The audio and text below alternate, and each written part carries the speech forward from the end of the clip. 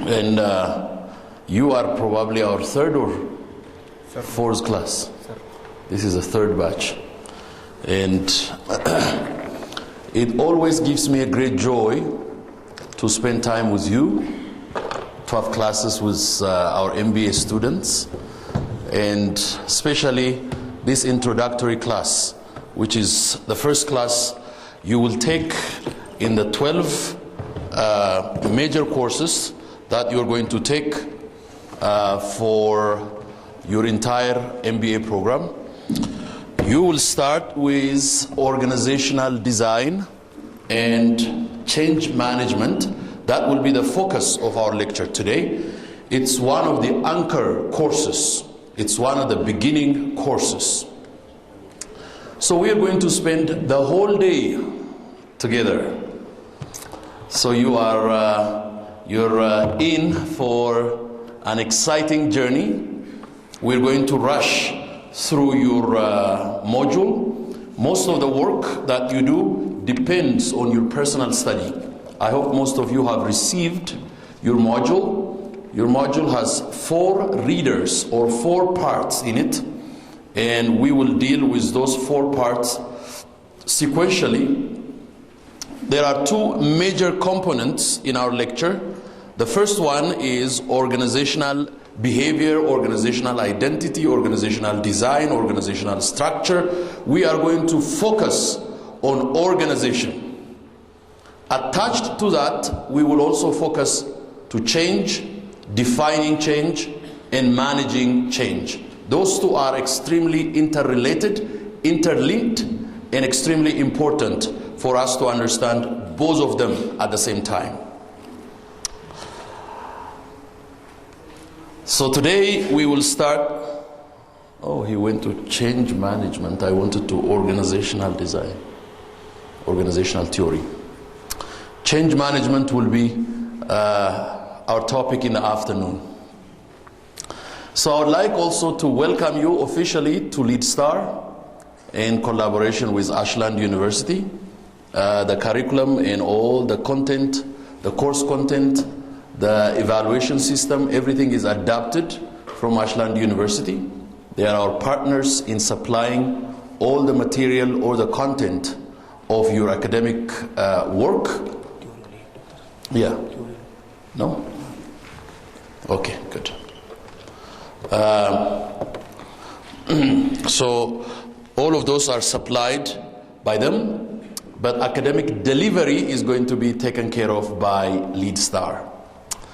It was really lucky for me to be with you today. I was supposed to be in Johannesburg, South Africa this weekend, but luckily, through change of conflict and change of programs, I found a room in my schedule to be in Addis for 2 days. So those 2 days, I'll be using them to lecture. Today I'll be with you, and tomorrow I'll be with a senior group lecturing on strategic management, strategic planning, and policy analysis. So it's so joyful always to get an opportunity to travel back from the States, to be in Addis and spend time with our students. So I'm really rejoicing that I got this opportunity to be with you. Let me give you some introductory remarks.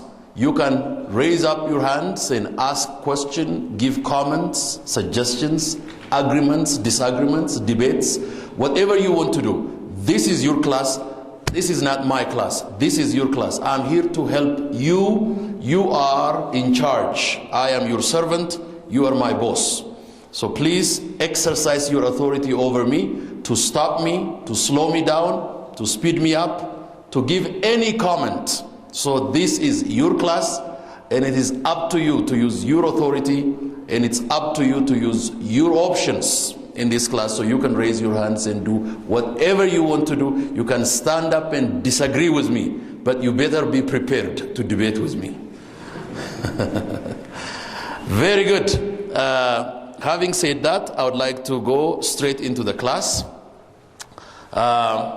I hope you've got a good introduction from our assistant professor Tafari, who have been introducing the entire program and the evaluation system and everything. I hope you will be a best group. Our previous 2-3 groups are just outstanding, and you have to keep up with that standard, and I want you to keep up with that standard. One major comment that I would like to give is submit your papers on time. If not, your graduation will be delayed. Your exams will be delayed. So on-time submission is extremely important. Do your work to the best of your ability. Lectures are going to be recorded on high definition camera. So you will receive the entire DVD of this lecture at the end of this class. So you go home and you can listen. If I have been very fast in lecturing, you can go home and listen and try to understand what the lectures are. You will find the PowerPoint, the module, and also all kinds of supplies. And I've brought an array of books, so during your break you can come and see all kinds of supplemental books that you have in our library that you can use to supplement your study. Please make use of our library at our main campus here where you went for registration. That library, we have extended the hours so that employees, government employees, business employees can use it on weekends and also after hours. Our library is going to be open until 7 p.m. every night. So please make use of those library hours. Go and read in our library. You can also borrow books, but you have to return books so that it can be equitably and fairly shared among your colleagues and classmates. Pay attention to my lecture. Most of my exams are going to come from my lecture. So I want you to also pay attention to that. Good, let's jump into management theories. Management theories. There is one fact always that we have to remember. There is a room for improvement in the management and structure of many companies and organizations.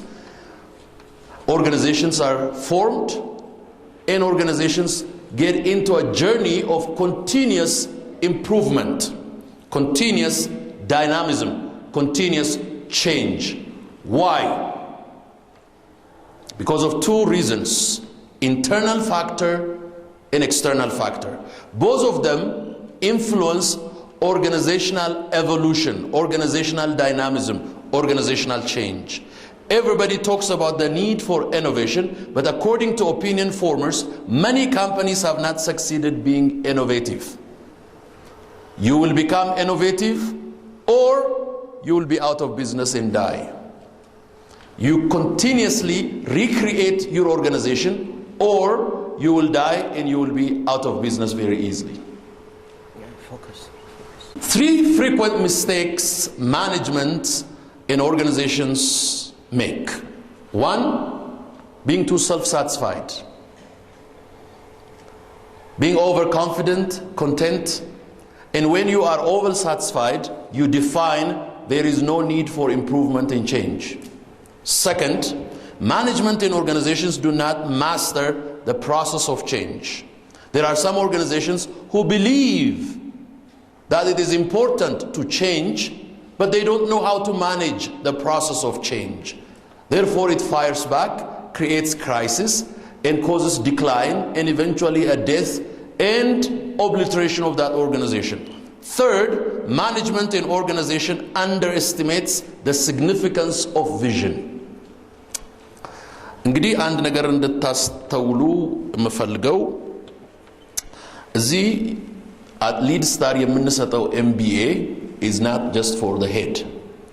It's for professionals. ከስራ ነው የመጣችሁት ብዙዎቻችሁ። Managers, bank managers, government employees, NGO, religious institutions, academic institutions. You come from various backgrounds. ሁላችሁ, you have some experience under your belt. Therefore, የምንሰጠው lecture is so that we can create efficient, effective, equipped professionals now. Academicians ብቻ አይደለም. So the goal of our Lead Star MBA is not to create head knowledge academicians. It is to create efficient, practical practitioners and professionals. ስለዚህ ሌክቸር በምሰጥበት ጊዜ አሁን ስለ ኦርጋናይዜሽን ሳወራ think about your own organization ኦርጋናይዜሽናችሁን እንደ ኳስ ይዩት የራሳችሁ ኳስ እናንተ ናችሁ የምትጫወቱበት እናንተ ናችሁ የምትሰሩት እናንተ ናችሁ የምትቀባበሉት so treat your organization like your ball and look at that from various angles that's what I want you to think about so self-satisfied lack of mastering a process of change and underestimate the significance of vision. So when we talk about vision, we usually talk about leadership. When we talk about change management, we usually talk about administration and management. Knowledge society is a society in which we live today. Knowledge society is a society that have a tremendous access to information. Internet, books, e-libraries, media, travel, all of those are creating access to knowledge. So the organizational manager that was managing an organization in Ethiopia in 1960s and an organizational manager who manages an organization in 2020 are not the same individuals. In 1960, you are managing a group of people who probably don't even know how to read a magazine. But now you are managing an organization or a group that has access to multimedia resources. So you operate in knowledge society. That's what we call knowledge society is a society that has tremendous access to information. Satellite, multimedia television, national, international.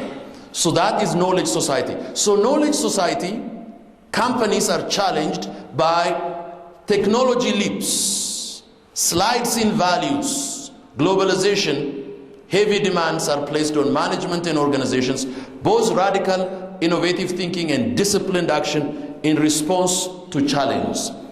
Pay attention to this one.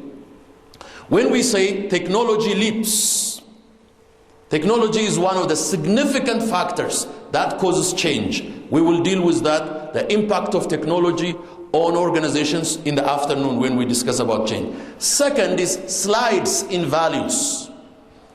For example, family values are sliding. Individualism, self-service, self-centeredness, selfishness, all of those things are becoming the radical trademark of organizations. That's what we call slides in values. And then globalization. Globalization is already done. Now we are in the post-globalization era. I will share with that more in the afternoon. Management is becoming more important and more difficult than earlier as organizations are becoming more important than production equipment. This one is very interesting. But management, always there are two focuses. One is production and the other one is organizational management.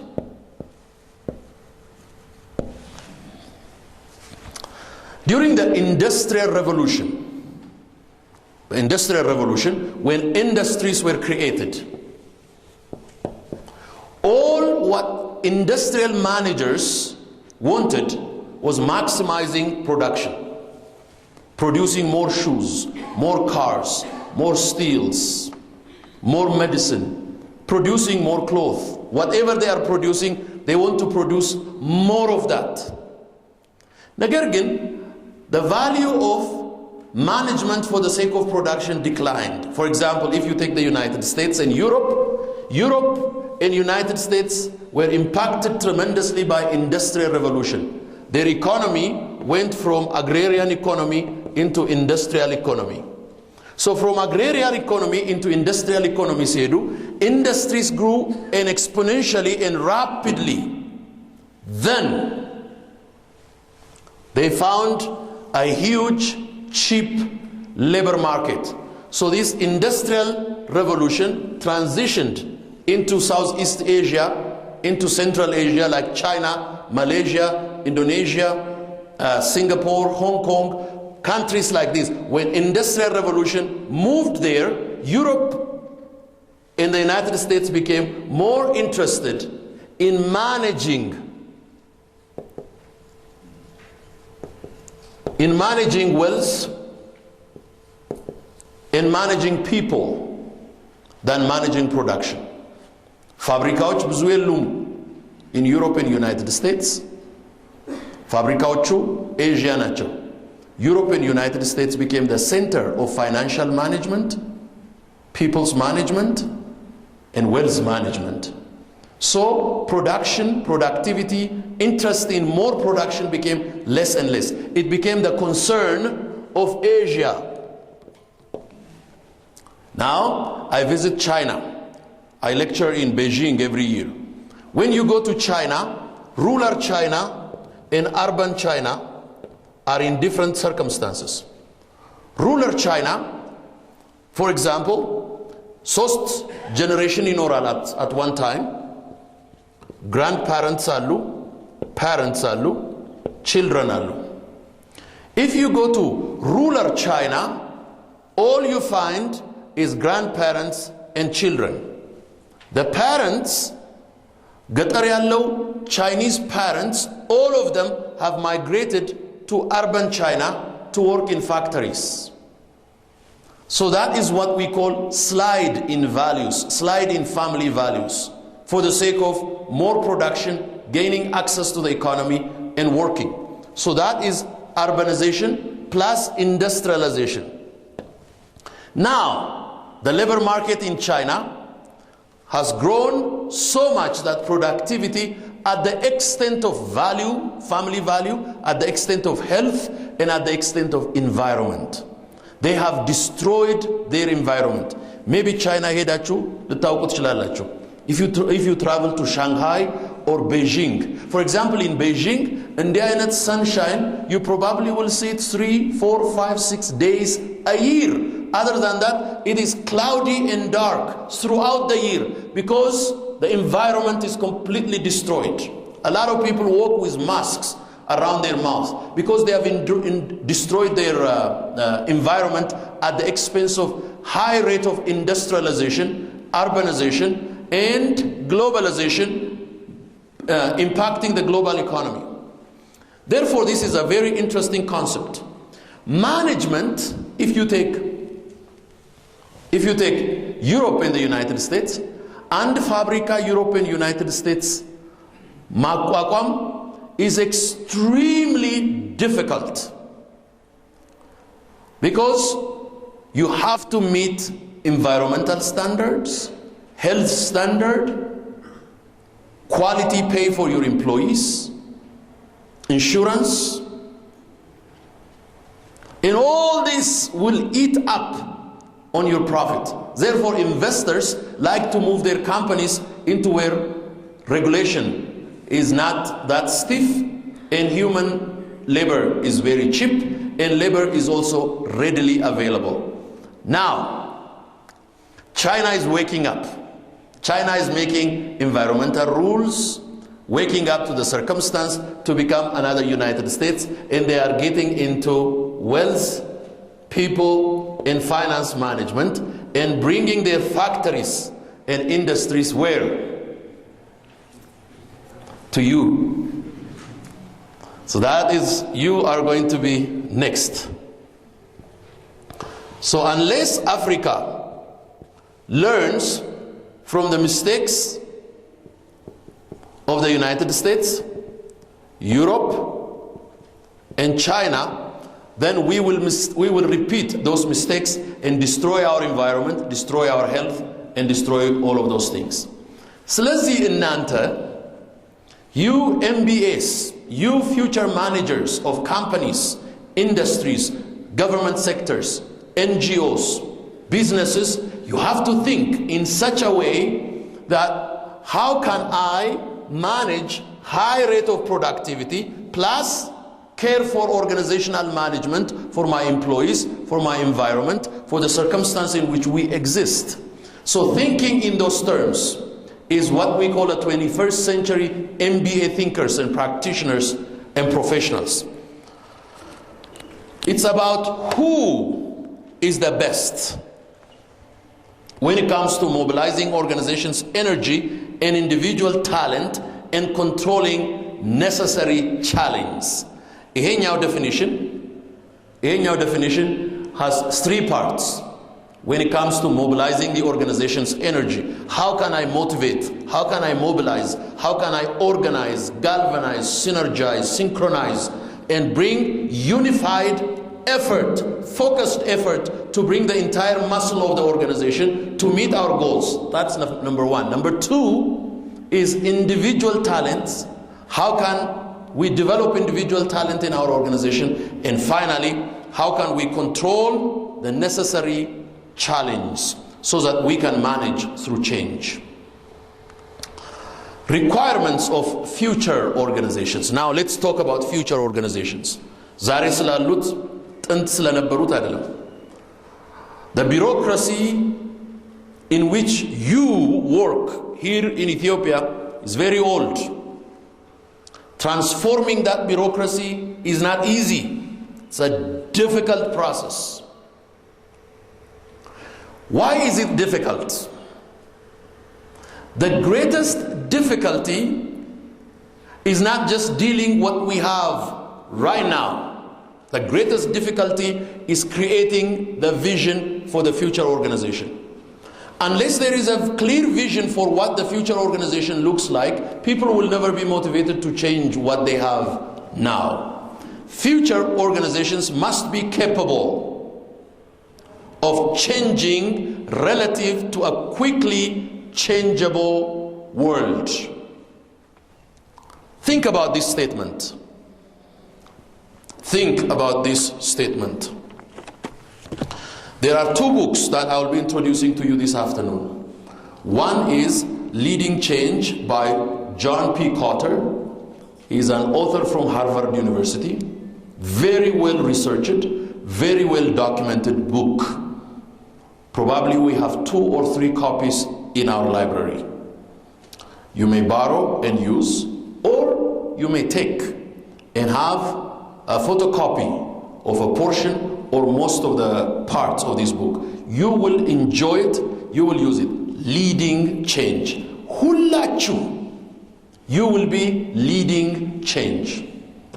Whether it is a small business, a private business, NGO, government sector, non-government sector, or a business or finance sector, wherever you are, you will be leading change. If you are not prepared to lead change, you are not prepared to meet in future organizations. This is one.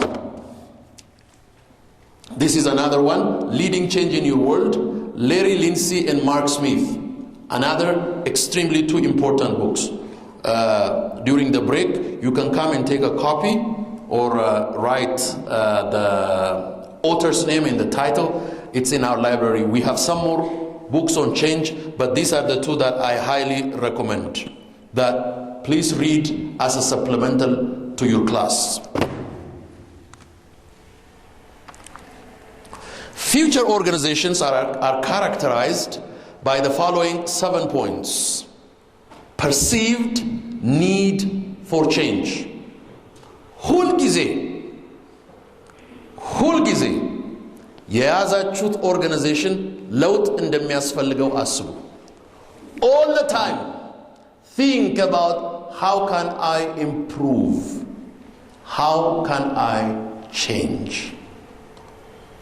How can I improve? How can I change? If you are all concerned about administering what you have, managing what is in your hand, you are not a good manager. You always have to think about how can I change. Cooperation at the top.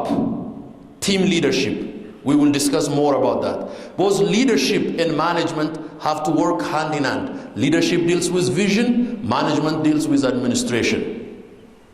Proactive work to become future winners. Ability to implement change. Excellent short-term results. Structure, facilitate change. Let me give you one clue. Most organizations and most companies in Europe and the United States have something we call pattern or trend readers. Write that down. Pattern readers, trend readers. What do pattern readers and trend readers do? ምንድነው እነዚህ ሰዎች የሚሰሩት? Pattern readers and trend readers. Pattern readers or trend readers will take chronological analysis of the contextual situation in which that organization exists. Let's take Ethiopia as an example. And let's deal with Commercial Bank of Ethiopia. You work in the Commercial Bank of Ethiopia and you take 1960s to 2025. It's just a gap of about 65 years.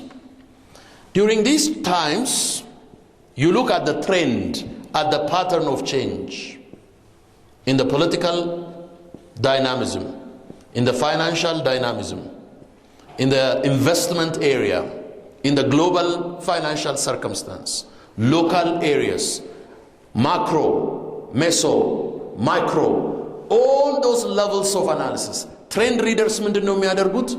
What is going on around us? What's happening locally, nationally, internationally? What's happening in our industry? Not necessarily just the finance industry, the banking industry. In 1960s, there was no Dashan, there was no Awash, there was no Abyssinia, there was no Brahan Bank, there was no, give me another one. Nib Bank, there is no Wagagan, there is no all of those things. All of those banks did not exist in 1960. But today, there are myriads of private banks. How is this going to impact Commercial Bank of Ethiopia? How are those things, how do they interconnect? What is their relationship to one another? Where are we going in the future? Knowing what is in our past, analyzing the present, and reading the future, that's what we call pattern readers, trend readers.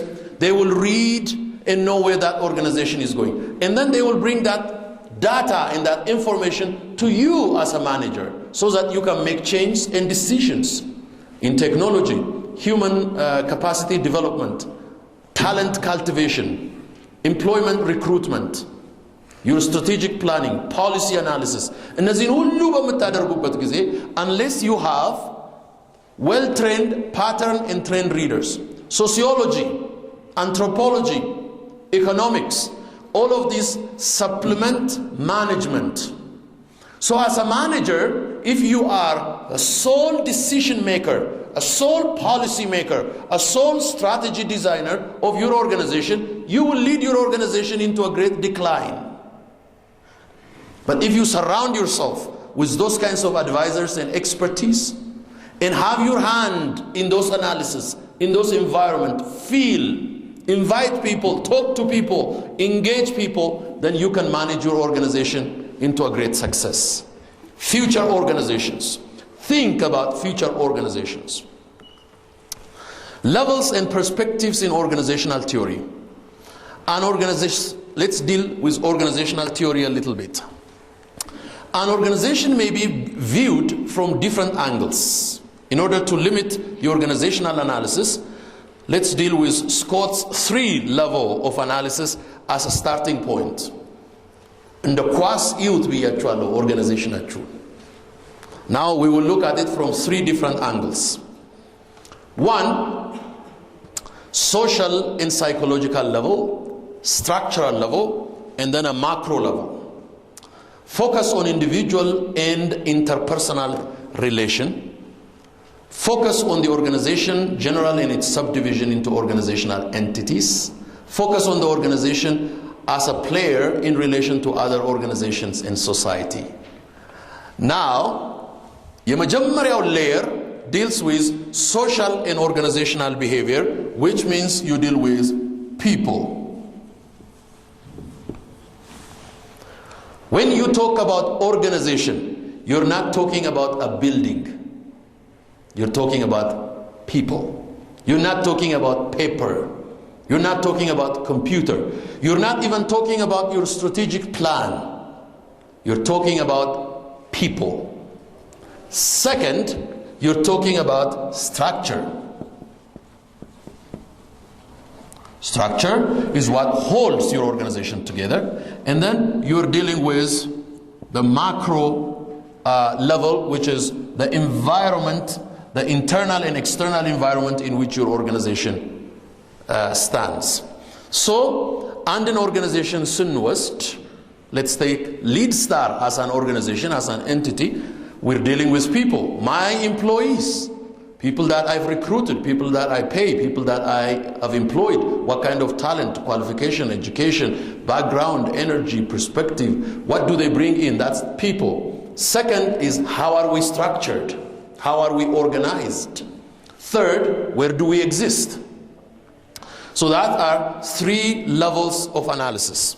You can look at any organization that you have. Today and in the future, any organization needs broadly based competence development in its staff groups as it contributes to a thorough implementation of change. Conversely, production is limited away from the macro level. This also deals with the constant evolution of your organization through a process of change. Three levels and perspectives in organizational theories. Still, organizational theories are considered with emphasis on the socio-psychological level, structural level, and organizational learning. This is still dealing with Scott's organizational theory. ተወደደም ተጠላም ይሄ ፈተና ላይ ይመጣል። Scott's organizational theory, the three levels, how you analyze your organization.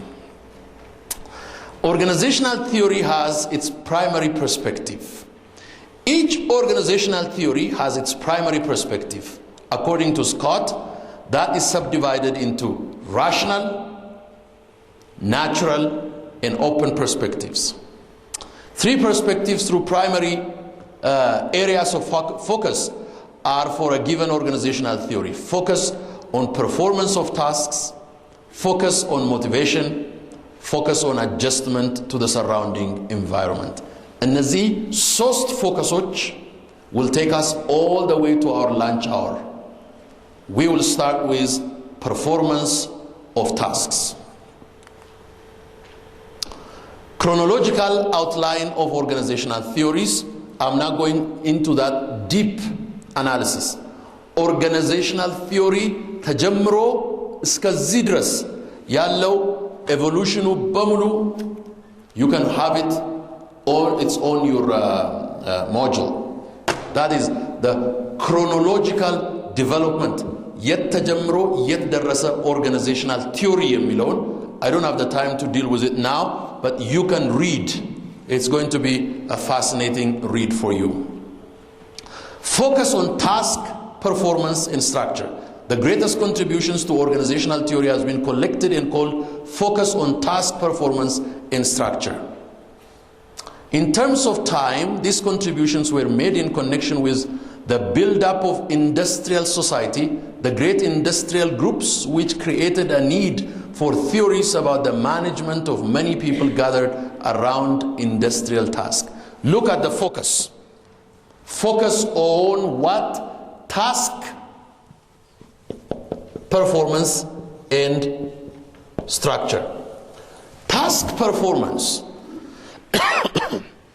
Task performance የሚለው is to perform and to produce. And this is the heartbeat of industrialization. Ethiopia is working so hard, directly and indirectly. Directly through government influence, government policy, government push, government dictation, that we have to move from agrarian industry into an industrialized society. There is a big push. We have to. There is a big push. That is a direct. Indirect influence is a global reality. Unless we do that, our agrarian society, 80% of Ethiopian population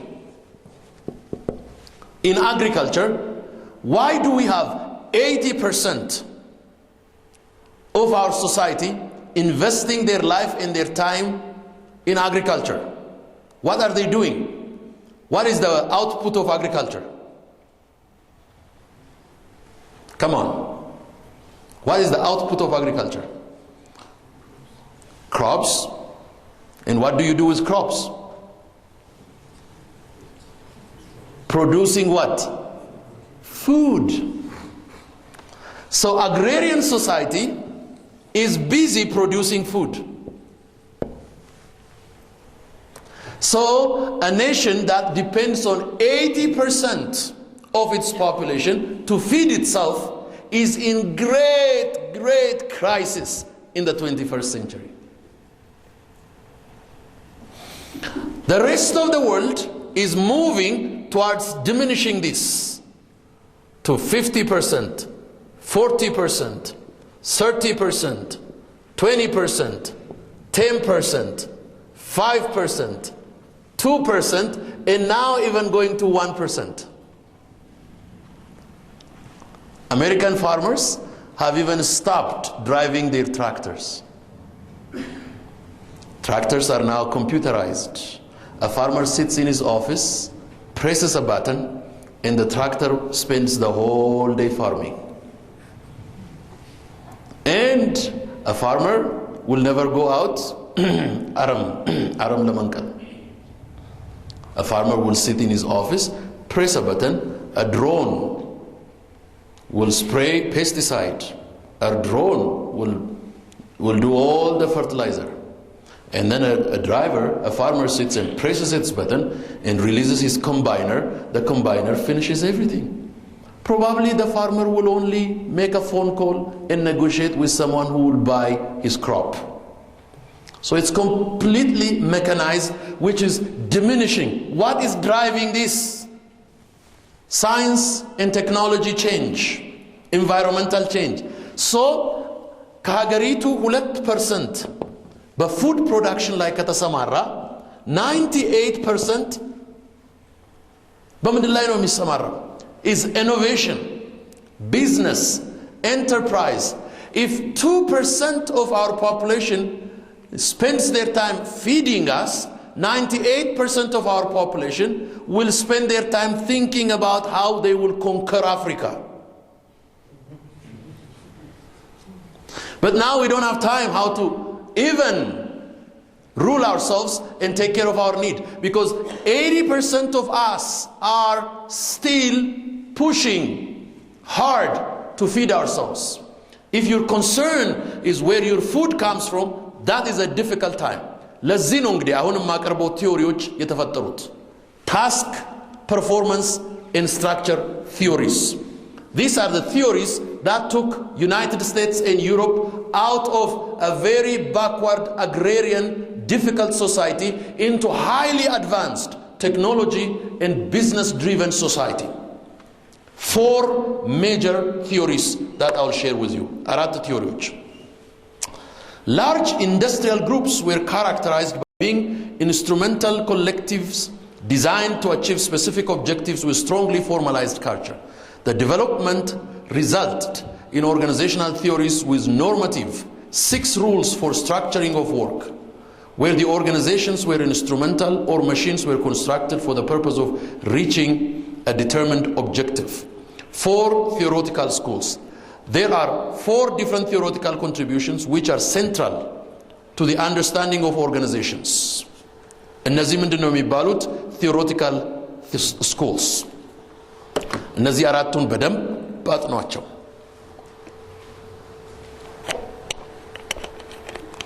They are very essential. Totally copied አይሆኑም in the Ethiopian context, but they will inspire you to think.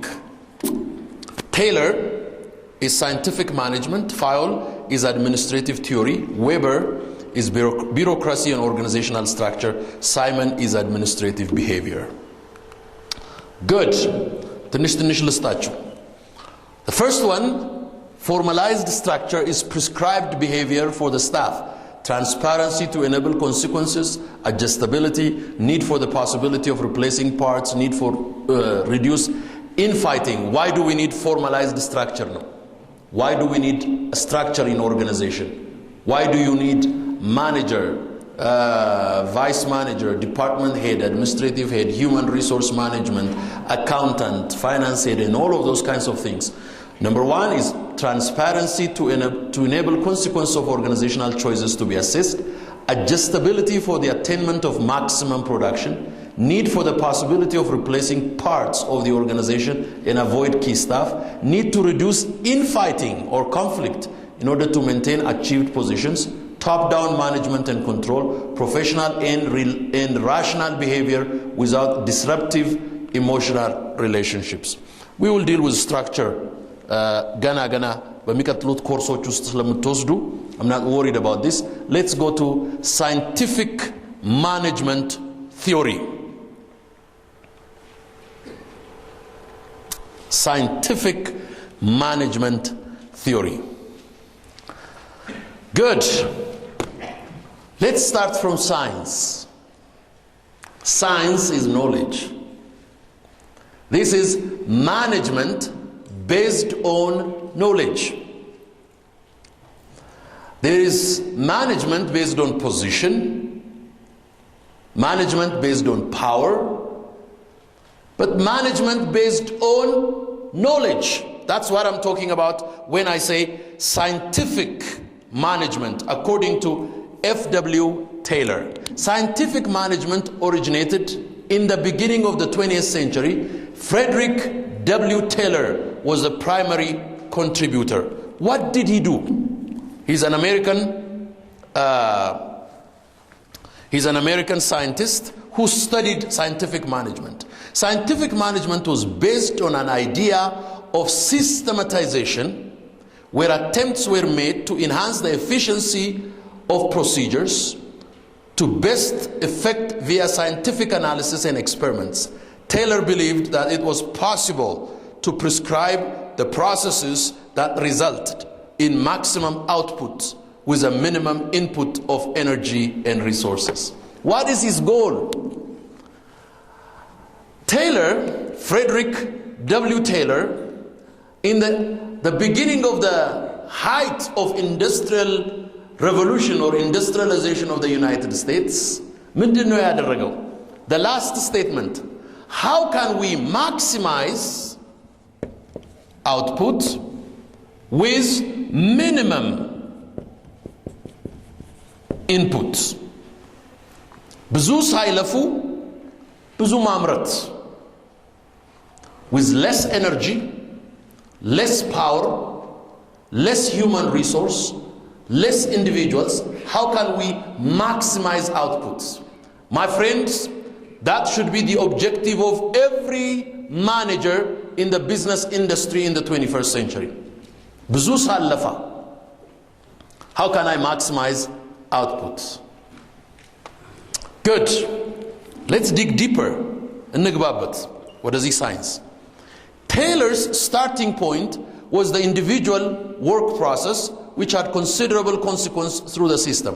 The structure had to be adapted to focus that was put on work processes, and in doing so, the managers lost his governing role as he was subjected to scientifically calculated solution. Now, what is the focus? ሁለት ነገሮች ሜጀር ናቸው እዚህ ላይ። እየገባችሁ ነው ግን? Am I going too fast? Am I going too slow? Are we understanding each other? If yes, say yes. ፈቀዳል መናገር እዚህ። If yes, say yes. Yes. Give me some more energy. Tell me that you are understanding me, because I'm scared of you. You are all looking at me as if I'm giving you some kind of scary news. So engage with me, even with your structure. This is a classroom. We're learning from one another. Two very important things. The first one is what we call work process.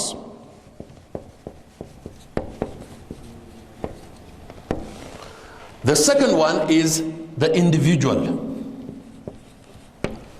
ምንድነው ቴይለር ያጠናው? ፋብሪካ, let's take ፋብሪካ ሲያጠና how can we maximize our output by minimizing our input? In order to do that, he says we have to study what we call work process. The way we study work process is by studying the individual worker. ስራ ከገባበት ጠዋት ስራ እስኪወጣበት እስከ ማታ ይሄ የሰራተኛ ምን ሲሰራ ነው የሚለውን he's studying what we call work process. He's not talking about ስራ ሲባል in Ethiopia ብዙ ጊዜ የሚታሰበው ቢሮ ነው. You will see when we get more and more into industrial economy, ቢሮዎች እያነሱ ፋብሪካዎችና ሌላ ሌበር ወርኮች እየበዙ ነው የሚሉት. If you take most offices in the United States and Europe, ኦፊሶቹ እቺ ነች. The rest is the floor, the factory floor. This is the office. The rest is the factory floor. Maybe you may have an accountant, a secretary, a manager or something. The other ones are field supervisors. So when we talk about Sra in Ethiopia, we're talking about the bureau. The bureau is big, the factory is small now. In the future, the bureaus are going to be small, the factories are going to be big. ሰራተኛ የሚባለው እዚህ ቢሮ የተቀመጠው አይደለም. ቢሮ የተቀመጠው ባለ ሀብት ይባላል. ሰራተኛ የሚባለው እዚህ ያለው ነው. The engineer, the supervisor, the motivator, the quality control person, the market person, sales person, all of those individuals are business in the business environment. So when Taylor ሲያወራ ስለ ሰራተኛ ሲያወራ ስለ ኢትዮጵያ ቢሮክራት አይደለም እያወራ ያለው. He's talking about the industrial labor force who is on the factory floor. The scientist, the engineer, the researcher, the quality control person, the supplier, the salesperson, the marketer, all of those individuals who are doing that. Not a government federal employee. The biggest employer in Africa, particularly in a country like Ethiopia, is the government. The government is the biggest employer. In the future, the government become the least employer while the private sector becomes the main employer. So when employment is highly handled by the private sector, that is what he's trying to talk. Now, at that time, there is a very different philosophy in employment. Government want to employ most of its citizens because government is a caretaker of the citizens and they want the citizens to have stable work, consistent income, livelihood, pay tax and enjoy safe and secure life. That's not the concern of the private sector. The private sector is concerned, how can I employ less people and get most out of them? So the philosophical approach is different. The private sector says, how can I employ less people and get more out of them? The government is saying, how can I employ more people and get my people employed and safe? That kind of nanny government, caretaker government, ሞግዚት መንግስት የሚባለው አመለካከት እየጠፋ እየከሰመ more industrial private business and private industry will develop. ስለዛ ነው እንግዲህ ቴይለር የሚያወራው. So Taylor is saying two things are important in maximizing output and minimizing input, which is the work process, the daily work process, and the individual. Let's get deeper into Taylor's theory. It was necessary to establish a staff of specialists who are capable of determining the optimum work process. Since the employee in his handling of work processes was the starting point, Taylor's approach is categorized as a bottom-up approach.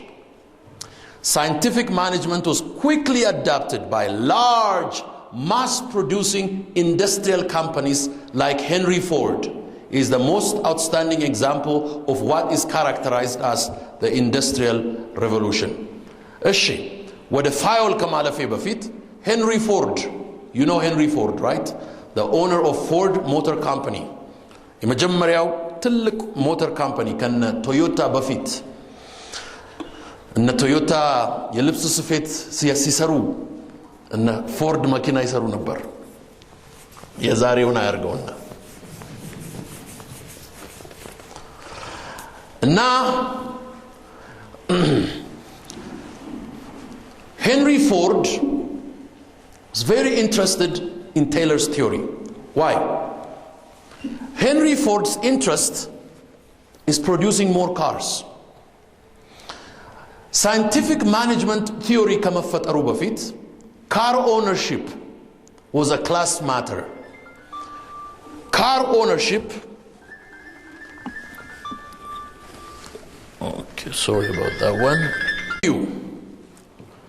Europe, United States, very wealthy aristocrats, family of the royal family, and individuals like this used to own cars. Car ownership was in the hand of these individuals. Now, Henry Ford's vision was democratizing car ownership. Democratizing car ownership malat min malat. Raise up your hand, speak up. Yes, sir. Providing cars for everyone. Exactly. Providing cars and making cars readily available for everyone. So yatabala bamulu makina andinoro. And so democratizing car ownership. Now, car ownership is really democratized in the United States. Everyone owns a car.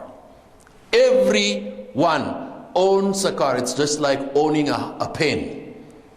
When I went to the United States first for school, many, many years ago, I was the only one who did not drive a car in my college. I really wanted to own a car. That was a big question for me. How come every student drives a car and not me? So I had a roommate, an American roommate, and I asked him, how can I own a car? How can I buy a car? He said, how much money do you have? And I said, how much does a car cost in the United States? He said, how much money do you have? Because he said, in this country, you don't ask how much does a car cost. You just go and buy. He said, there is a car for $100,000. There is a car for $100. I said, wow. What kind of car is for $100? He says, it doesn't have a door, doesn't have a roof, but it goes. So car ownership is democratized. So I got my first car, but it was not $100. It was at least better than that. So car ownership is democratized. How? By making car very cheap. How can we bring the value of car very cheap? By minimizing input. Input ስንል scientific management ሳይመጣ በቀን 3 መኪና የሚያመርት ፋብሪካ how can we produce በቀን 30? በቀን 30 የሚያመርት ፋብሪካ how can we produce 300? በቀን 300 የሚያመርት ፋብሪካ how can we produce 3000? 3 ሲመረት በጣም ለሪሰርች የሚወጣው ለሌበር የሚወጣው ለምን የሚወጣው was so much that those 3 cars were only owned by the royal family in England or by the congressman and the president in the United States. It was very expensive. 30 ሲሆን እየበዛ 3 ሲሆን እየበዛ 3000 ሲሆን አሁን 300,000 ሲሆን እንዴት ነው ያንን ቺፕ ሊያደርግ የቻለው? This is what he did. አንድ መካኒክ ወደ ፎርድ ሞተር ካምፓኒ ሲገባ ከጧት ጀምሮ እስከ ማታ የሚሰራው ወርክ ፕሮሰስ ምንድነው? አንዳንዱ 6 ሰዓት የሚፈጅበትን አንዳንዱ በ3 ሰዓት ይሰራዋል። በ3 ሰዓት የሚሰራው ሰውዬ ለምንድነው በ3 ሰዓት የሰራው? 6 ሰዓት የፈጀበት ሰውዬ ለምንድነው 6 ሰዓት የፈጀበት? How can we learn from this efficiency? How can we learn from this? ይሄኛውን ከተማርን በኋላ 3 ሰዓት ይፈጅ የነበረውን ስራ ወደ 1 ሰዓት እንዴት ነው የምናመጣው? 1 ሰዓት የሚፈጀውን ወደ 30 ደቂቃ እንዴት ነው የምናመጣው? How can we create the technology? How can we reduce the bureaucracy? How can we reduce the financial input? How can we create? What shall we outsource? የትኛውን እኛ ጋር እንስራው? የትኛውን outsource እናድርገው? የትኛውን subcontract እናድርገው? How can we manufacture? How can we do this? How can we do that? How can we manage? So by doing scientific management policy, he reduced tremendously ይገባ የነበረው ወደ አንድ መኪና ለማምረት ይገባ የነበረውን ኢንቨስትመንት reduce አድርጎ he made car cheap, maximized output. Therefore Henry Ford used Taylor's scientific management and maximized it. Scientific management የምንለው ይሄ ነው። There is a problem with scientific management. Scientific management does not care about the employee. Scientific management cares only about the product. How can I get more car? No concern for the employee. This is what we call capitalism at its best. Administrative theory የሚባለው ሁለተኛው ነው። Administrative theory is by H. Fowle. Around the same time as Taylor, Henry Fowle developed another approach within the rational perspective which inverts the focus of scientific management. Administrative process rather than technical process were rationalized. What is the difference between Fowle and Taylor? Administrative principle in the form of the management's hierarchical pyramid structure were to function as a basis of the part of the organization that involved activities that is top-down approach. Theoretical contributions to this administrative approach are concerned with 2 overall principles. Those principles are coordination and specialization, which have more specific underlying demands. Now, Taylor cared about product.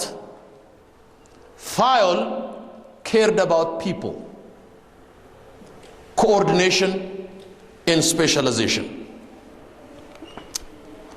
Coordination, hierarchical pyramid.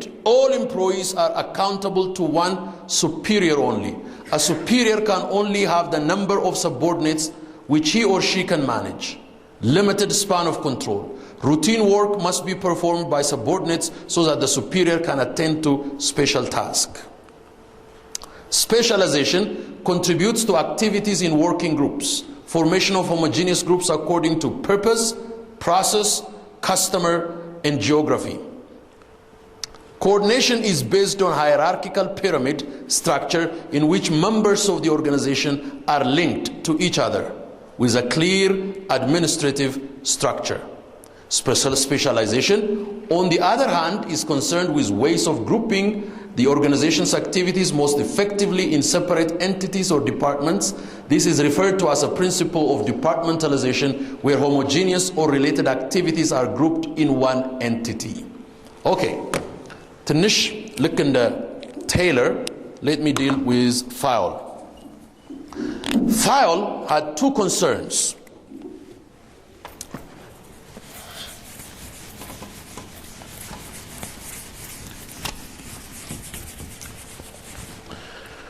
Taylor ሁለት ነገሮች ብያቸዋለሁ.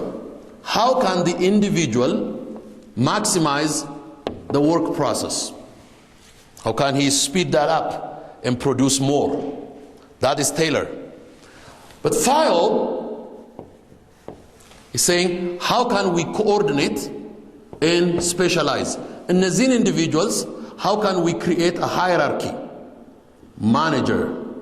administrator, finance person, accountant, organogram create አድርገን እንዴት organize እናድርገው? How can we create specialization of homogeneous group according to purpose, according to process, according to region? እንዴት organize እናድርግ? All Fayol dealt with is administration. All Taylor need is production. Now,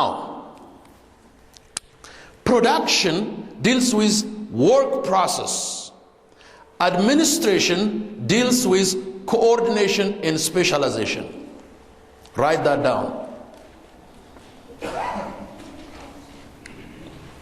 Production deals with work process. Or production comes out of work process.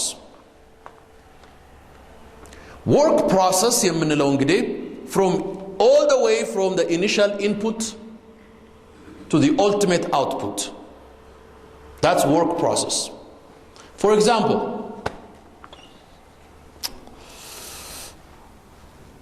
you will be employed to become a consultant with St. George Beer Factory. And St. George is interested in how can we maximize our production.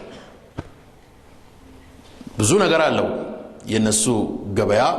There is marketing, there is test, all the way from agricultural input to the final output, marketing, distribution, all the way to the local retail market. ያንን work process ሳንሄድ የፋብሪካውን ፒስ ብቻ እንውሰድ። ሴንት ጆርጅ ቢራ ፋብሪካዋን ብቻ ነጥለን እንውሰዳት እና ሚስተር ኤክስ ሚስተር አበራ or ሚስተር አበራሽ, please, I know that you have an MBA degree. Can you come and become our production consultant? We want to maximize our production. How can we do it? Then, ስትገቡበት, you have to have theories in your mind. You may use Taylor's theory and say, in order to maximize our production, you may think about how can we maximize our production by minimum input and maximum output, and all you deal with is work process. ወደ ፋብሪካው ገብታችሁ ለሶስት ለአራት ቀን ቁጭ ብላችሁ ኦብዘርቭ ታደርጋላችሁ። ኦብዘርቬሽን efficiently produce የሚያደርግ ሰራተኛ፣ less produce የሚያደርግ ሰራተኛ፣ ቴክኖሎጂውን ታያላችሁ። የትኛው ፋብሪካ የትኛው situation? You wanted to say them? After theory, finish theory, let's take a break. Okay. After dealing with that understanding, after observation of that individual worker and the work process of that individual, and looking at the machine that they have, at the technology that they use, quality control that they use, safety control that they use, after observing all that, what your goal is to shrink and shorten the work process and maximize the production. That is Taylor. On the second part, you have to also help them. How can we organize, balance, and control? And then you will give them coordination and specialization. How can they organize and structurize their factory so that they can have a manager and workers who are going to be coordinated in command and control system? A pyramid, an organogram, a structure. You will analyze that. The major analysis in coordination and specialization is communication, accountability, command and control. So እነዚህ ሁለቱ ናቸው እንግዲህ የፋዮል is coordination and structure and specialization. የቴይለር is individual work process. Okay, ወደ ሶስተኛው ቲዮሪ እንሂድ ብሬክ ከመውሰዳችን በፊት። Max Weber is a very, very respected sociologist, and he deals with bureaucracy, the bureaucratic model, the father of sociology, and he has made a great effort to elucidate conditions of Western civilization. He developed an understanding of a bureaucracy. He believes that the understanding of organizations and their structure can be found in the historical context, and he develops a normative ideal for bureaucracy which is reflected in his view of, example, the public employee. Bureaucracy is good, bureaucracy is bad. Good bureaucracy, bad bureaucracy, efficient bureaucracy, and inefficient bureaucracy. According to Weber, the public employee must act as if the superior's interest were his own and thus stay in his bureaucratically assigned role. Bureaucracy must consist of neutral professional public employees so that the organizational hierarchy can function as smoothly and effectively as possible. Good. Let's deal with this one. Established distribution of work between the members of the organization, an administrative hierarchy, a rule-oriented system which describes the performance of the work, separation of personal possessions and rights for the office, selection of staff according to technical qualification, employment involves a career. What is the difference between Fayol and Weber? Fayol deals with coordination, deals with specialization for the sake of productive efficiency.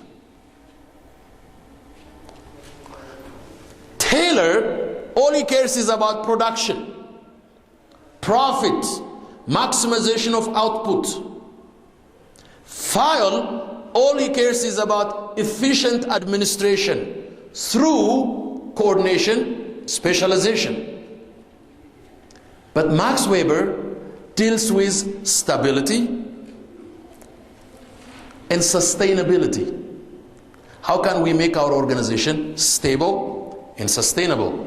And what do you do to create a stable and sustainable organization? You create a bureaucratic system.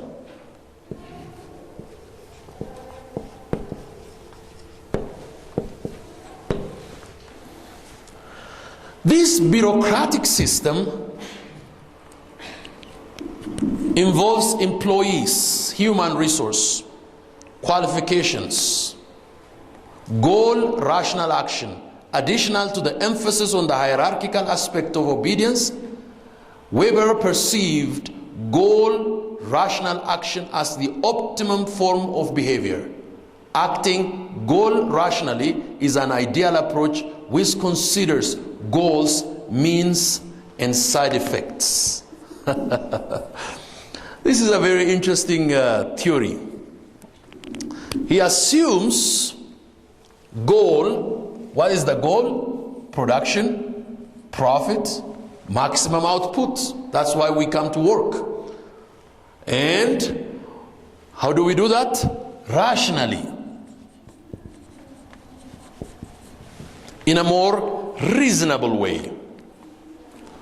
That rational approach, that thinking approach, that reasonable approach uplifts the moral value of the individual, the moral value of the actor.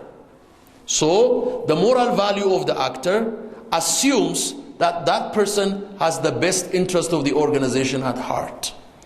But at the same time, we're dealing with human beings. There is always a competition between self-interest and collective interest of the organization. And in most cases, self-interest and collective interest, unless there is a critical balance between the two, goal rational approach that Max Weber proposes become just a futile ideal proposal. Traditional authority based on historically created legitimacy, where authority is hereditary and based on dependent subordinates. Sle authority yinagaral. Bureaucracy assumes authority. There is authority in bureaucracy. The manager has more authority than the field supervisor. The question is, where does that authority come from? If it is a traditional authority, it is hereditary, it's just inherited. Historically created legitimacy, where authority is hereditary and based on dependent subordinates. It comes from above, and at the same time, your subordinates are dependent on you. The other one is legal, rule-oriented authority, the bureaucratic type of authority based on normative rules for career and hierarchy. ይሄኛውን ልክ ስራው ሲጀመር established የሚሆነው ሲስተም ነው። You come to work for me. Before working for me, you lead the legislation, rules, bylaws, constitution of my organization.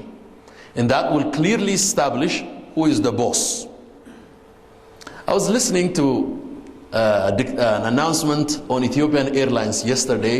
We were flying from Canada to Addis, from Toronto to Addis. We flew Ethiopian Airlines.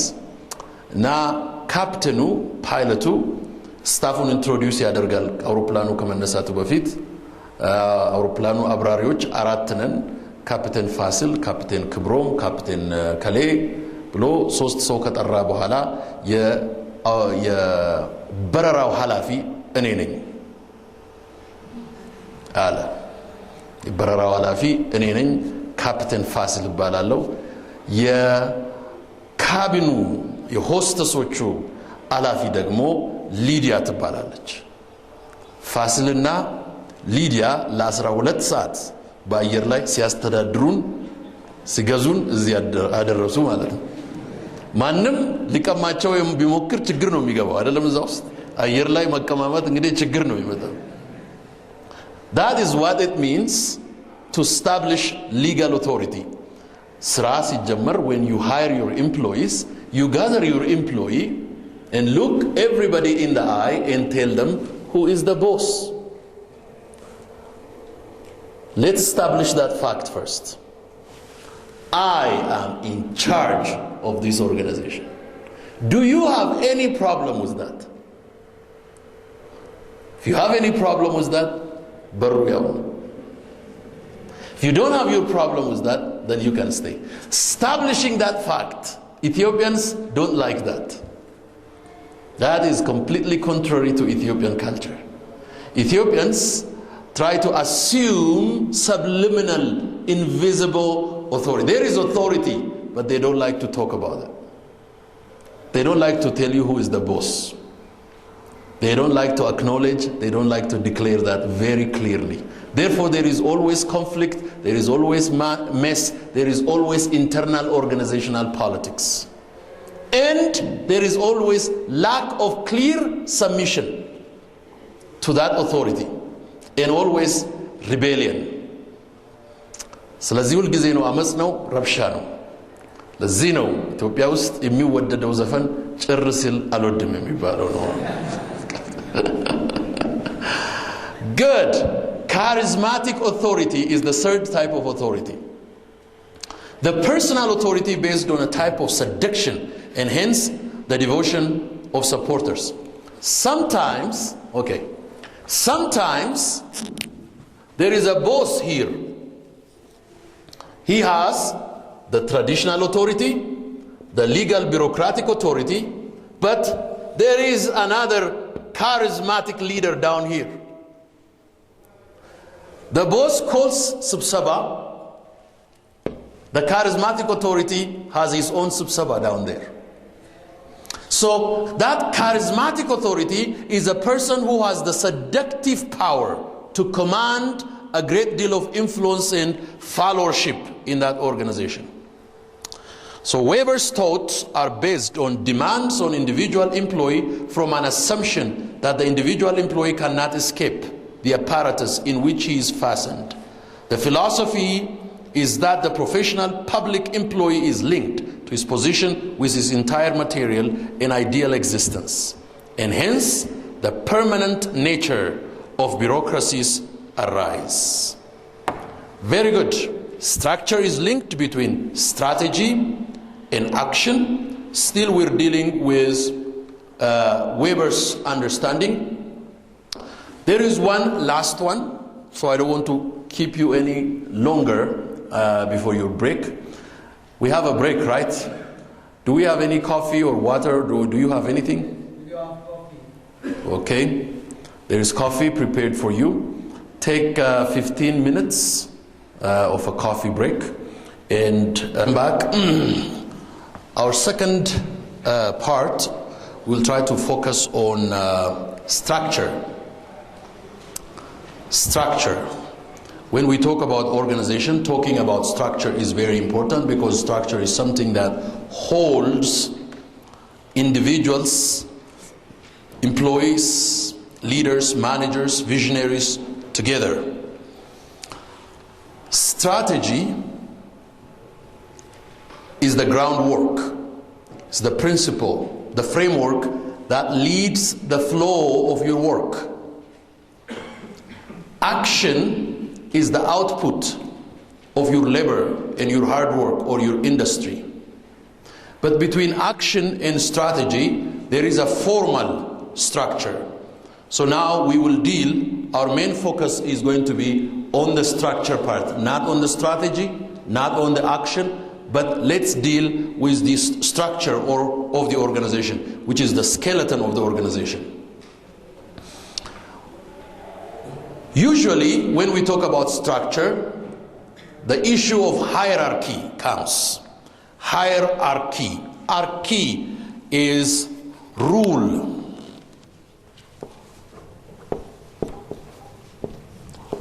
So the hierarchy is the top-down hierarchical structure.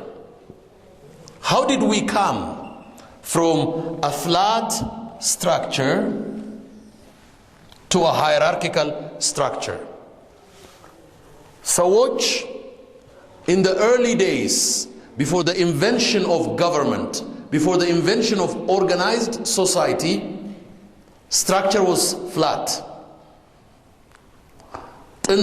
የጥንት social structure was flat during creation.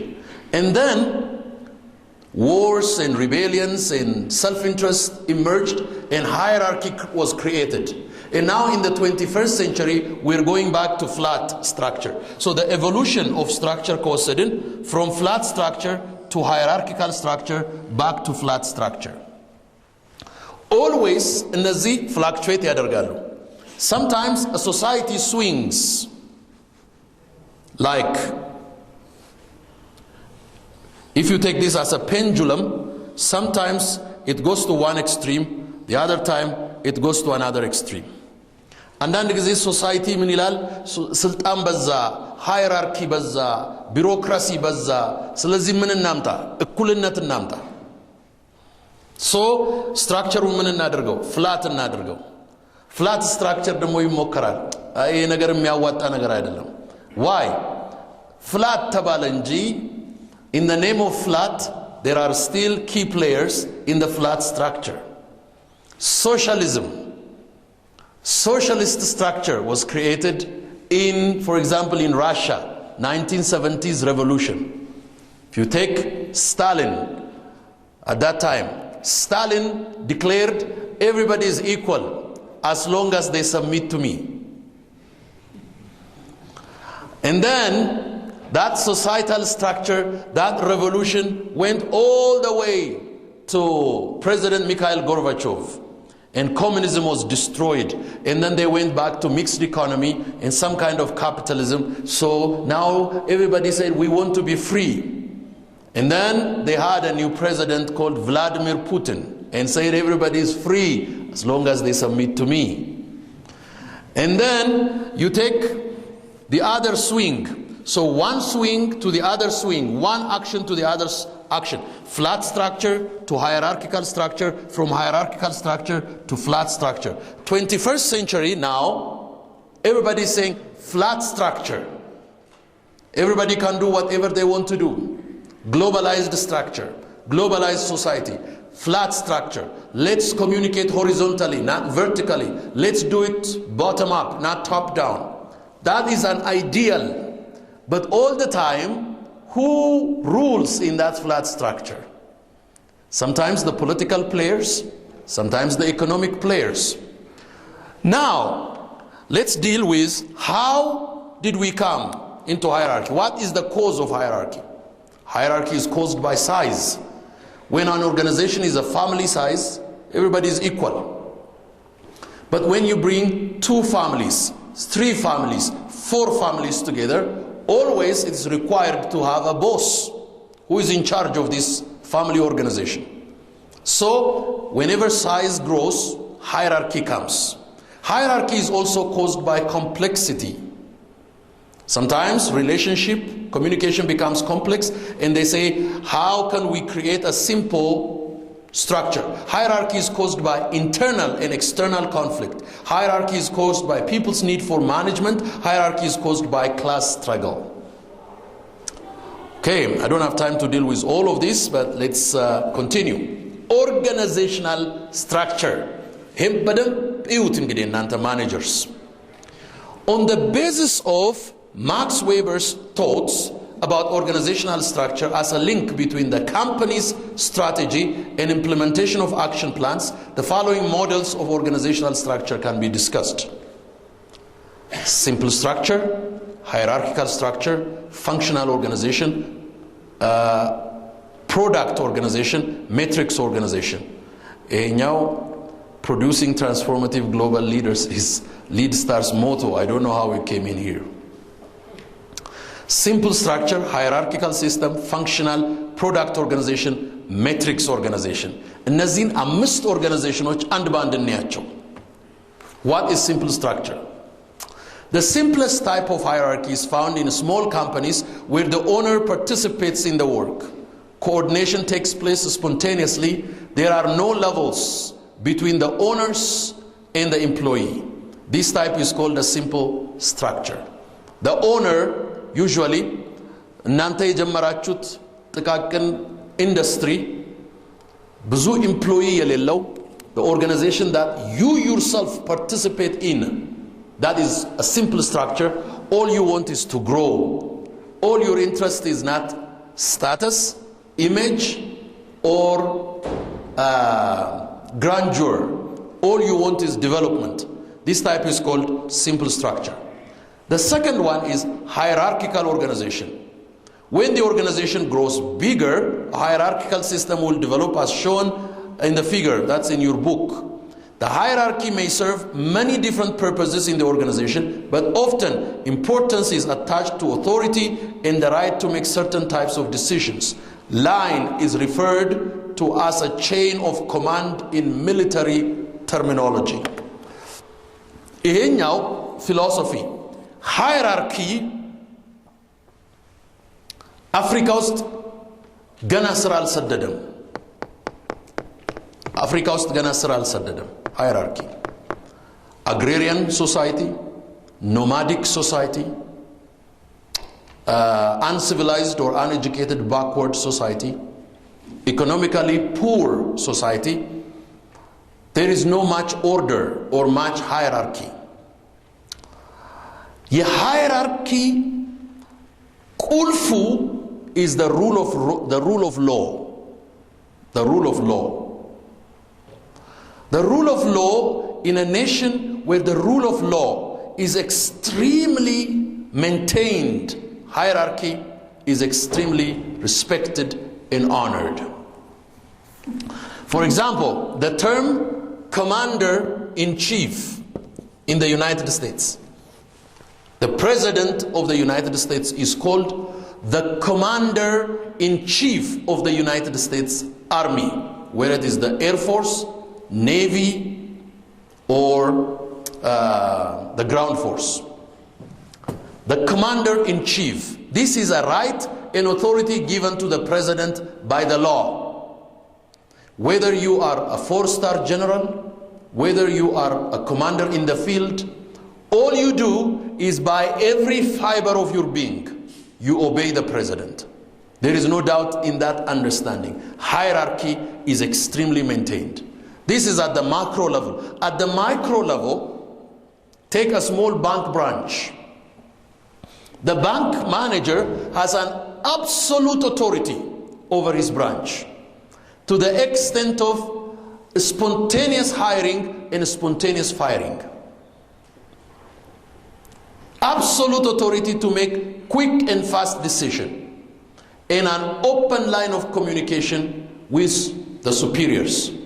That is a hierarchical understanding.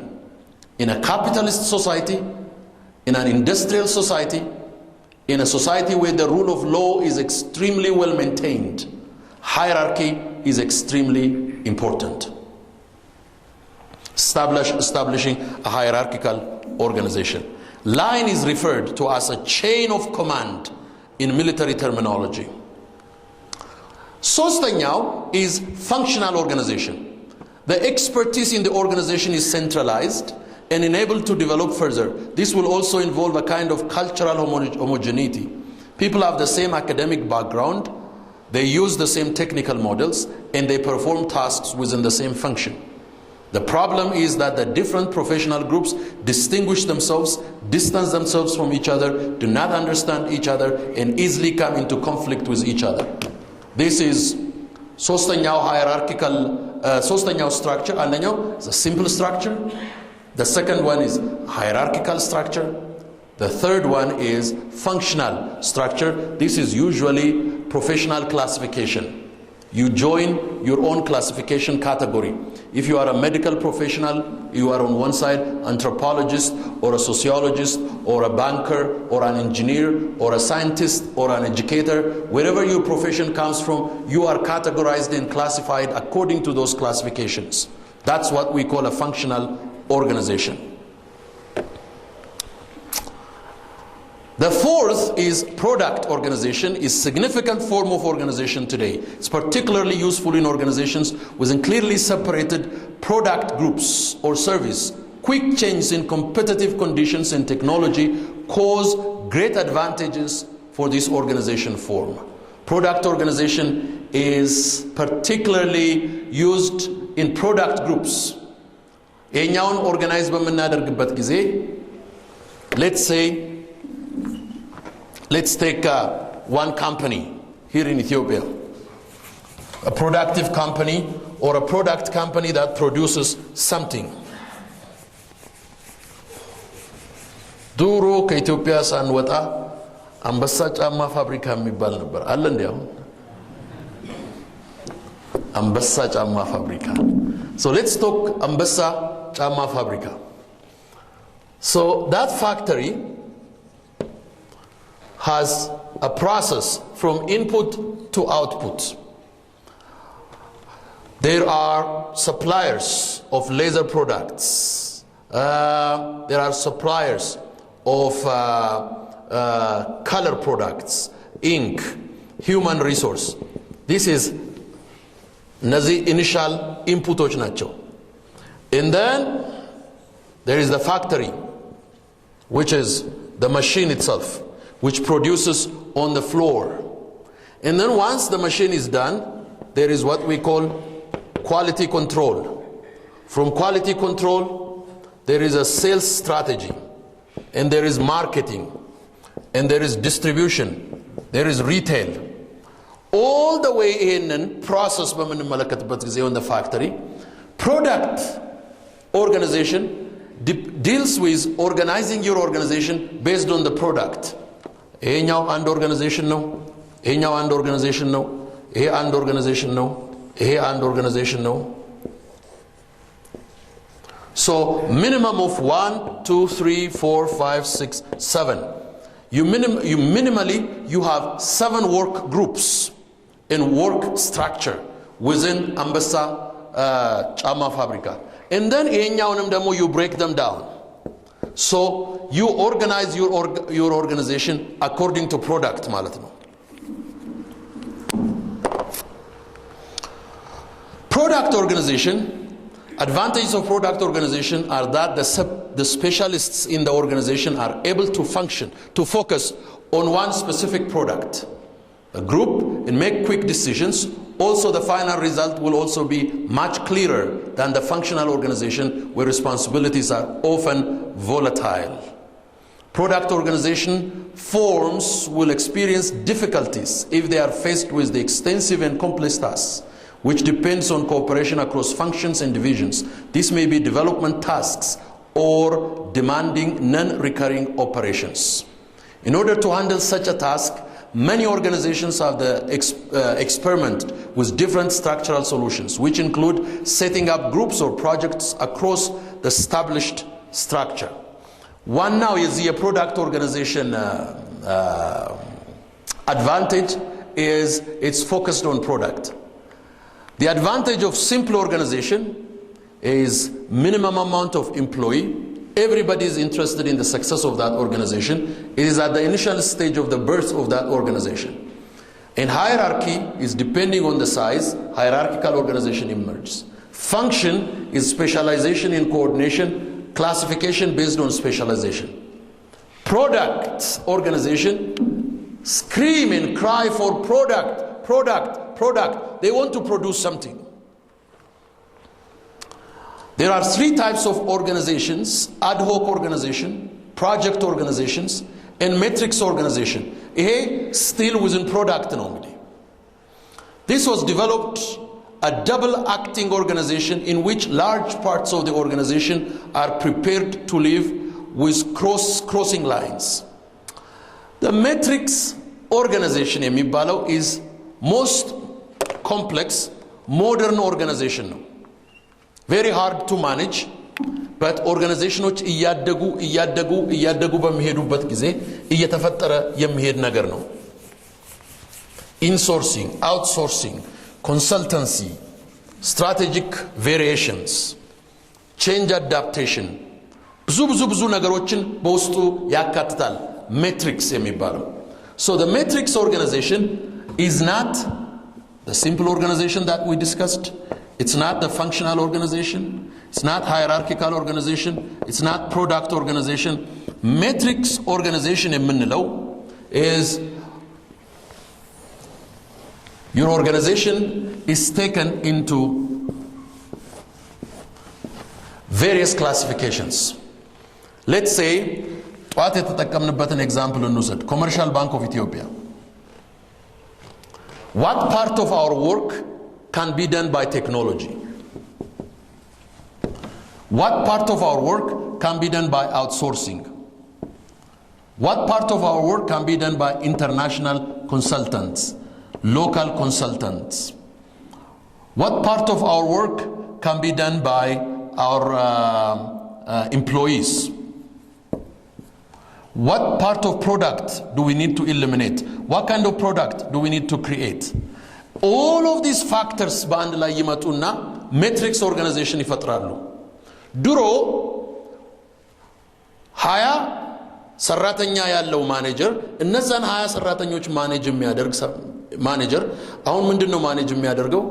ኤዥያ ያለውን ኮንሰልት ያደርጋል ጠዋት፣ ማታ ደግሞ ከአሜሪካን ስልክ ይመጣለታል፣ ጠዋት ደግሞ ሳውዝ አፍሪካን ያናግራል፣ ከዛም በኋላ ደግሞ ኢንተርናሽናል ኮንሰልታንት ያማክራል፣ ከዛም ቴክኖሎጂ ኮንሰልታንቶች መጥቶ ኢንፑት ይሰጡታል፣ ከዛም በኋላ how can I shift, how can I draw new market ይላል። አዲስ ካምፓኒዎች ካለ አዲስ ሰፈር ካለ እዛ ብራንች እንዴት እንደሚከፍት ያስባል፣ ይሄኛውን እንዴት እንደሚለውጥ ያስባል፣ እንዴት አዲስ ስታፍ ዲቨሎፕ እንደሚያደርግ ያስባል። አሁን ለተፈጠረው ገበያ ደግሞ ያለው ኤምፕሎይ በቂ ስኪል የለውም፣ ስኪል ኢምፕሩቭመንት እንዴት እንደሚያመጣ ያስገባል። 5 ሰው ወደ ውጭ ሀገር ልከን እናስተምር ወይስ አስተማሪ አምጥተን እኛው ጋር ቱተር እንውሰድ ወይስ አዲስ መጽሐፍ እናንብብ? how can we improve our skills ይላል። So all this complexity is called matrix organization. It takes multitude, all kind of faculty awaken መደረግ አለበት በአእምሮአችን ውስጥ። ጠዋት ገብቼ ፈርሜ በመሳት ሻይ ጠጥቼ ቤት እገባለሁ ሳይሆን what do I do? How can I awaken all the left right እንትኔን እንዴት ማኔጅ አደርጋለሁ? How do I do relationships? How do I do emails, telephone, multitasking? How can I do Skype? How can I talk over global connections? That way you will become a winner. That way you will get ahead of the game. That is what it means to manage matrix organization. Everybody is not made for managing matrix organization, but it is an important type of an organization. May be referred to as a theoretical model which can be realized in different ways. Many industrial companies decide to improve their competitiveness through intensive focus on the business processes, logistics, quality and costs. Companies which want to improve their performance often establish a task force which typically consists of staff analysts. ስለዚህ ትላንት ቅድም ስናወራ የነበረው is production process. Now we are talking about business process. Business process. Production process deals with the factory floor. Business process deals with the office floor and the background financing. The background financing. Zare, የዓለምን, if you take a global business process, there is an interesting book written and forwarded by Shimon Peres, from 1948 to 2010, Israel's economic miracle. Indeed, Israel from 1948 ተመስርቶ one of the economic backbones and brains behind the economic development is a book that is written by a very interesting analysis. We have it in our library. This book analyzes and gives you a great understanding. After reading that book, I started to think global economic process or business environment as a human body. If you take the global economic process as a human body, business process needs brain, business process needs labor, and market, and the space or the raw material.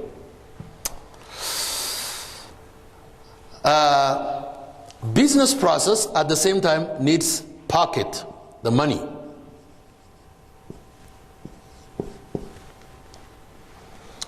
The brain will do the RD, the research and development.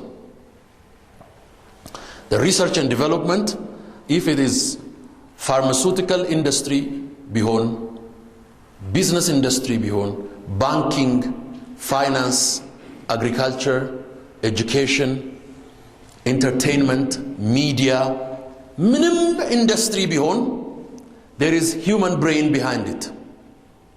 Somebody has done research, somebody has done development, somebody has invented the technology behind it. Today, the majority of that invention, the majority of that research and development is being done in Israel.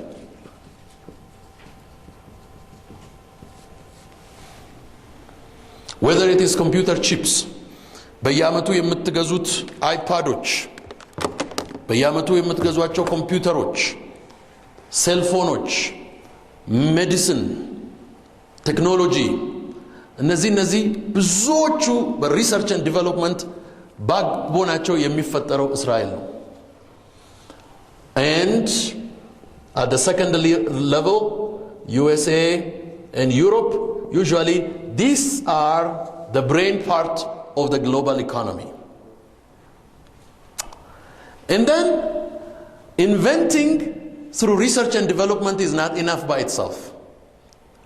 Once you have invented something, somebody needs to finance it, to buy it, to produce it, to invest in it. The pocket is usually done by USA. That's where most of the investment comes, the financial input. And then the science is invented, the money is available. Now what do we need? The labor to produce it. Where is the labor? Take it to China. They will give you in many forms in 3 days. So Asia will be the producing part. The producing part. And now we're left with the market and the raw product. Where are they? That's me and you. So if you take human anatomy, this is big generalization. There are so many specifics that you can break down. Big generalizations ናቸው እነዚህ። ግን in this matrix economy, in order to have this competitive advantage, the main point is the business process. This business process logistics, quality and costs. You have to think business process logistics. Unless you think in terms of business process logistics, there is no way that you can understand this one. Now, there is a lot of shifting that is happening. Africa hono, R&D misara alle, Africa hono, finance miaderg, invest miaderg alle. America hono, produce miaderg alle, fabrica hono misara alle, still marketum zam alle. It's not a complete picture, but it is a big generalization that gives you at least a bigger picture. Now, the global economy and the global population development is another shift that is changing. There is a new book that is done by Jim Clifton, the coming global jobs war. ከዚህ በኋላ የሚመጣውን የዓለም የእንትን ኢኮኖሚክ ዎር ነው ይሄ መጽሐፍ describe የሚያደርገው. What Jim Clifton writes in this book is a very interesting data. It's a new book, researched, this book is published and it's copyrighted. First printing is in 2011. And this is the most recent edition, bought last month when I came here. Talks about global GDP. Today, the global GDP around the world is probably a maximum of $60 trillion. The amount of money that is circulating in the global economy, all the way from the United States to the poorest country called Malawi. Around the globe, about 60 trillion. Now, in few years, this $60 trillion, takafaflwal. There is a big portion in the hand of the US, big portion in Asia, big portion in Europe, big portion in Latin America, some portion in Africa, some portion in the Middle East. ይሄ already የተከፋፈለ ሰዎች በይዞታ የያዙት ኢንቨስት የሚያደርጉት የሚያበድሩት የሚለግሱት ኢንጀክት የሚያደርጉት ሲፈልጉ የሚያወጡት it is under the ownership. This is already owned. ነገር ግን ገና claimed ያልሆነ ወደ $160 trillion is coming into the global economy, into the global GDP in the next 50 years. That's what this book describes. ስለዚህ every education sector, every company, every business should prepare itself to get its bigger share of the new $100 trillion that is going to be injected into the global economy, and trying to get how much of that can I share? How much of that can I own? How much of that can I retrieve and withdraw into my economic interest? So the coming jobs war, the coming global war የሚባለው under Jim Clifton is a fight not for the $60 trillion that is already under the possession of global superpowers, but the new funding, the new finance that is going to be injected into the global economy. You, as future MBAs, should prepare yourself for the coming economic platform, not only for the dead, for the consumed, for already retrieved amount of finances. That is what Matrix organization, an ideal organization that prepares you for the future business processes. Matrix organization sub-optimizing. Several companies acknowledge that the individual entities cannot go any further in these areas without sub-optimizing, and this may be recommended in preference to working according to Matrix organization. Sub-optimizing is the whole organization cannot be very good in producing what it does. እኛ አሁን ሊድ ስታር ብዙ ነገር አለ በእኛ መስሪያ ቤት ውስጥ። አንደኛው is resource department. የኛ resource department ምንድነው የሚሰራው? ይሄንን መጽሐፍ ያትማል። እነዚህን መጽሐፎች ለተማሪዎቻችን ያትማል። የኛ ተማሪዎች ብዛት አሁን ወደ 3000 ወደ 4000 ተማሪ ነው። ይሄንን ስንጀምረው envision ሳደርገው ከአሜሪካን I was not prepared for 3,000 students. My goal was 300 students. But you guys surprised me. 3,000 students now. How do I manage 3,000 students? How do I supply books for 3,000 students? መጀመሪያ በ300 ተማሪ ስንጀምር we just bought machine. እዚሁ ኢትዮጵያ ውስጥ ማሽን ገዛን። በዛ ማሽን ሁለት ሰዎች ቀጠርን። እነሱ 300 ሞጁሎች እያመረቱ ለተማሪዎቻችን ሳትስፋይ ያደርጉ ነበር። When our number of students grew, that machine could not handle.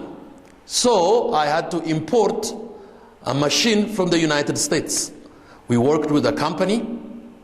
That company አመጣና ማሽኑን ሰጠን። እዚህ ተተከለ፣ ማሽኑ ኢምፖርትድ ሆነ፣ መስራት ጀመረ። In less than 2 years, we wore out that machine. Because the number of students we have, the amount of books we produce, really tore that machine. ያ ካምፓኒ ያንን ማሽን probably 2 or 3 አገር ነው አፍሪካ ውስጥ ያለው።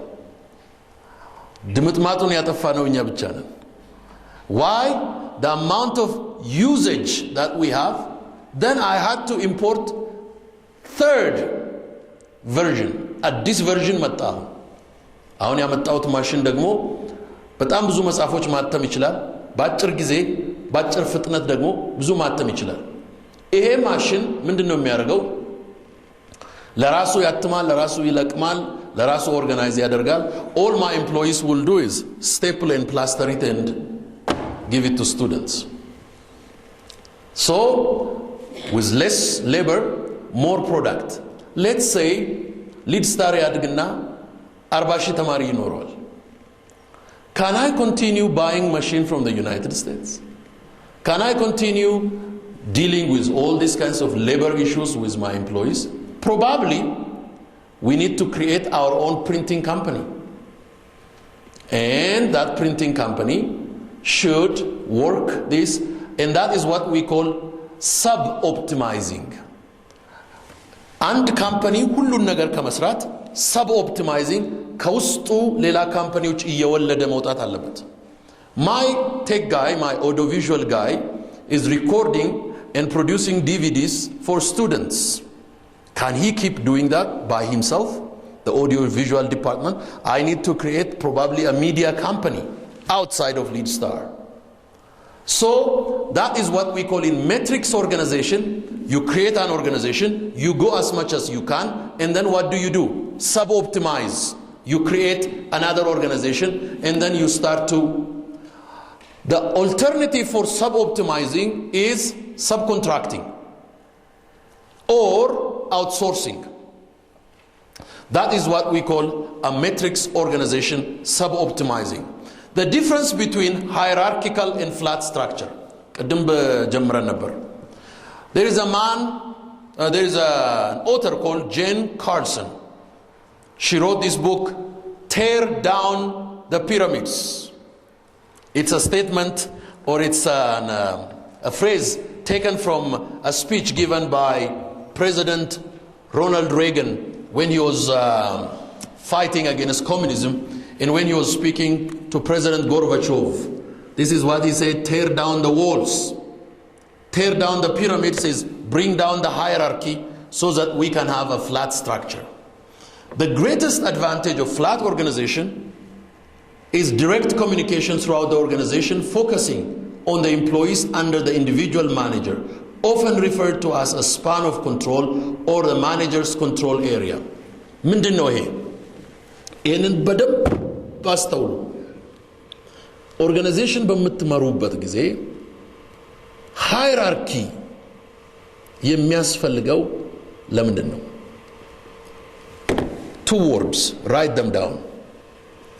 One is command and control. The second word is communication.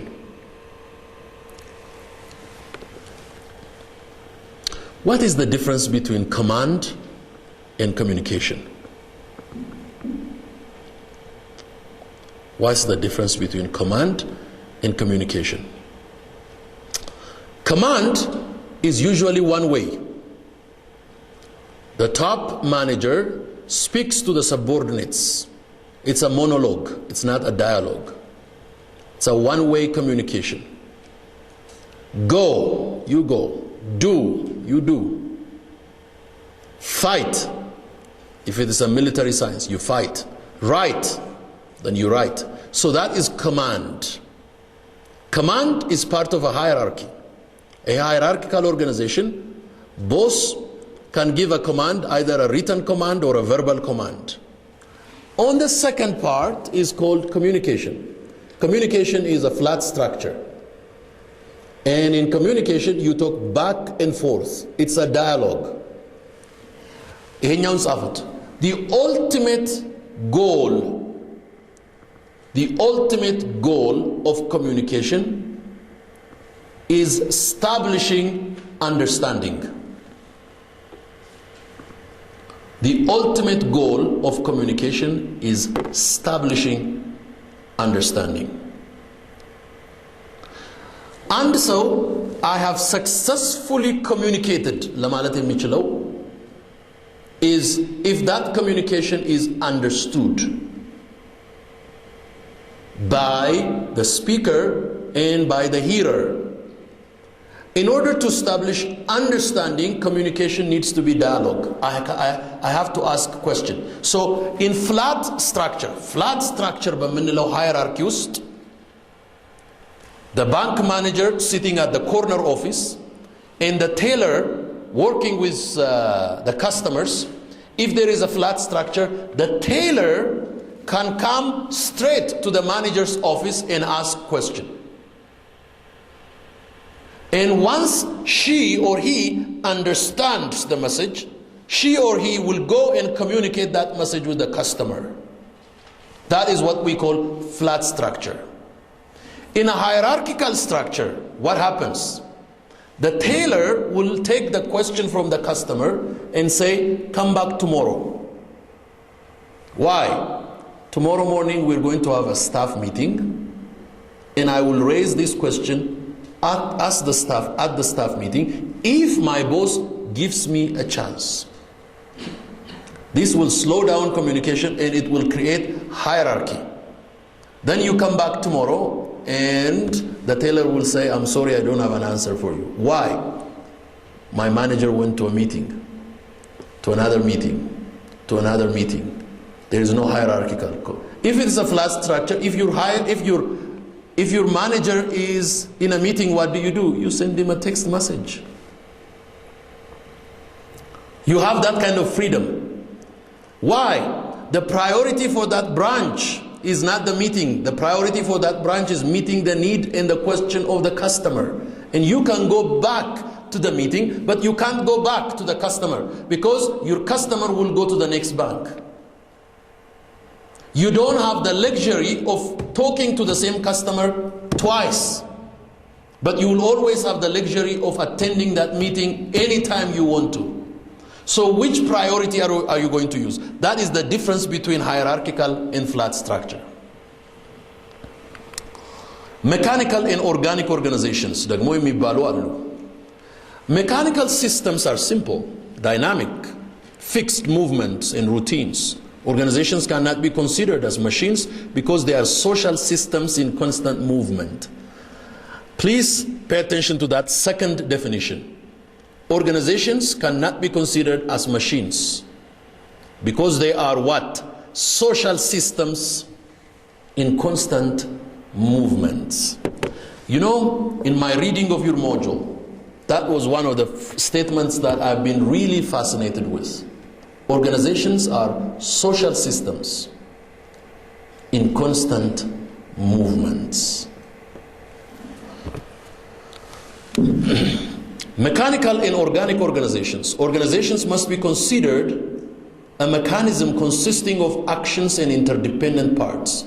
Organizations are no longer held together by formal structures and specific objectives, but rather by informal structures. Thus, the focus of attention is the actual behavioral structure and relations between the individual members of the organization. Formal structure and informal structure. በኋላ እንነጋገራለን ስለ organizational culture. A manager who doesn't understand the distinction in the reality of formal and informal organization can never be successful. Because organizations have two structures. One is formal, the organogram that you fix on your wall. The other one is informal, that your employees form among themselves. The social circle, the friendships, homogeneous understanding. Some of them came from the same region, speak the same language, have the same religion, eat the same kind of food, are neighbors, ride in the same kind of bus. So the same kind of class structure. So unless you pay attention to that informal structure, there is no way that you can succeed with only the formal structure. That was the biggest failure of communism. Communism tries to enforce formal structure as if human beings are machine. Wear the same kind of clothes, drive the same kind of car, go to the same kind of school, eat the same kind of food, speak the same kind of way, think in the same kind of way. You can never do that. Human beings are not machine. You're dealing with a social organism that deals with constant movement. Mechanical and organic organizations, ስለዚህ ብዙ አልፈጅም, because there is already a lot of material in your book. Theory of administrative behavior ደግሞ የሚባል አለ, H. Simon. The problem is serious. How is it possible to reconstruct ideas of rationality and to develop empirical theory on rational behavior? Taylor, scientific management. File, administrative theory. Max Weber gives us bureaucratic theory, and now Simon gives us administrative behavior. The problem is serious now. On this one, rationality and to develop empirical theory on rational behavior. Now, let's dig deeper a little bit into Simon.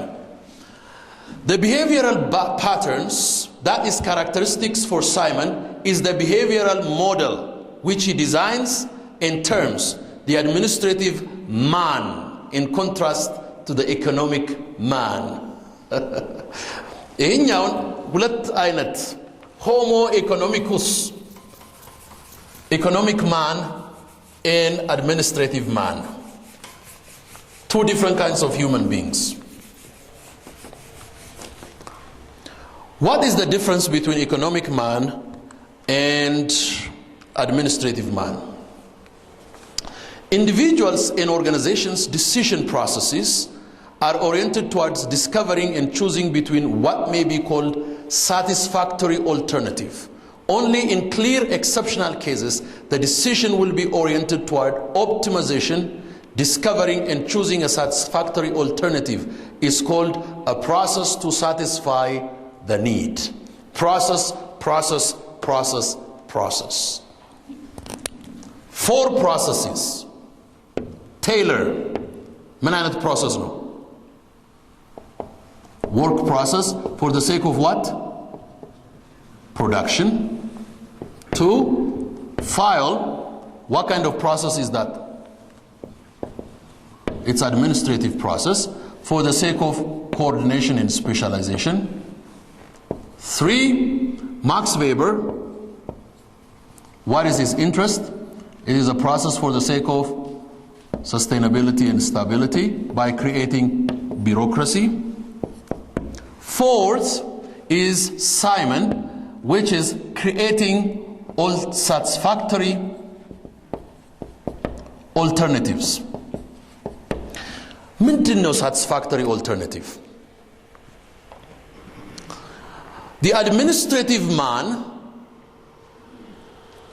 want to create administrative satisfaction, administering managing, leading, organizing, reorganizing, structuring, restructuring. The economic man is always interested in the economic gain of that production. Administrative person is satisfied with limited knowledge of the situation that he must consider. He is also capable of making decisions by means of relatively simple rules of thumb, which do not make impossible demands on overview and knowledge. The objectives support the decision, which is based on two interacting processes: value premises, factual premises. Members at the top of the hierarchy typically make use of value-related component when making decisions, whereas members situated lower in the hierarchy tend to base their decisions on the factual component. Value and factual. Assumptions about which solutions is preferable deal with the observable world and how it works. ሁለት አይነት ሰዎች አሉ in every organization. The top management አሉ, the lower employees አሉ. Now, top management and lower employees decision የሚያደርጉበት mechanism የተለያየ ነው ሳይመን የሚነግረን። Top management እንዴት ነው decision የሚያደርገው? Top management decision is value oriented. Lower employees management is factual oriented. What is the difference between value oriented and factual oriented? Value oriented is the organization's goal. የሚያመጣልን ምንድነው? Profit የሚያመጣልን, product የሚያመጣልን ምንድነው ነው? The top management. The lower management ደግሞ environmentu ምን ይመስላል? እንዴት ነው observe የምናደርገው? How can we take care of facts? The top management says, I really don't care about knowing all the details. It is like a manager let's take a manager of a company or a factory. የአንበሳ ጫማ ፋብሪካ አንበሳ shoes factory manager እዚህ low class ያለው employee ሳይንስ ዲፓርትመንቱ ያለው ጥቁር ቀለም ጫማዎችን ስናመርት ምን ያክል ቀለም ብንጠቀም ቀለሙ ጫማውን አይለቀውም የሚለውን አናላይዝ የሚያደርገው ሰውዬ። ጥቁር ጫማ ነው ማምረት የሚፈልጉት። ጥቁር ጫማ ስናመርት ጥቁር ቀለም ያለው ጫማ ቀለሙ ቶሎ እንዳይለቅ ምን አይነት ቀለም እንጠቀም? የማን ኢሹ ነው ይሄ? የዚህኛው ሰውዬ ኢሹ ነው። የቶፕ ማኔጀሩ ግን 50,000 ጫማ በወር እንዴት እናምርት ነው። ጥቁር ቀለም እንዴት ጫማው ላይ ስቲክ ያርግ it's not the number one priority for him. Now ይሄኛው ለስራው ዲሲሽን ማድረግ አለበት፣ ይሄኛው ለዚህኛው ዲሲሽን ማድረግ አለበት. They work for the same company but their decision making is different. የዚህኛው decision making depends on factual premises, deals with the observable world and how it works. ጥቁር ጫማ ስናመርት ይሄ ጥቁር ጫማ ጥቁር ቀለም እንዳይለቅ ኳሊቲ ጥቁር ጫማ ለማምረት ምን አይነት ቀለም እንጠቀም? ምን አይነት ኬሚካል ኮምፖዚሽን ኢትዮጵያ ውስጥ እንስራ? ከኬንያ እንግዛ? ከኮሪያ እናምጣ? ይሄኛውን አናላይዝ አድርጎ አጥንቶ ፎርሙላውን ሳይንሱን ምናምኑን በቃ ፋሲኔትድ ነው ሰውየው። የራሱ ሪሰርች ቢሮ ውስጥ ሲያነብ ሲሰራ ሪፈር ሲያደርግ የነበረውን በሙሉ ፋክቱን ይዞ ዶክመንቱን ይዞ ነገ ጧት ማኔጀር አበራ ጋር ይሄንን ፋክት ሊያስረዳ ይገባል። ማኔጀር አበራ ትላንት ማታ ሲያስብ ያደረው 40,000 ጫማ የሆነውን እንዴት 50,000 ጫማ እናደርገዋለን ነው። ምክንያቱም አክሲዮን ማህበሩ ሊገለው ነው ማኔጀር አበራን 40 ጫማ አመረትክ ብሎ። ባለቀለሙ ሰውዬ እንዲህ አይነት ቀለም ብናደርግ እንዲህ አይነት ቀለም ብናደርግ እንዲህ አይነት ቀለም ብናደርግ እንዲህ አይነት ቀለም ብንገዛሽ. So do you think their communication is going to be easy? No. Why? The top manager makes value premises, the bottom makes factual premises. So that kind of communication ነው እንትና H. Simon የሚነግረን administrative behavior depends on how you make your premises. Now, what is the solution for the communication breakdown for the lower employee and the top management? One makes value, one makes factual. Always making your communication tailored. Scientist interest to chemical ይሄኛው ከዚህ ተደባልቆ ይሄ ከዚህ ተደባልቆ እንዲህ አይነት ከለር አምርቶ እንዲህ አይነት ወር ሊጠቀም ይችላል እንዲህ አይነት አመት ሊቆይ ይችላል.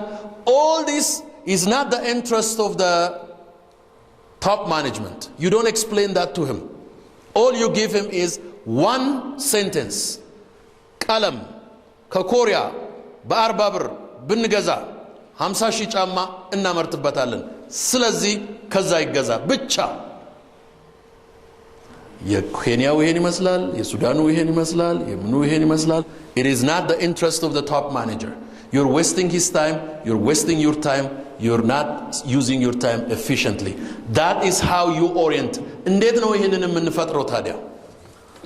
ሳይንቲስቱ ሲሰራ አድሮ ማኔጀር አበራ ጋር ሲደርስ ማኔጀር አበራ ሺህ ጊዜ ሰዓቱን ያያል. ጨረስክ ሺህ ጊዜ ሰክሬታሪ ገብታ ሰው ይጠብቃል ትለዋለች. ሰውየው ገና መንደርደሪያውንም አልጀመረውም ኢንትሮዳክሽን. So what do you do? ሰውየው ሳይንቲስቱ ከዛ ቢሮ ሲወጣ ሄዶ ለኤምፕሎይዎች ስለ ኮማንደር ስለ አድሚኒስትሬተር አበራ ምንድነው የሚለው? ሰው አይሰማም፣ ያልተማረ ነው፣ የማይረባ ነው፣ ሳይንስ አይገባውም፣ ያላቅሙ ነው የተሾመው. All kinds of complaint. አበራ ደግሞ ምንድነው የሚለው ስለዛኛው ሰውዬ? Just he doesn't know how to report, he doesn't know how to break down his information. It's just a useless time ገደለው ጊዜን አባከነው. So both of them will create conflict. They will dislike each other. There will be a big compartmentalization. So how do we change that? That is Simon's theory.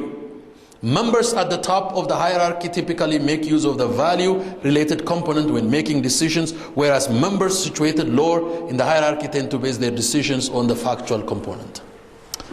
ይሄ እንግዲህ ሁለት አይነት ሰው ይፈጥራል. Economic man and administrative man. Clear and constant objective in the economic man. Full information. Rational action. Optimize utility value. The administrative man, objectives are more unclear and individual lacks ability to prioritize. Limited rational action, limited knowledge, not optimized but satisfying. Team organization, no mengabawon. This is a completely new discussion. Team organization is a structure and a working method that complies with existential, contextual, and pragmatic needs of current and future companies. In American companies with more than 100 employees, approximately 80% use team organization. So far, ከጧት ጀምሮ ስንማር ከነበረው, is there any question that you have? Any comment? Anybody with a question? Wow. Let's keep going. That is a completely different environment with the American students. You don't ask American students if there is anyone who have question, because the whole class will raise up their hand and you will spend your whole day answering question. In Africa, I presume it's a completely different dynamic. I know you have questions in you, but you don't want to be the first one to raise your hands. So I encourage you to be bold and to take action. That's a leadership thing. Don't be shy. A team is a small number of people with complementary abilities who mutually have committed themselves to a common work objective with a work approach that they will hold each other responsible. A team is a small number of people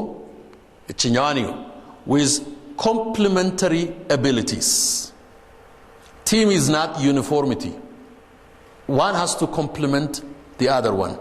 Slow ከበዙ slow team ይሆናል. ፋስቶች ከበዙ fast team ይሆናል.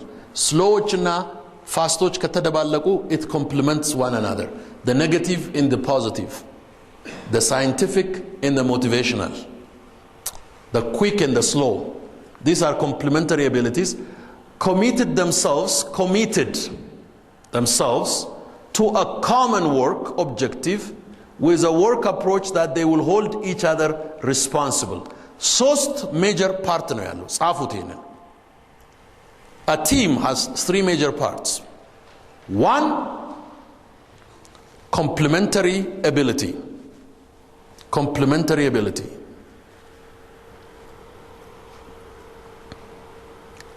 2, mutual commitment for a common goal. Mutual commitment for a common goal. 3 is mutual accountability. እነዚህ ሶስቱ ናቸው ቲምን የሚፈጥሩት አንድን ቲም ኮምፕሊት የሚያደርጉት ኮምፕሊመንተሪ መሆኑ ነው አንዱ አንዱን ኮምፕሊመንት ማድረጉ አንዱ አንዱን ኮምፕሊመንት አረገ ማለት አንዱ አንዱን ኮምፕሊት አረገ ማለት ነው ሌላው committed for a common goal minimizing individual goal and maximizing and enlarging a common goal. And then the third is creating a common objective, a common goal. Management questions in a team leadership. What is the manager's role in relationship to the team? Which degree of management can the management exercise? Which tools can the managers use to establish and further develop effective teams? Now, with the lecture, I'm assuming that you are going to be managers and managing at least a team. Team managers to knowledge.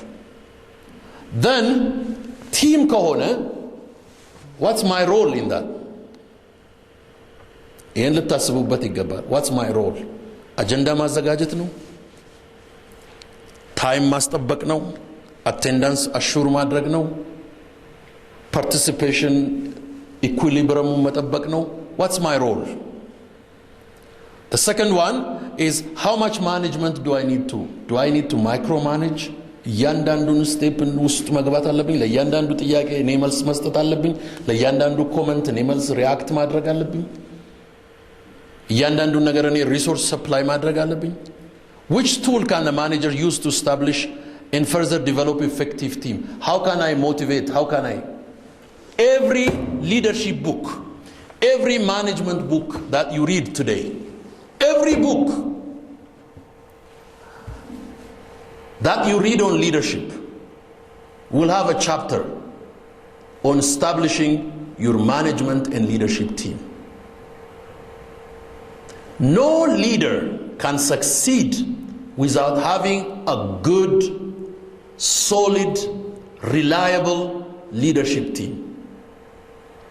Therefore, ሁልጊዜ ስለ ማኔጅመንት ስታስቡ MBA graduate አድርጋችሁ በማንኛውም ኢንዱስትሪ ሄዳችሁ ማኔጀር or leader ስትሆኑ or manage project manage ስታደርጉ the first thing that should come to your mind is forming your team. In government, they call it cabinet. In the US government, ለምሳሌ, when a president is elected, ሚኒስትሮቹን በሙሉ በሲንግል ሃንድ የሚመርጠው ፕሬዝዳንቱ ብቻ ነው። ለፓርላማ የሚያቀርበው ለማጸደቅ ብቻ ነው። ከሪፐብሊካን ይሁን ከዴሞክራት ይሁን ከጥቁር ይሁን ከነጭ ይሁን ከኤዥያን ባክግራውንድ ከላቲኖ ባክግራውንድ they give him the freedom to form his team. ቢሮክራሲው የፕሬዝዳንት ቡሽ ቢሮክራሲ and bureaucrats 100% ዋይት ሃውስን አስረክበው ይወጣሉ። ከቤት ጠራጊ ጀምሮ ከምግብ አብሳይ ጀምሮ ኦባማ የራሱን ነው ይዞ የሚገባው። እሱም ሲወጣ የሚቀጥለው እንደዛው። Why? You can never be successful without having a good team. You can never be successful without having a good team. Maybe all of you will not have the freedom to select your team, but you are in charge of managing a team. How can I influence? How can I change? These are always managers' question in management, in dealing with team management. How do I deal? What's my role? How much management do I need to exercise? And then what are the tools that I need to use in order to develop, change, shape, enhance the picture and the role of my team? Team-based organizations. Structurally, a team typically consists of a team manager who is not part of the day-to-day operation and whose function is to compose and possibly change the team, assign tasks, help the team periodically, evaluate it, and give feedback. The team manager typically carries the responsibility for 3 to 4 teams. Furthermore, there will usually be a team coordinator who is part of the team and participates equally with the other members while being in charge of the practical coordination of activities and information notices for meetings. This is an interesting definition. Especially, look at the first part. The first part, team manager to knowledge. Let's say you are a team manager. A team manager is responsible probably for 2 or 3 different smaller teams. What is the role of a team manager? Number 1, composing the team itself, choosing the team. Tasamma, Yelach, Kabede, Araga, Aratachu, team nachu. Composition. Andu slow no, andu fast no, andu talkative no, andu introvert no, andu safi no, andu tanagari no, andu ambabi no. Nazin team compose marang is number 1. Number 2 is assigning task. ይሄ ነው ከናንተ የሚጠበቀው በሚቀጥሉት 3 ቀናት ይሄንን ፕሮጀክት ጨርሳችሁ ታስረክባላችሁ. Specific task with a specific time. And you interject and help. ምን ያስፈልጋችኋል ብሎ መርዳት. Evaluate it, give feedback. That is the role of the team manager. 3 different types of team organization. Classical, expert, cross-functional. እስቲ ቶሎ ቶሎ እንያት እነዚህን. Okay, let me just give you the definition. Classical team organization is just the traditional team organization that you form teams, mutually accountable, mutually responsible.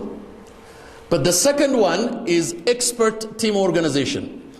Expert team organization immenelo that you join a team not because of the color of your skin or because of your nationality or because of your employment. It is because of your expertise. You join a team because you are a nurse. You join a team because you are a professional based on your expertise. Cross-functional team organization emibalo is that you can join multitudes of teams. For example, a medical team, a surgeon. Operation lamadreg, operation room sigaba. And doctor ብቻውን አይገባም. Anesthetic ይገባል, assistant doctor, nurse ትገባለች, dresser ይገባል, እቃ የሚያቀብሉ ይገባሉ. A team of 6 or 7 people will be in the operating room and all the doctor does is መቀሱን ስጠኝ, give me the scissor, give me glove, give me the cotton, give me the alcohol, give me the antibiotics, give me that. So all the doctor is doing. Who is supplying all this? The pharmacist. Who is giving all the equipments? The person. Who is doing the other things? The nurse. Who is doing the dressing of the blood? The dresser. Who is cleaning the blood? The cleaner. Who cleans the house. So the team works. That is what we call cross-functional team of an organization. Pitfalls in focus on task performance and structure. ቅድም ስንናገረው የነበረው የቴይለር የፋይል አፕሮች ምንድነው ፕሮብሌሙ? ይሄናውን በቲም አናሊሲስ ስናየው organizational focus on task performance and structure aims at a motive force of formalization and intensity of purpose to reach rational utilization of the organization's resources. The starting point is that the employee's scope is limited by positions, rules, and procedures. Hence the name rationality. The pitfall of organizational focus on task performance and structure are especially linked to lack of focus on informal structures, lack of attention to influence of the external environment. This is critical.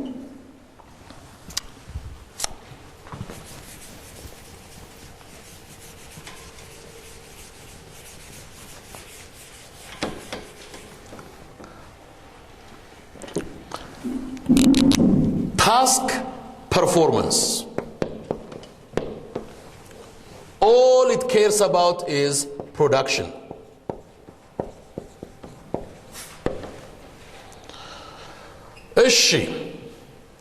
Maximum productivity መጣ። ነገር ግን ሁለት ነገሮች ይጎላሉ ነው የሚለው ይሄኛው። On one side, lack of attention to the informal structure, and then lack of attention to the external environment. Okay. Lack of attention to the informal structure, ምንድነው? ሰዎች ማሽኖች አይደሉም። ማሽን ሮቦት የሚሰራ ከሆነ ኮምፒውተር የሚሰራ ከሆነ ለቅሶ አይደርስም ኮምፒውተር፣ ሰርግ አይጠራም ኮምፒውተር፣ ልደት አያቅም ኮምፒውተር፣ አያዝንም ኮምፒውተር፣ አይስቅም ኮምፒውተር፣ አይሸማቀቅም ብትናደዱበት ኮምፒውተር doesn't care. There is no emotion. There is no human feel, there is no human touch. But individuals have all kinds of informal structure. They are human beings. They are not created to work in your company. They are created to live. Human beings are created to live. Life is the foundational groundwork.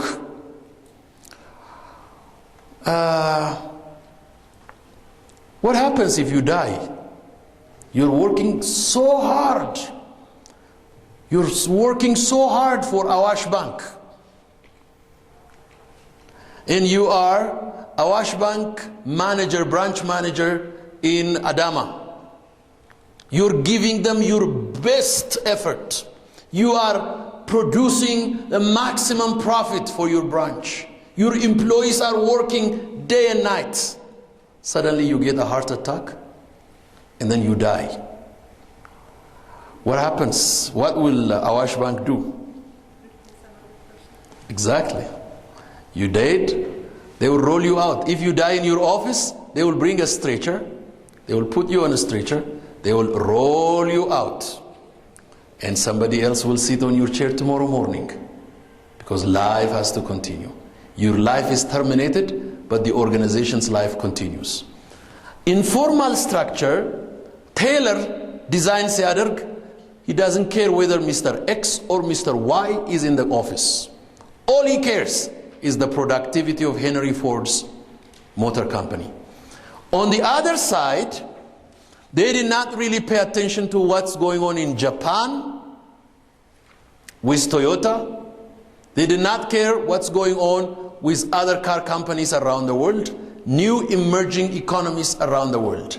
Zari, Japan አይደለም Toyota እየተሰራ ያለው. Detroit, Ford Motor Company ባለበት ሀገር ውስጥ. All over the United States, people are driving Toyota. That is a big blow to GM, General Motors, or Ford Motor Company. Why? They did not pay attention to the external environment, which is countries in Asia, in East Asia, that are producing new kinds of cars. Hyundai and Honda, Toyota, and all kinds of new cars production, with high efficiency, low fuel efficiency. እነዚህ የተመሰረቱ ነው። እነዚህ new inventions እየመጡ ነው. And now another factor is coming. If you read research development that is coming out of Israel, Israel is coming up with a tremendously different car industry. Car industry is going to change. Israel ደግሞ እየሰሩት ያሉት የካር ኢንዱስትሪ የነሱ ጎል ጂኤምን ማዳከም ቶዮታን ማዳከም አይደለም። እነሱ ደግሞ የሚድል ኢስትን ኢኮኖሚ እንዳለ ኮላፕስ ማድረግ ነው። በምን ፊውል የማይጠቀም መኪና በመስራት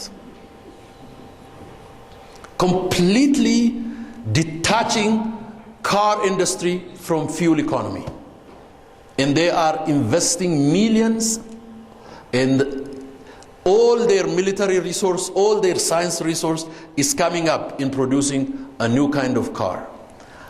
When you produce car, ምንድነው እንደ እንቁላል ነጋዴ እንቁላላችሁን ሁሉ በአንድ ባስኬት አትሸከሙ፣ በሶስት በአራት ባስኬት አድርጉት፣ አንዱ ቢወድቅ እንኳን ሶስቱ ይተርፋል. So whatever you do, always diversify and look at what you do, all the other things, what is happening in Asia, what's happening. You may invest all your money in one industry and somebody will come and completely wipe you out of the market with a product that your product will be out of date tomorrow.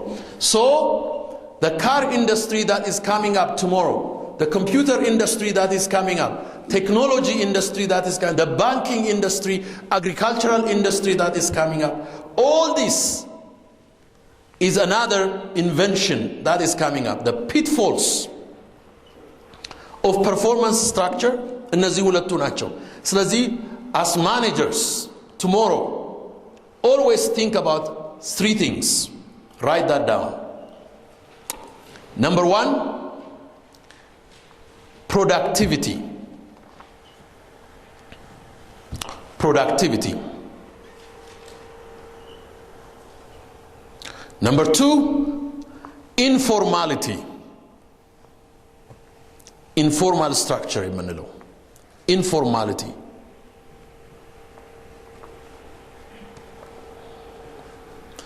And number 3, attention to external influence.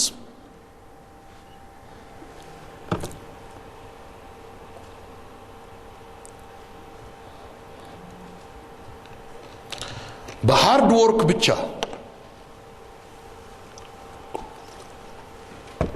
በሌበር ብቻ ሰክሰስፉል መሆን አይቻልም። ሃርድ ወርክ እንደዛ ቢሆን ኮሙኒዝም ሰክሰስፉል ይሆን ነበር። ኮሙኒስቶች ምን ብለው ነበር? the future of the world belongs to the proletariat አይደለም?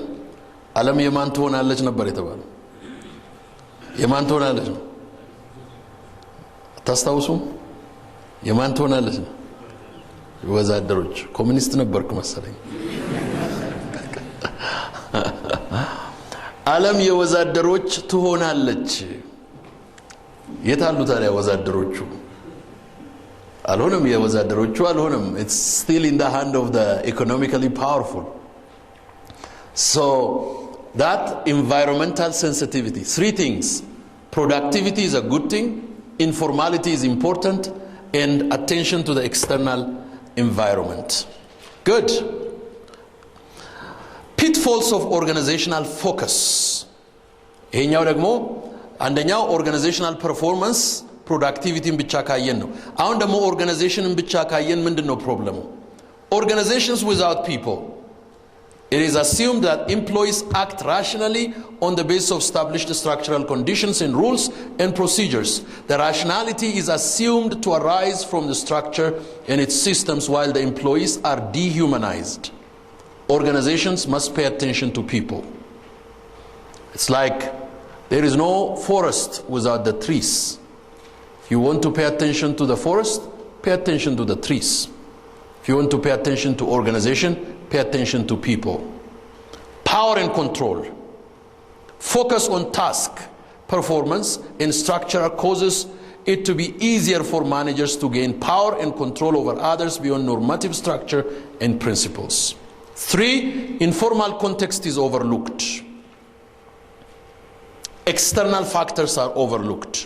አሁን ያየናቸው ነገሮች ነው። Especially power and control የሚለውን ትንሽ እንይ። Focus on task performance and structure causes it to be easier for managers to gain power and control over others beyond normative structures and principles. This is task performance and structure. Power and control ብቻ የኛ ኢንትረስት መሆን የለበትም። ወደ ሶስተኛው ትልቁ ፓርታችን እንገባለን አሁን ሞቲቬሽን ይሄ ሞቲቬሽን የሚለው እናንተ as managers you manage work and you manage people. The question is, how do you motivate? How do you encourage? How do you incentivize? እንዴት ነው ደስ እንዲላቸው ሞቲቬት የምናደርገው ኤምፕሎያችንን? ይሄ ኦርጋናይዜሽናል ዲዛይን ውስጥ በጣም ወሳኝ ነገር ነው። Let me ask you a question. The way you motivate Ethiopian employee and the way you motivate an American employee, completely different. The way you motivate a Kenyan employee or an Indian employee and a Chinese employee are different. Because motivation is culturally sensitive. Now, this is what I want you to do. Take a plain sheet of paper and paper ቀደዱ ኖትቡካችሁን ዝጉና አንድ ንጹህ ወረቀት ቀደዱ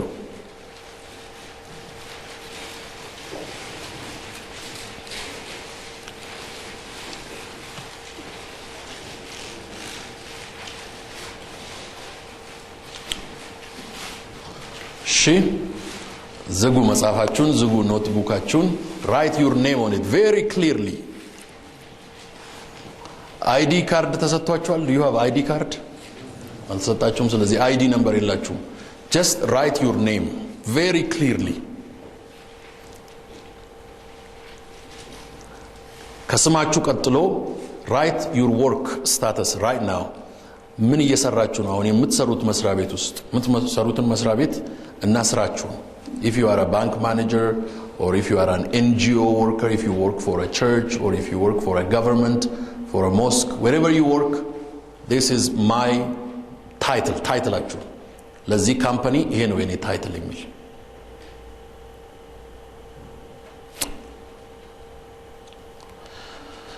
ያን ካላጋችሁ በኋላ ይሄንን ጥያቄ ጻፉት. How do you motivate your employee in your organization? How do you motivate your employee in your organization?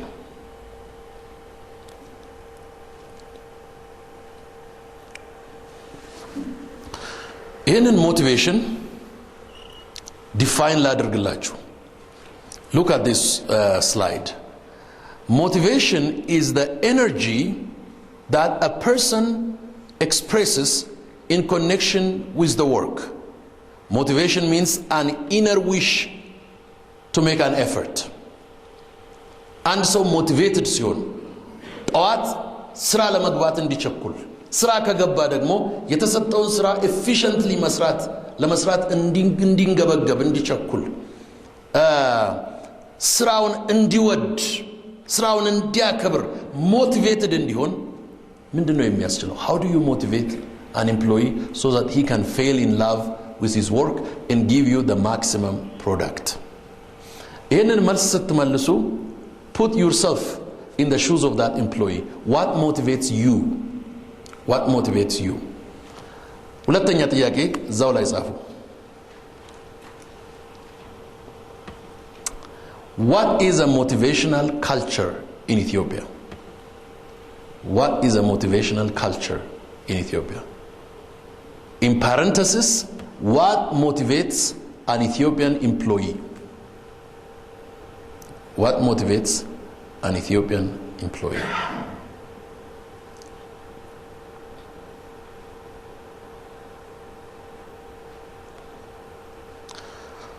Okay, let me give you one example and then I want you to write your answer. I travel so much, So I like using this example when I work with my employees or other places. Recently, I visited 4 or 5 different African countries: Uganda, Tanzania, Kenya, Ethiopia. And their immigration officers, ልክ ስትገቡ ፓስፖርታችሁን የሚያዩ immigration officers የሚያሳዩት attitude ከሀገር ሀገር ይለያያል. If you travel to Kenya and try to use a very low tone, please help me, just came to visit Kenya, they will give you a hard time. Humility doesn't work in Kenya. You have to be very assertive. This is my passport. I need my visa right now. That way they will be very quick and they will really give you the service. Don't use that kind of voice when you come to Ethiopia. Ahun visa inፈልጋለሁ. Right now I come to Ethiopia ካለ ጠጋ በል እዛ ቁም አለቃ ተረጋጋ ወይም ቀዝቀዝ በል. So the way Ethiopian officer reacts and the way Kenyan officer reacts are different. So the way you motivate a Kenyan and the way you motivate an Ethiopian are 2 different things. If you bring pizza to your office, just a pizza and a Coke, a Coca-Cola and a pizza to an American office and say, today lunch is on me. I have ordered pizza, I have ordered a free Coke, free cake. Man, they will celebrate. They will be very happy. Do that for an Ethiopian. Min kita dagmo amtuto min. So, different reaction to different kinds of things. So write down an answer to this question. What motivates you and how do you motivate an Ethiopian employee? Take 5 minutes, concentrate, write down your answer and give it to me.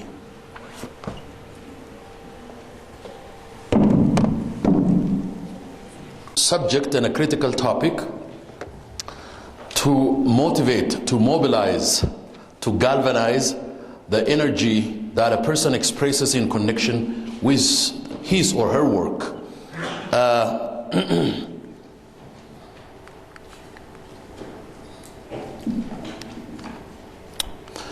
In this motivational practice, it may be appropriate to connect motivation with 3 common psychological processes, so that there are 3 elements in the process of motivation. 3 elements: initiation, direction, and intensity. Motivated behavior is typically initiated by a need or a desire to achieve a specific thing or condition. Personal objectives are typically directive for motivational behavior. Intensity motivated behavior is typically aimed at the most favorable objectives rather than less favorable objectives. So when we talk about motivation, these are the 3 things that we focus on. Initiation is where you start. In order to motivate people, you have to discover. There is a discovery process. The discovery process is to discover and to find out the desire and the need of those individuals that you're trying to motivate. Everybody has a different desire. As I told you, motivation is very, very culturally sensitive and culturally limited. And then there comes a direction, and then you intensify that desire, that motivation. The result of this motivational process is the specific motivated behavior, which is typically characterized by 4 factors. ይሄ focus የሚለው በጣም critical ነው. Motivation creates focus on specific tasks, persons, and subjects. Effort, motivation creates energy and effort. Persistence, the greater the motivation, the greater the perseverance. Task plan, motivation typically causes us to engage in making plans for ways to be successful when solving a given task. So, ምንድነው የሚያደርገው motivation? When you motivate a person, you help that person to focus.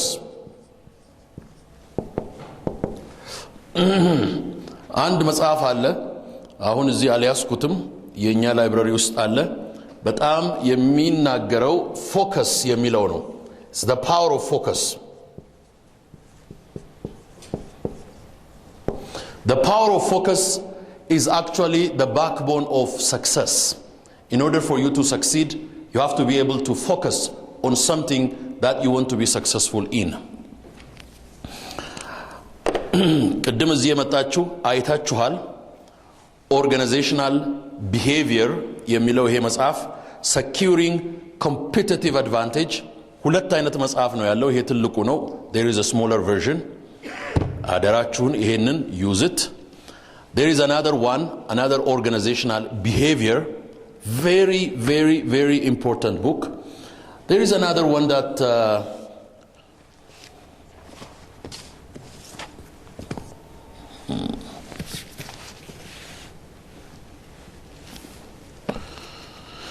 that has a specific reference that I brought this morning.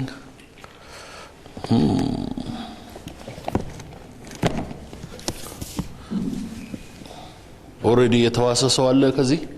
Is there anybody who took a book from here?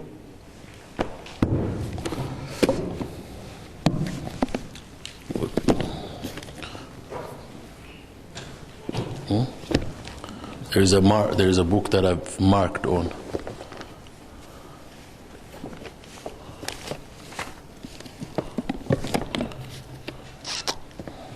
አፎች አሉ ያመጣዋቸው will really help you when it comes to motivation ትንሽ ቲዮሪዎች ነካነካ ለማድረግ ፈልጋለሁ ልክ እንደቀድሞ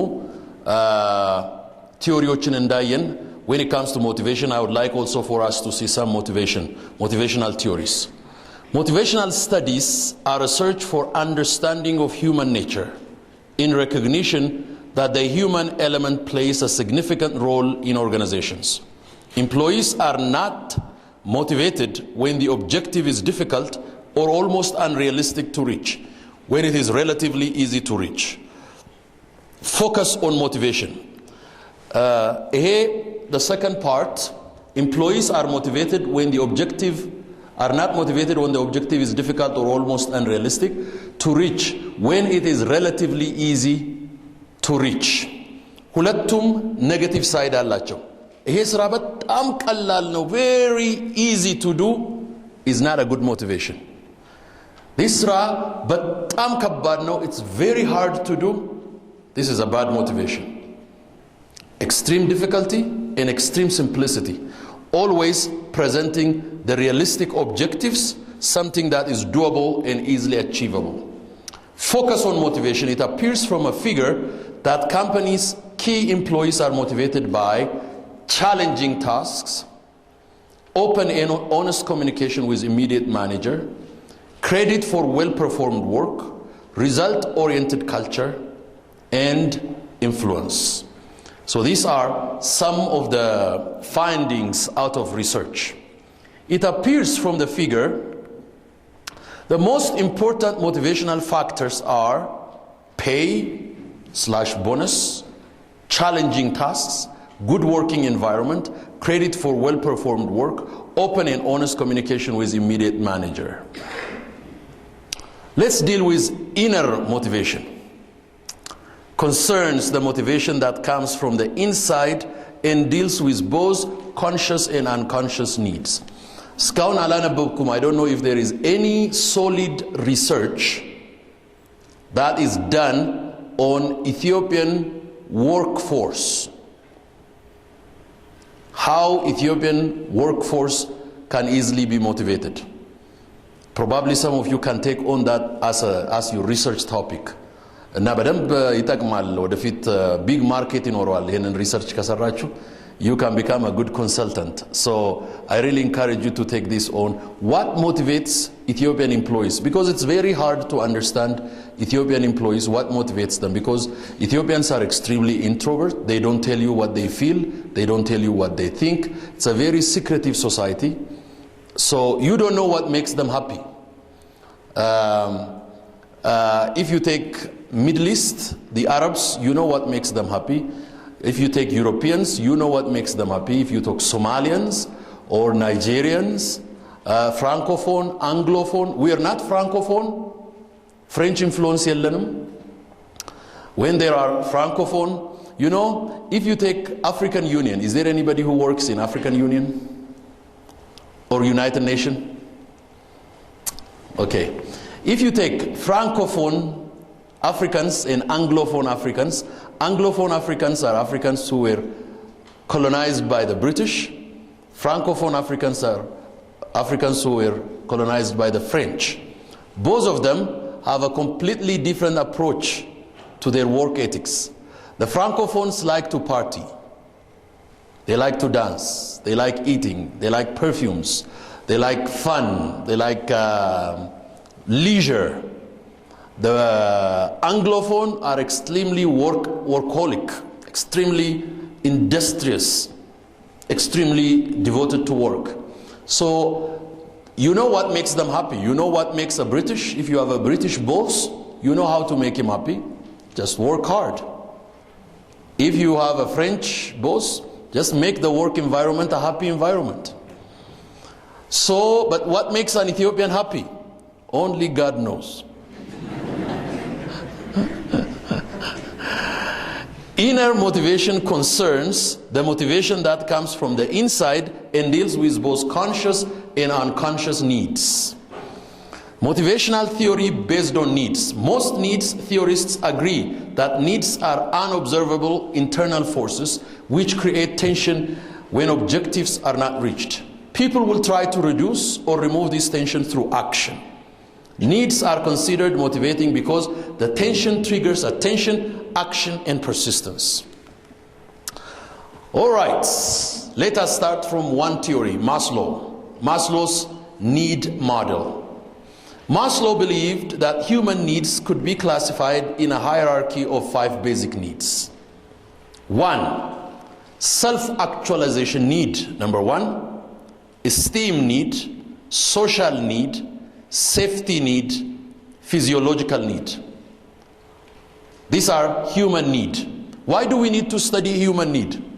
We need to study human need because the way you motivate a person is by trying to meet that need, by trying to pay attention, serve and service that need. Let's see, what is self-actualization need? Need to realize one's deepest creative and productive potential. There are a lot of people who want to have a master's degree and a PhD. Why? Why do you want to have a PhD? Just to be called a doctor? It's a waste of your time. It's a waste of your money. A PhD is a research degree if you don't like research. It's a writing degree if you don't like to write. It's a teaching degree if you don't like to teach. If you want to make money, PhD is not the best thing for you. Because it is not a way of making money. It is a way of researching, reading, writing, teaching, those kinds of classifications. If you want to make money, run a business, do a business, engage in finance, invest, do different kinds of things. It's not a matter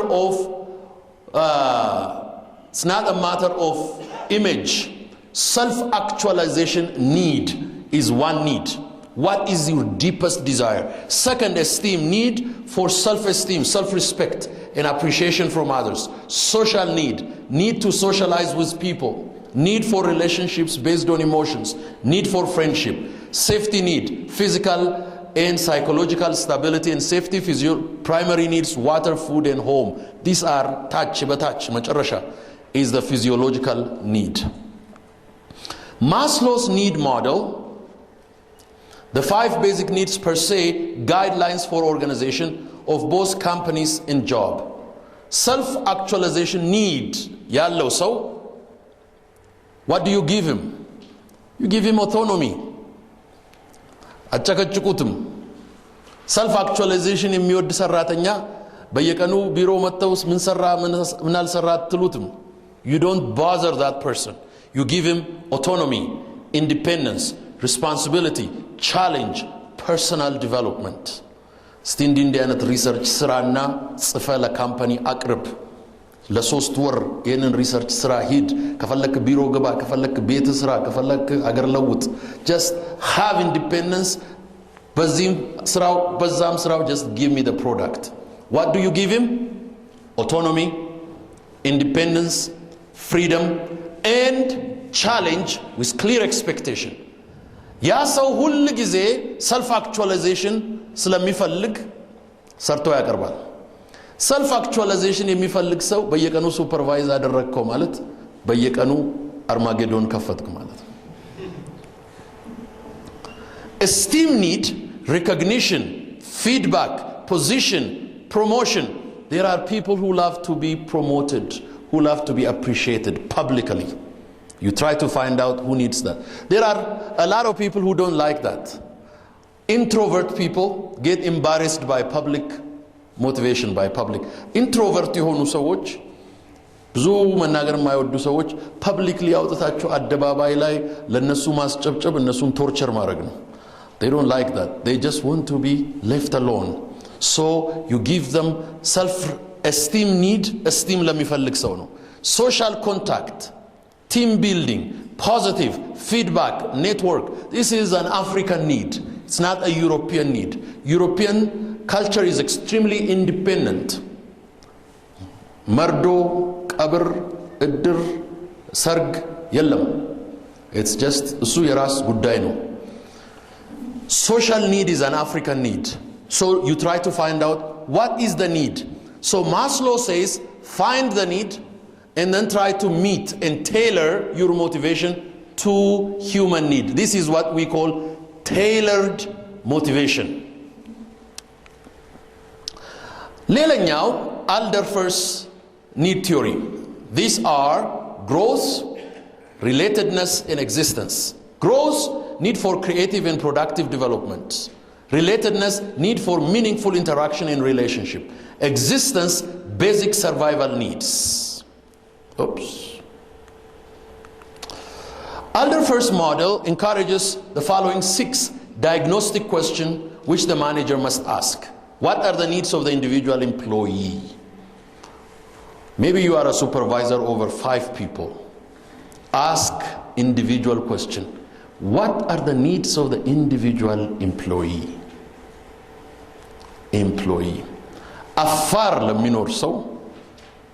አፋር ለሚኖር ሰው ሞቲቬት ለማድረግ የአመት ስጦታ ቦቲ ብትሰጡት ያናድደዋል ምን ያረግበታል ዝናብ የለም ጭቃ የለም ጎርፍ የለም ቦቲ የሚያስፈልገው ወለጋ ለሚኖር ሰው ነው ወይም ደግሞ አንድ ሌላ ቦታ ለሚኖር ሰው ነው ጋምቤላ ለሚኖር ሰው አመታዊ ስጦታ ብላችሁ ወፋፍራም ካቦርት ብትሰጡት ስድብ ነው ምን ያረግበታል አልቦ ሙትበት ልትሉት ካልሆነ በስተቀር so what is the need of that specific individual where does he live how many children does he have what kind of social circle what kind of religious devotion does he have what is his ambition his goal trying to find out what your employees know and need and then trying to tailor second what needs are satisfied based on the hierarchy of needs what is the lowest unsatisfied need are there needs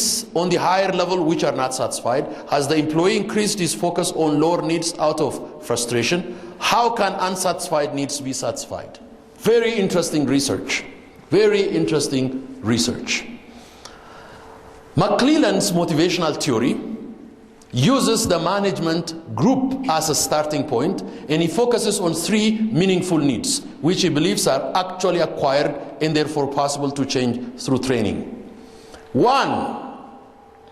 achievement need power need affiliation need this is a very very interesting theory the first one need to create creative high performance and to master difficult and complex task power need to take responsibility take charge gain influence and the willingness to make a difference McClelland distinguishes between social power needs that is the need to perform well for others in the entire company and the personal power needs that is the need to create personal gain affiliation need for social interaction, and need to create and maintain friendship.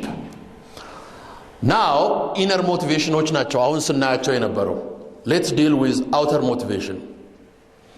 There are a number of recognized theories to help managers create motivated behavior by means of outer factors in relation to the employee. Outer motivation, job design, Hertzberg's two-factor hygiene and motivational theory, Hackman and Oldman's job characteristics, reinforcement theory, social justice, organizational culture. ቶሎ ቶሎ እንያቸው እነዚህን ምንድን ናቸው? አንደኛ, job design has proven to play a great role in practical attempts to generate more satisfaction and a greater effectiveness. A large part of many managers' job is to further develop existing job designs. The structure of the job has significant influence on the person who is to perform the job. Additional knowledge in this field may create insight into motivational relationship. Okay? Hertzberg's two-factor hygiene and motivational theory. Motivation cannot be generated by ensuring extra good maintenance factors, including extra good pay and bonus conditions. Ultimate satisfaction ሊሆን አይችልም. The weakness of the theory is that it does not take into account the fact that individuals have their own personal motivational structure, or that groups of employees have differentiated need orientation. But huge amount of money ተከፍሎት ገንዘብ ተከፍሎት work environment አስጨናቂ ከሆነ ሰውየው ላይቀበለው ይችላል። disrespectful ከሆነ ሰውየው ላይቀበለው ይችላል። abusive ከሆነ ሰውየው ላይቀበለው ይችላል. So one part is not enough. Hackman and Oldman's job characteristics model. Variety in competence requirements. Job allows broad employment of employees' collective skill. Meaningful work. Covering stakeholders' need. Degrees of freedom. ከዚህ ውስጥ ሁለቱን እንይ. Meaningful work. What does what you're doing mean to you? Maybe you are a project manager of a certain United Nations sector. Leila, a bank manager, bank ውስጥ የምትሰሩ እስቲ አይዟችሁ አትፍሩ ቢግ ብድር አንጠይቃችሁ. Okay, you work in a bank, you deal with finance, you deal with money. What does that mean to you as a personal mission, as a personal passion? If your work is only to make money for your own personal gain and for the gain of your shareholders, then it becomes meaningless. It really becomes meaningless. Human being is not created to make money. Human being is created to make meaning. Write that down. Human being is not created to make money, but human being is created to make a meaning out of life. The problem with a lot of people, they ask every time ሲቀጠሩ ሰዎች ሲቀጠሩ የሚጠይቁት ጥያቄ how much money do I make? How much money do I get? No. What does this mean to me? To my life? To my purpose? To my family? To my goals? What does this mean to me? Human beings are not created to make money. They are created to make meaning. That's why meaningful work የሚባለው ይሄ ነው. As a bank employee, if you help people who don't know how to handle finances. A lot of people, when I went to South Africa, Durban, South Africa, there were a lot of Ethiopians who don't know how to put money in the bank. They are Ethiopians. They live in one of the most advanced African nation. They make a lot of money, but they really don't know how to deal and interact with the bank. So, ልክ እንደ አያቶቻቸው ብር በኬሻ ትራስር የሚያስቀምጡ አሉ። Immigrant Ethiopians in South Africa. So, a banker, rather than just sitting in the bank and waiting for the customer to come, what if they create a day out of their life to go out into the community and teach them how to take a loan, how to apply for a loan, how to make a deposit, how to make a withdrawal, what is the advantage of banking, how do you participate and play with the financial system in the country, and all of those kinds of things. Creating meaning beyond money should be a purpose. So, a lot of doctors have created an organization called Doctors Without Border. Doctors Without Border, a lot of them come to Africa and Asia and India, and a lot of doctors are highly paid. For example, in Europe and United States, becoming a doctor is like becoming a businessman, because you make a lot of money. A lot of money. What do you do with that money? All you need is a very small amount of money to live with, and the rest is just extra. And what do they do with it? They come to nations like Ethiopia, India, Kenya, help the poor. They work in the US for money, they come to Africa for meaning. So you can work business, you can be an MBA manager for money, and at the same time you can create meaning out of your life. ይሄንን የምትሰሩበት organization facilitate ሲያደርግ, it really keeps a balance between money and meaning. That way it becomes a motivational factor ማለት ነው. The second one is a degree of freedom. That's the extent to which the results of the work function as feedback for the employee, not the manager's feedback. That you have a certain degree of freedom with your work. That is another motivational factor. Lela, Skinner's reward and reinforcement theory. Human behavior is controlled and maintained by conditions in surroundings. That is what we call operant conditioning. Let me say a few things about this. Operant conditioning.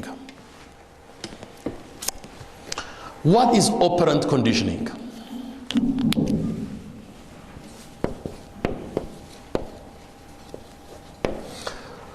It is human behavior is controlled and maintained by conditions in the surrounding. Now, you're trying to do action, but your action is determined by the condition around you. What's the meaning of my work? How much money do I get? What's the freedom in this? What is the result? How much appreciation do you have? How safe is it for me? How productive is it? These are the external conditions that determine the amount of action that you're going to have. ይሄ external condition ነው operant conditioning የሚባለው. Operant conditioning. Write that word down. ለምንድን ነው ይሄንን መጽሐፍ የሚያስፈልገው? I want you to ask yourself. አሁን ዛሬ በምትሰሩበት መስሪያ ቤት ወይም የምትሰሩት ስራ, you can ask yourself, what is the operant condition of my work? What is the operant condition of my work? Does it give me flexibility? Sometimes a lot of people sit back and say, ይሄ የማይመች የስራ ኢንቫይሮንመንት ነው። ይሄ የማይመች የስራ ኢንቫይሮንመንት ነው። ፕሮዳክቲቭ አያደርገኝም። አለቆቹ ጨቅጫቆች ናቸው። ገንዘቡ ትንሽ ነው። በጀት የለም። ቢሮው ጠባብ ነው። አየሩ ይሞቃል። all kinds of conditions excuse in list በምታደርግበት ጊዜ what are you reducing? You are reducing the capacity for action. That is going to be reduced. Operant conditioning is directly proportional with the action of the employee. Operant conditioning is directly proportional with the action of the employee. በዚህ ውስጥ እንግዲህ ሁለት ፎርሶች አሉ፣ ሴንትራል ፎርስ and external force። ይህንን አክሽን ኢንሃንስ የሚያደርገው ሁለት ነገር ነው። አንደኛው the actor is the employee። ይህንን ኦፐረንት ኮንዲሽኒንግ ሰውም ሊያመቻቸው ይችላል፣ ኢምፕሎይውም ራሱ ሊያመቻቸው ይችላል። በዓለም ላይ ዊነርስ የሚባሉ ሰዎች፣ ቪክተርስ የሚባሉ ሰዎች በተመቻቸ ሁኔታ የሚያሸንፉ አይደለም፣ ባልተመቻቸ ሁኔታ አክት የሚያደርጉ ሰዎች ናቸው። winners are people who are effective and efficient in their work in a very less favorable operant conditioning. For example, a country like Ethiopia. I remember 2, 3, 4 years ago, there was a lot of demand for salary raise in Ethiopia. Why don't we raise salary in Ethiopia? Why don't we get a better pay in Ethiopia? ሰዎች ለምንድን ነው ስራ ጥለው ወደ ውጭ ሀገር የሚሄዱት? Why? Because of economic reason. There is a lot of brain drain. Our doctors, our PhDs, our accountants, our this profession, that profession, they go to a country that pays them more. In the US or in Europe or in the Middle East or in other African countries, they get paid more. So they leave their loved country so that they can get more. Why are they running? Because the operant conditioning in which they live is not that much favorable. So is the solution leaving? Is the solution leaving? The solution is not leaving. Because wherever you go, you will never find 100% favorable operant conditioning. There was a nurse that ran away from Ethiopia to the United States. She was a wonderful nurse, educated at a nursing school here in Ethiopia. She went to the United States. She joined medical field and she became registered nurse in the United States. She get paid more. But she was put at the front line of the medical service to be at the receiving end, receiving new patients. And there is one extremely important requirement: making patients comfortable. How? Smile. Smile at patients. Slazi, she's trained as a nurse, but she's employed to smile.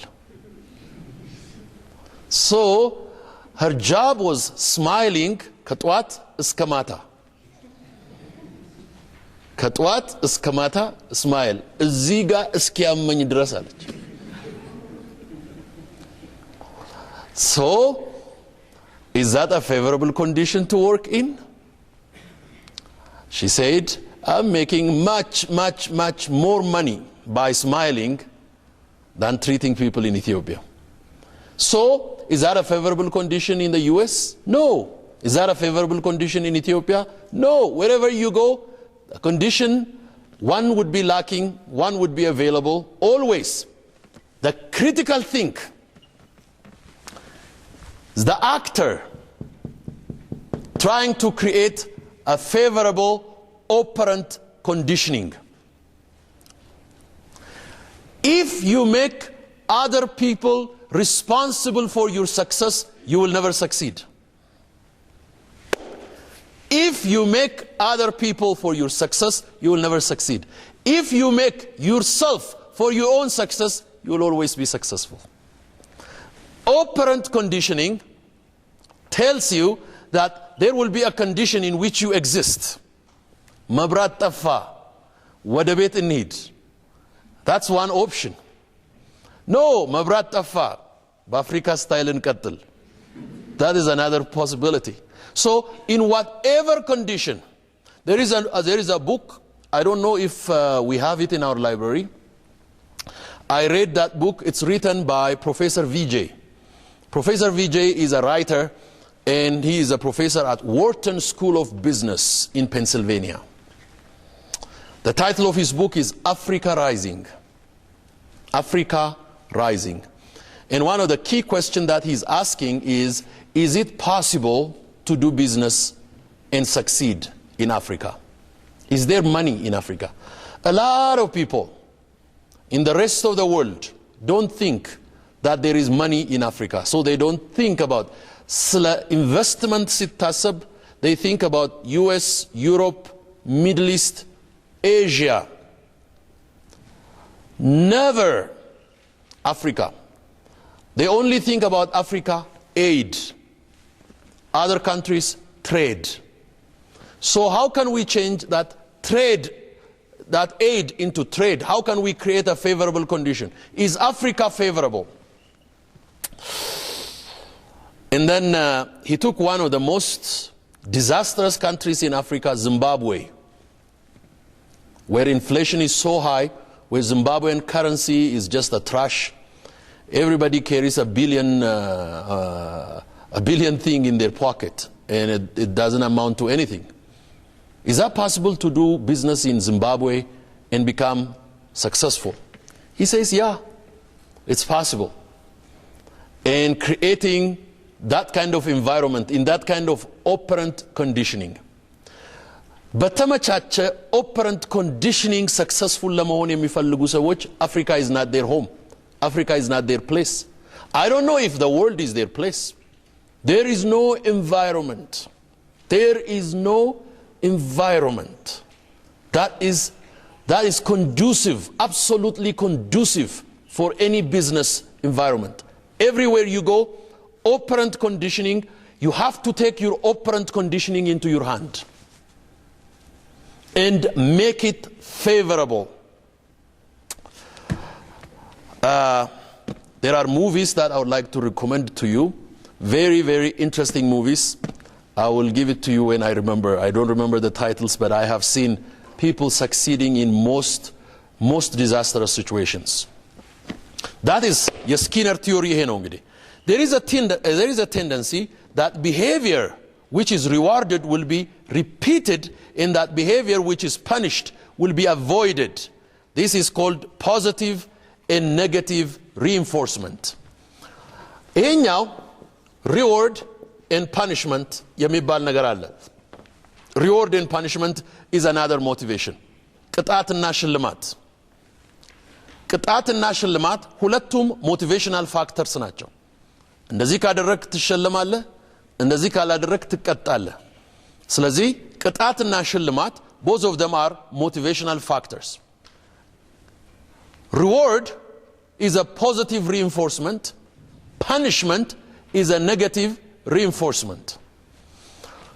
We have 3 children. My wife is the punishment department. I am the reward department. So when our kids make mistake, she takes over. When they are in a good mood, I am in charge. So somebody needs to be in charge of one department, the reward and the punishment department. Which one do you use? The negative reinforcement, the positive reinforcement? This conditioning is important. That is already in your legislation. Okay. Pathfinder theory. Pathfinder theory is a theory about how and on which condition the manager can strengthen motivation by clarifying how desired objective is reached. The easiest. For the manager, it is about clarifying vague information and removing elements of uncertainty and organizational barriers. This is another way of clarifying vague information, finding a way out of vague, difficult, complex situations. Organizational justice deals with people's perception, fair treatment. What is fair? የሚባለው ነው። ከሌ ባችለር ዲግሪ ኖሮት 10,000 ይከፈለዋል፣ እኔ ማስተርስ ዲግሪ ይዤ 5,000 ይከፈለኛል። Is it fair? ከሌ ትላንትና ተቀጥሮ ስኮላርሺፕ አገኘ፣ እኔ 10 ዓመት ተቀጥሬ ምንም አላገኘውም። Is it fair? What is fair? Who determines fairness? Deals with people's perception of fair treatment, and distinction is made between what is referred to here as distributive justice and procedural justice. ሁለት አይነት ጀስቲሶች አሉ. Distributive justice and procedural justice. The first one, let's deal with distributive justice. The fundamental idea of the theory on distributive justice is that people compare the relationship between input and output for themselves to the same relationship for others.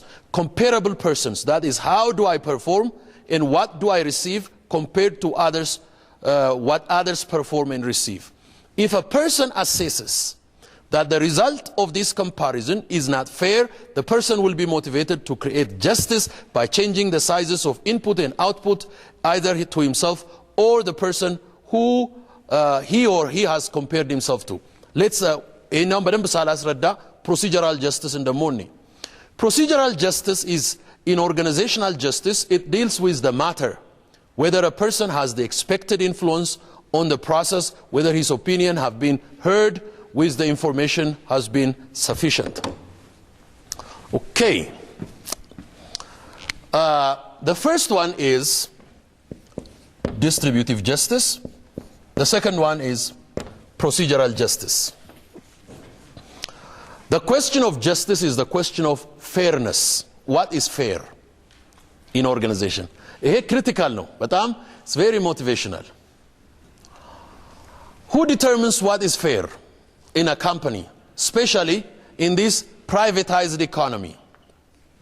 You work for, let's say, Dashan Bank. Dashan Bank is owned by, who owns it?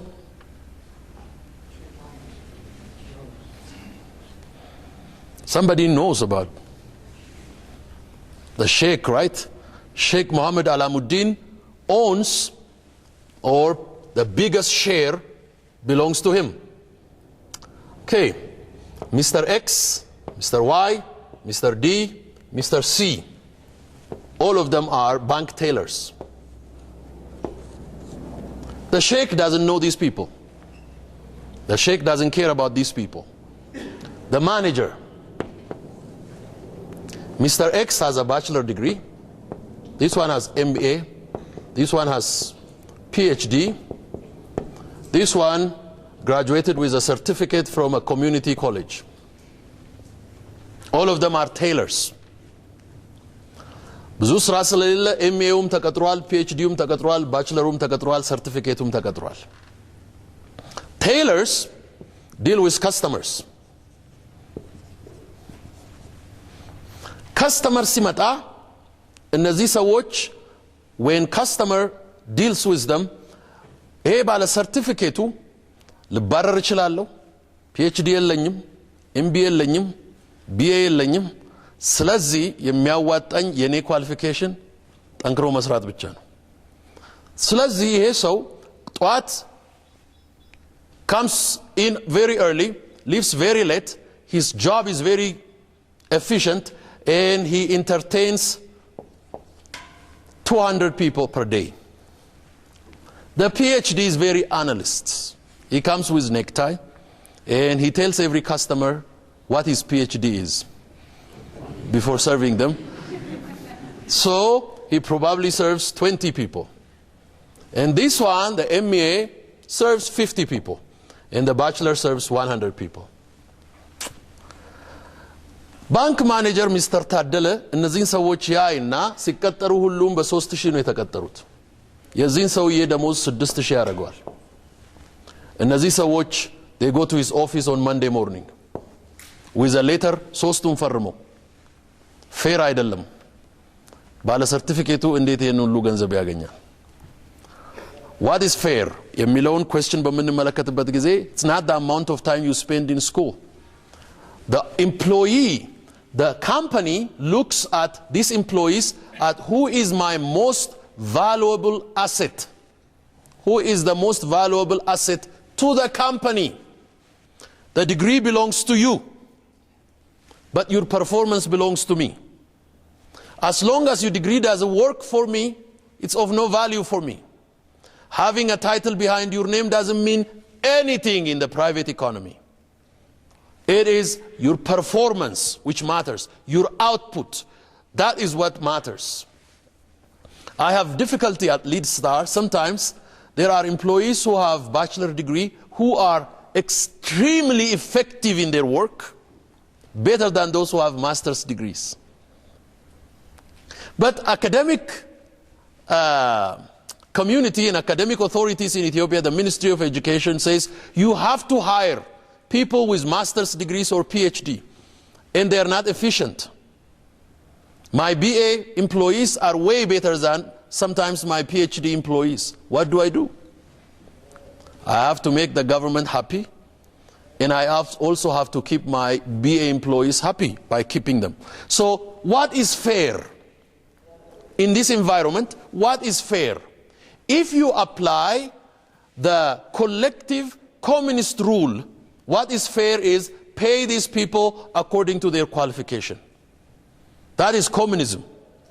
That is total collective enforcement. But the other thing, the United States, honestly speaking, I have been there for many years. Nobody cares about the amount of degree that you have. It is the amount of work that you bring to the company. The amount of energy, the amount of output that you bring to the company is what matters. Therefore, in your education, pay attention to that. Procedural justice የምንለው ምንድነው? ሚስተር ታደለ የነዚህን ሰዎች ሳለሪ አንድ ለነዚህ 3000 እነዚህን 6000 ሲያደርግ ቢሮውን ዘግቶ ደብዳቤ ለብቻው አርቅቆ ፈርሞ አትሞ ደብዳቤ ከሰጣቸው that is absent of procedural justice. አልገባቸውም ለነዚህ ሰዎች። ለዚህ ነው Monday morning ደብዳቤ ይዘው የመጡት። አራቱን ቢሮ አምጥቶ ደርድሮ Mr. C with his certificate is serving 200 customers. You, Mr. PhD, you are serving 20 customers. What do you think is fair? ይህ ሰውዬ መከራውን እያየ ይህን ሁሉ ለእኛ ፕሮዳክት ካደረገ ሳለሪውን ኢንክሪዝ ልናደርግ ነው። ምን ይመስላችኋል? Fair, transparent, clear. Procedural justice means explaining your action while you are doing it so that it can be very transparent, participatory, and it will not create a fireback phenomena. That is what we call procedural justice. Distributive justice is look at these people. Their compensation or their salary should be a balance between input and output. Salary measured የሚሆነው is between input and output. How much does a person input and how much output does a person produce? Therefore, salary is going to be calculated with the fairness of input and output. Your distributive justice. ለምሳሌ unfair የሚባለው ሚስተር ሲ ይሄን ሁሉ ኢንፑት እያደረገ ይሄንንም ሁሉ አውትፑት እያመጣ ሚስተር ዲ እቺን የምታክል ኢንፑት እቺን የምታክል አውትፑት ካመጣና ደሞዙ ምንም የማይሻሻል ከሆነ ምንም ለውጥ የማይደረግ ከሆነ Mr. C will compare himself with Mr. D and he will start to minimize his input and his output. That will be negative or demotivational. So rather than decreasing the amount of input and decreasing the amount of output, which has a negative impact on the company, so what you think is, in what way can we have fair distributive justice and fair procedural justice in company compensation and in company motivation? ግልጽ ነው አይደለም? So you understand organizational justice now. Very well. Let's I don't know how we can proceed because you are not seeing some of the things that I would like to share, but I would like to go to change management. There are a lot of things that need to be covered in organizational design. በዚህ ውስጥ አንድ ማለፍ የማልፈልገው አንድ ፖይንት ወደ change management ከመሄዳችን በፊት in organizational management እስካሁን ቲዮሪዎችን አይተናል፣ ስለ ሞቲቬሽን አይተናል፣ organizational learning የሚል አላየንም። ኦርጋናይዜሽናል ለርኒንግ አንብቡት እናንተ። አንድ ግን ኮመንት ማድረግ የምፈልገው is organizational culture. Write that down. ይሄ ኦርጋናይዜሽናል ካልቸር የሚባለው ሌላ በጣም በጣም በጣም በጣም በጣም ወሳኝ ፖይንት ነው። ኦርጋናይዜሽናል ካልቸር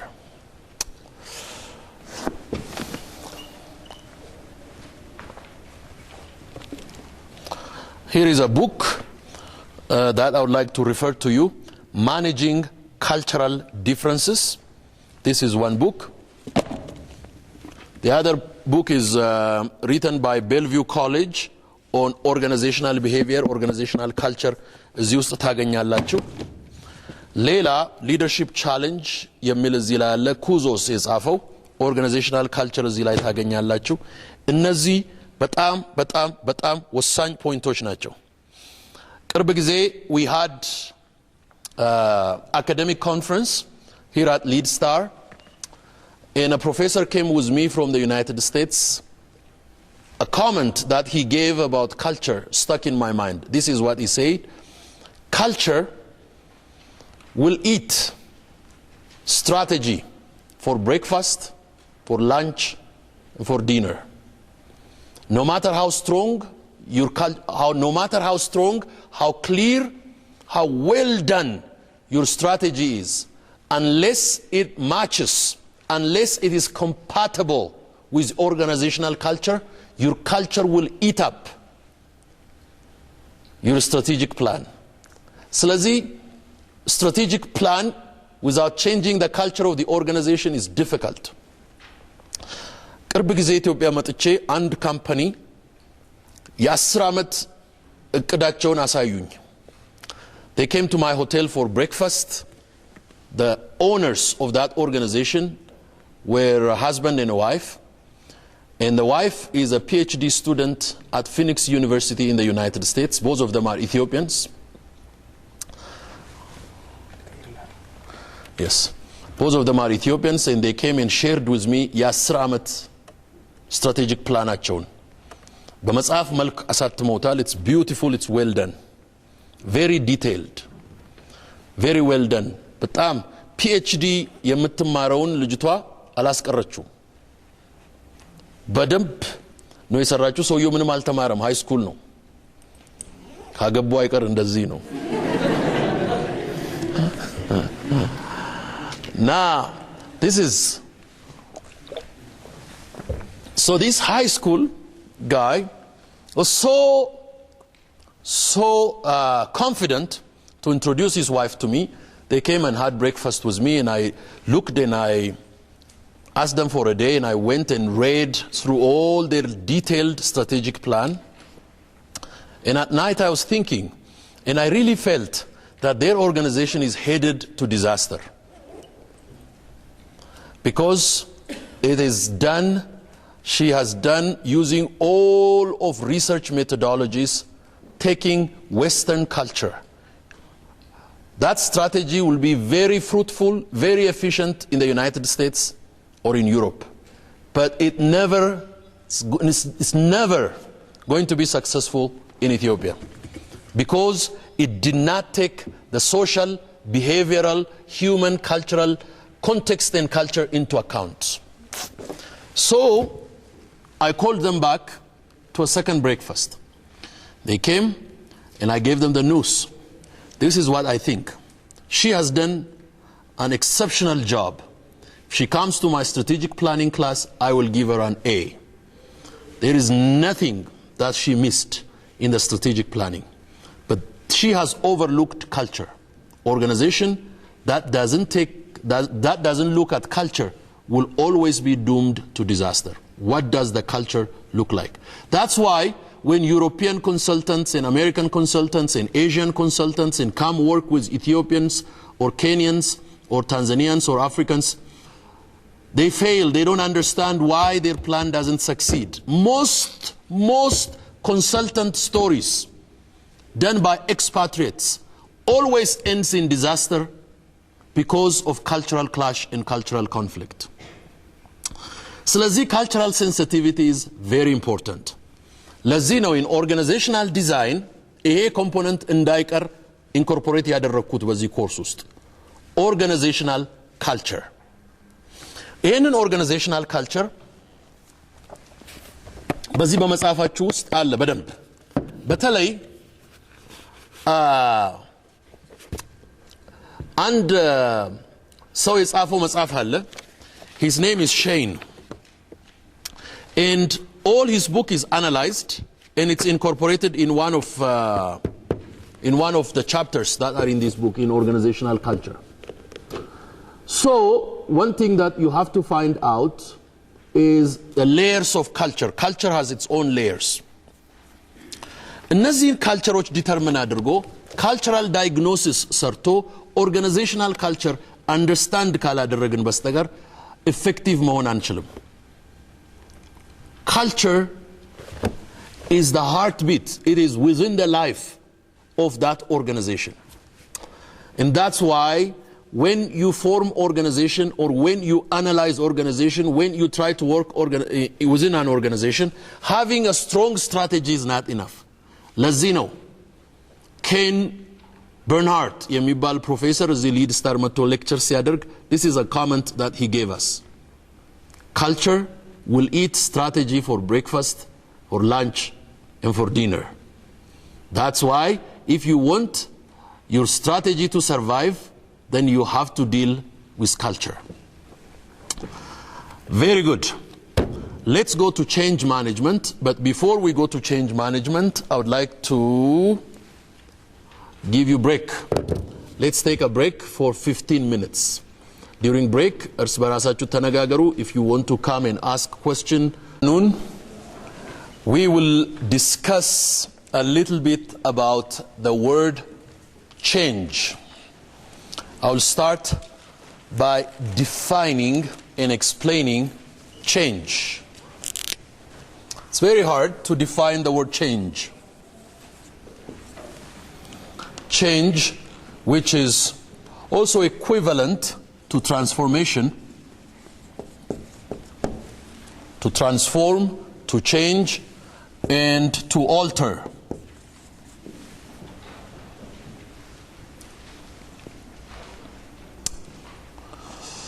Change from what to what የሚለው በጣም critical ነው. Change always has two PDs. አንተና ይሄን ወደ ሴንተር ሙቭ ማድረግ ይቻላል እንዴ? Pillar number 2. Fundamental pillar. Technology.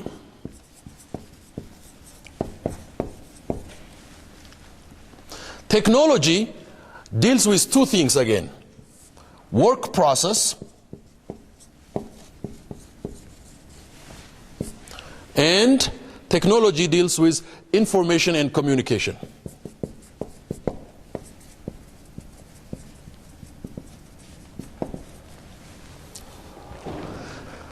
Technology ዓለምን ለውጧል. The world is now different. We live in a different world. We live in a completely different state of existence. The coming jobs war የሚለው ይሄ መጽሐፍ is preparing the global community, the international society for the next job market, for the next job environment. This coming global job is dependent totally on your versatility and on your capacity in managing and using technology. Lela, one of my favorite books ever. ካነበብኳቸው መጽሐፎች በጣም አንዱ የምወዳቸው ይሄ ነው. It's written by Thomas Friedman. It says the world is flat. ድሮ the world was not flat. The world was hierarchical. There was first world, third world. And this was a vertical relationship. First world used to dominate third world. Third world ማለት እነማን ናቸው? እነ ቻይና እነ ኢንዲያ ናቸው የነበሩ. Today there are no more third world. Today they are one of the strongest economies. If you take India, it's probably the 10th, 11th, 12th largest GDP in the world. But GDP ከቆጠራችሁ GDP-ያቸው ከዓለም 11ኛ 12ኛ ነው India. በPPT በሚባለው purchasing power parity, PPP በሚባለው purchasing power, they're the third. Their purchasing power is number 3 in the world. Take China. Used to be the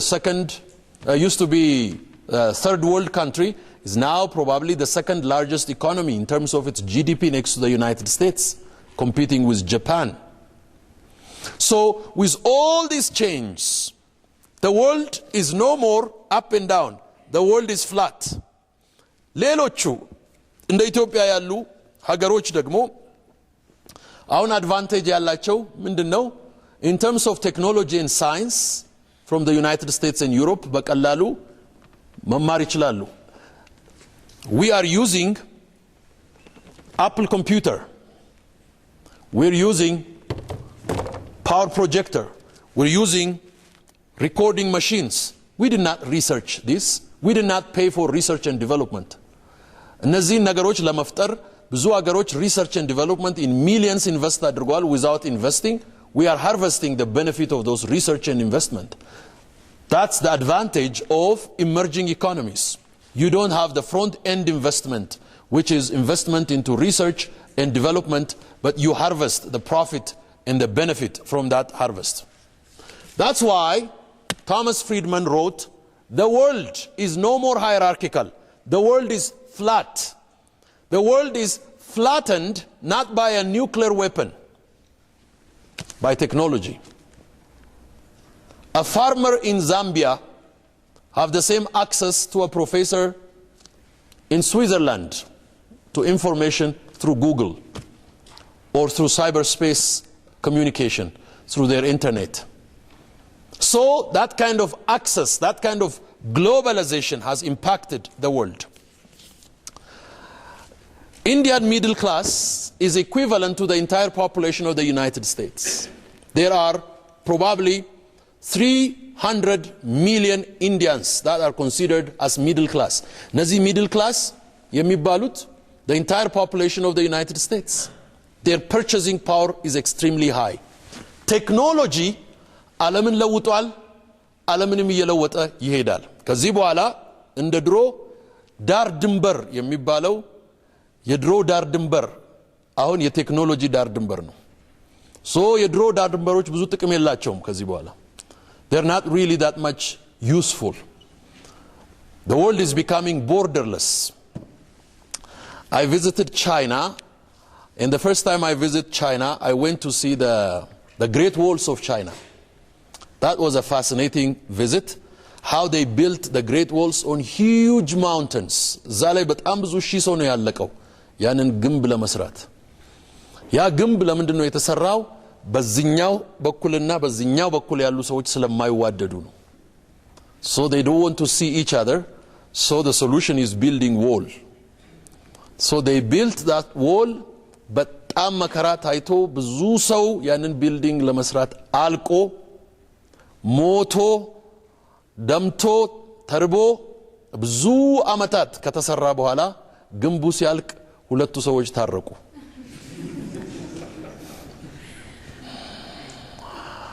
ስለዚህ ግንቡ ስራውን ሳይሰራ ሙዚየም ሆኖ ቀረ ማለት ነው። Now the world is becoming like that. Borders are becoming useless. Whether you build a huge wall or not, people are not meeting over the walls, over our buildings. Technology has unified people. Technology has done that. Military science, but science and technology altadaggafa military science, but ብዙ ሺህ ሰራዊት ማሰለፍ, it's becoming useless and meaningless. Warfare is becoming highly technological.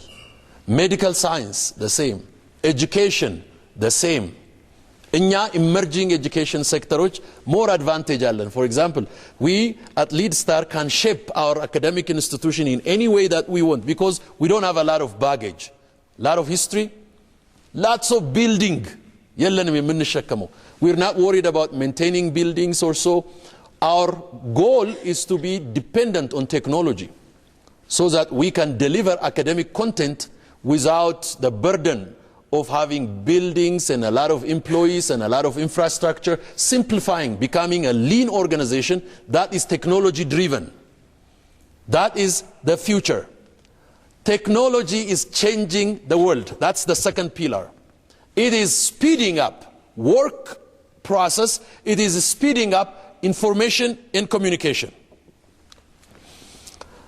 ስብሰባ እያካሄድክ ሌላ ስብሰባ በቴክስት ሊካሄድ ይችላል. You are managing, but your employees are having meetings with text. They can text each other and tell each other, I disagree with him, I agree with him, and everything. So technology controls the future direction of the world.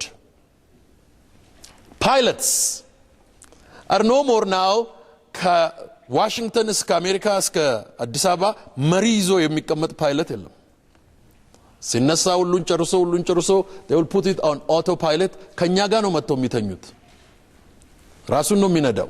አንዱ ይተኛል፣ አንዱ ይነዳል. ቴክ ኦፍ ሲያረግና ላንድ ሲያረግ ብቻ ነው. Technology is doing the job while the pilot is sleeping.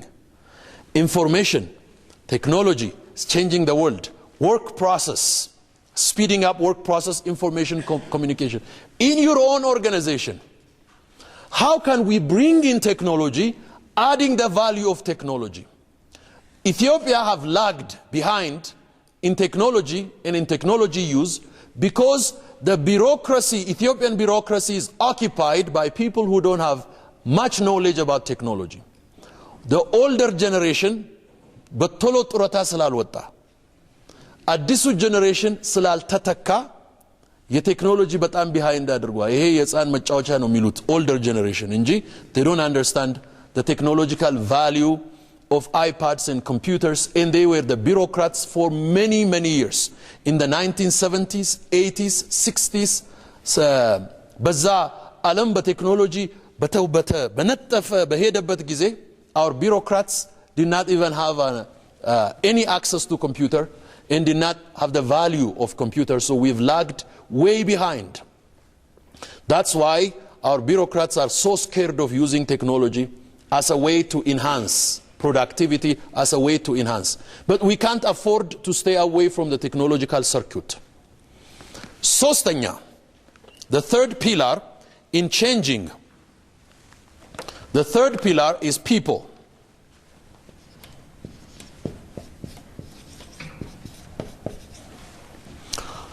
Organizational structure, technology, people. When we say people, that is human capacity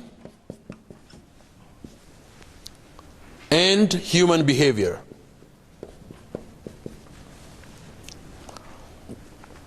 Human capacity is through education. Human behavior is through motivation and job opportunity. Human capacity is through education, and human behavior through motivation, demotivation, and creating conducive work environment. እሺ ምንድናቸው እነዚህ ሶስቱ ነገሮች? They are the critical pillars, the three critical pillars that is going to change or enhance or facilitate change. Change comes when these three pillars are in place: organizational structure, technology, and people. All right, factors of change in ደግሞ እኒ two factors of change. Simple ናቸው. The first one is external factor. The second one is internal factor. What is external factor? What is internal factor? ይህንን I will see it in two categories. ይሄ internal factor የምንለው አንዱ, let me start from external factor. External factor አንዱ ቴክኖሎጂ ነው. ቴክኖሎጂ አውቀኸው አንዱን አውቀኸው ማስተር አድርገኸው በቃ በቴክኖሎጂ ተጠናከርን ስትል ሌላ ይፈጠራል. አንዱን ማስተር አድርገኸው ዋኑን በቃ ሶፍትዌሩን አወቅነው ሰለጠን ደረስንበት ስትል ሌላ ይፈጠራል. So what is technology? It's an external factor that is impacting your work from outside. So how does technology affect your work? In two ways. One is it is called internalizing factor, internalization, and access to information. Internationalization የምንለው it creates a global connection. It enhances your global connectivity. Your global connectivity. And then it will give you access to information. The second external factor is government.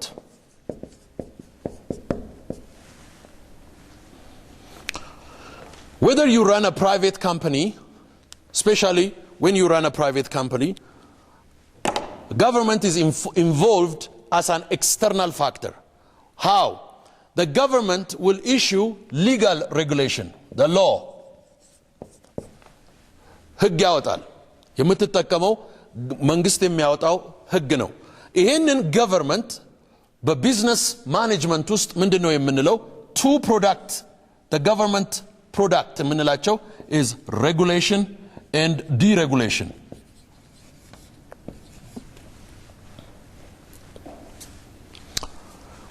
ሁለቱን በባላንስ ካልተያዘ they may have a positive and a negative effect.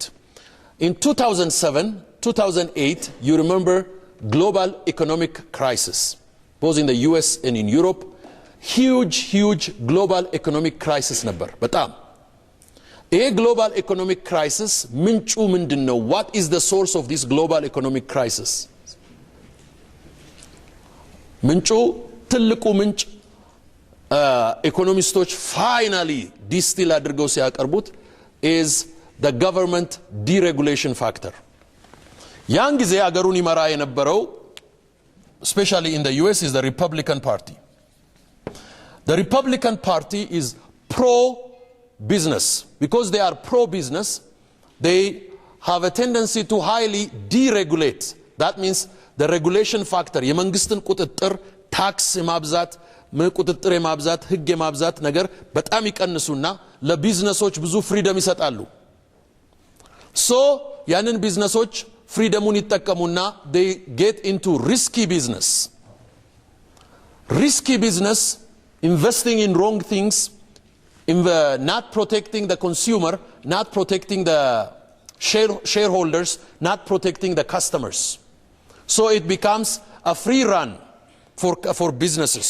So at that time, the economic collapse may happen. The biggest victims are the employed, labor work, poor.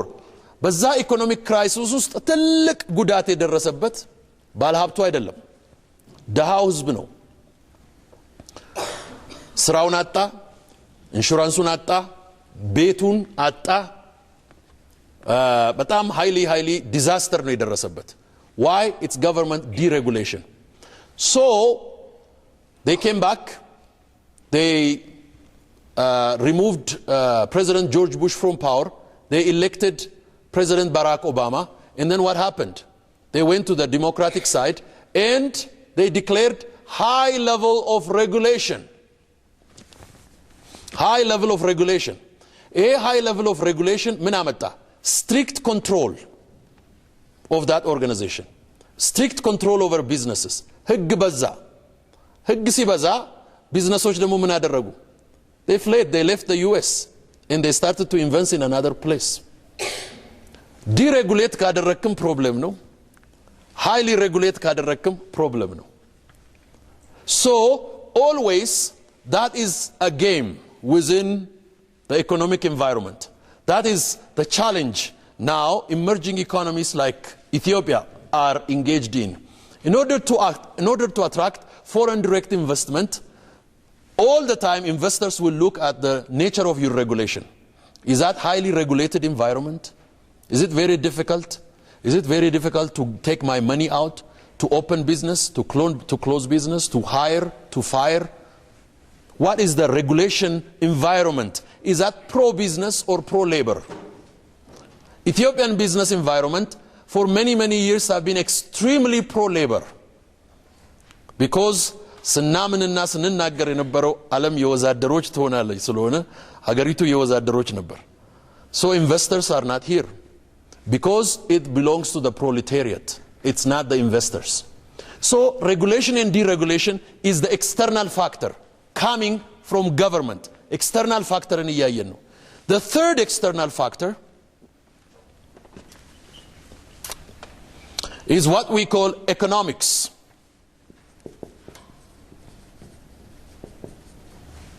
economics this economics is the up and down effect in the global impact economics will always go up and down up and down up and down so this up and down wave this zigzag wave or approach of global economics local economics national economics will always impact your company one way or the other therefore that is another external factor let's look at internal factor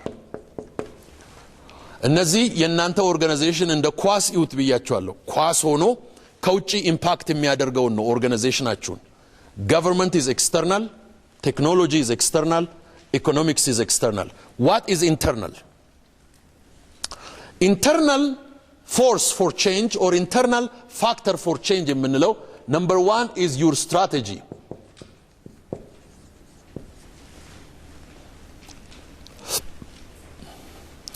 your strategy will determine two things one your strategy will give you your internal structure and your strategy will also give you your operational methodology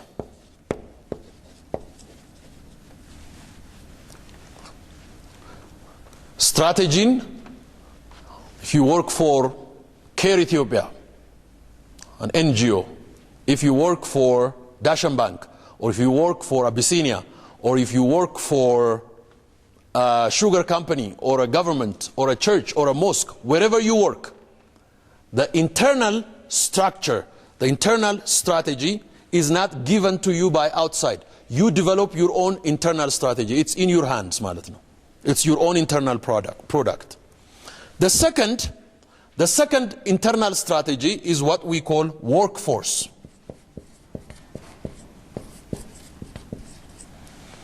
workforce means your own employees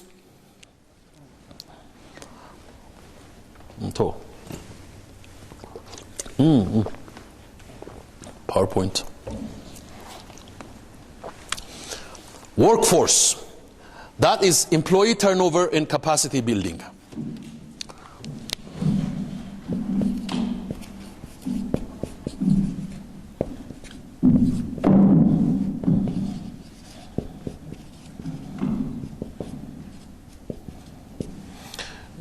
employee turnover and capacity building employee turnover and thank you employee turnover and capacity building የምንለው you know what employee turnover means like how long do you keep your employees satisfied በየቀኑ ሰራተኛ የሚባረርበት መስሪያ ቤት ሰራተኛም አይወደውም ከስተመርም አይወደውም እነዚህ ስቴብል አይደሉም ይባላል በየቀኑ ሰራተኛ የሚባረርበት so minimizing your employee turnover is another factor to attract your sustainable customer base so that's what we call employee turnover rate that is your internal factor እሺ now ትንሽ ቲዮሪ እንመልከት ፈጠን እንበልና ስለምንጨርስ ቲዮሪዎችን እናያለን origin of change management ከየት ነው የመጣው change management ለምንድን ነው ያስፈልገው ይሄ ቲዮሪ where does it come from it's change management comes as a result of two things one change management came it's it's a recent science ነው በጣም የቆየ ሳይንስ አይደለም change management started in 1950s now here change management as a science it's a result of changing technologies የቴክኖሎጂ መለዋወጥ industry machine cars travel this changing industry Change management, the other thing, is based on different management styles. Management styles መለዋወጥ ጀመሩ. People started not to be too much dependent, yes. Less and less dependent on one stagnant management style. Alternatives የሚባሉ ነገሮች መፈጠር ጀመሩ. Alternatives, options.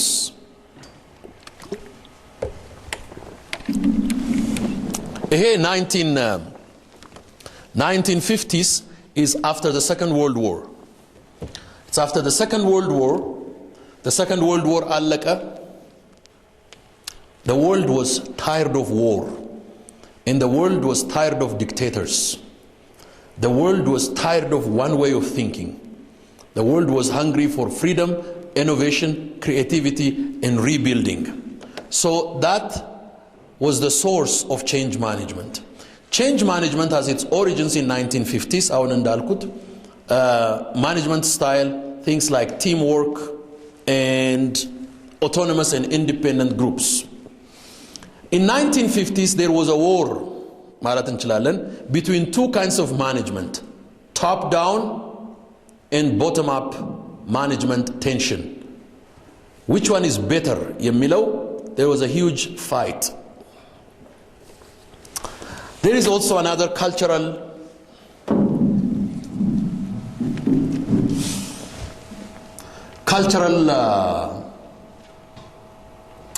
distinction here, top down and bottom up. Top down give a lot of responsibility to the top management and less control to the lower class, and bottom up gives more freedom and more control to the lower employees and less power to the top management. Which one works in Ethiopia? Which one? Yes? Yes, Mulugita.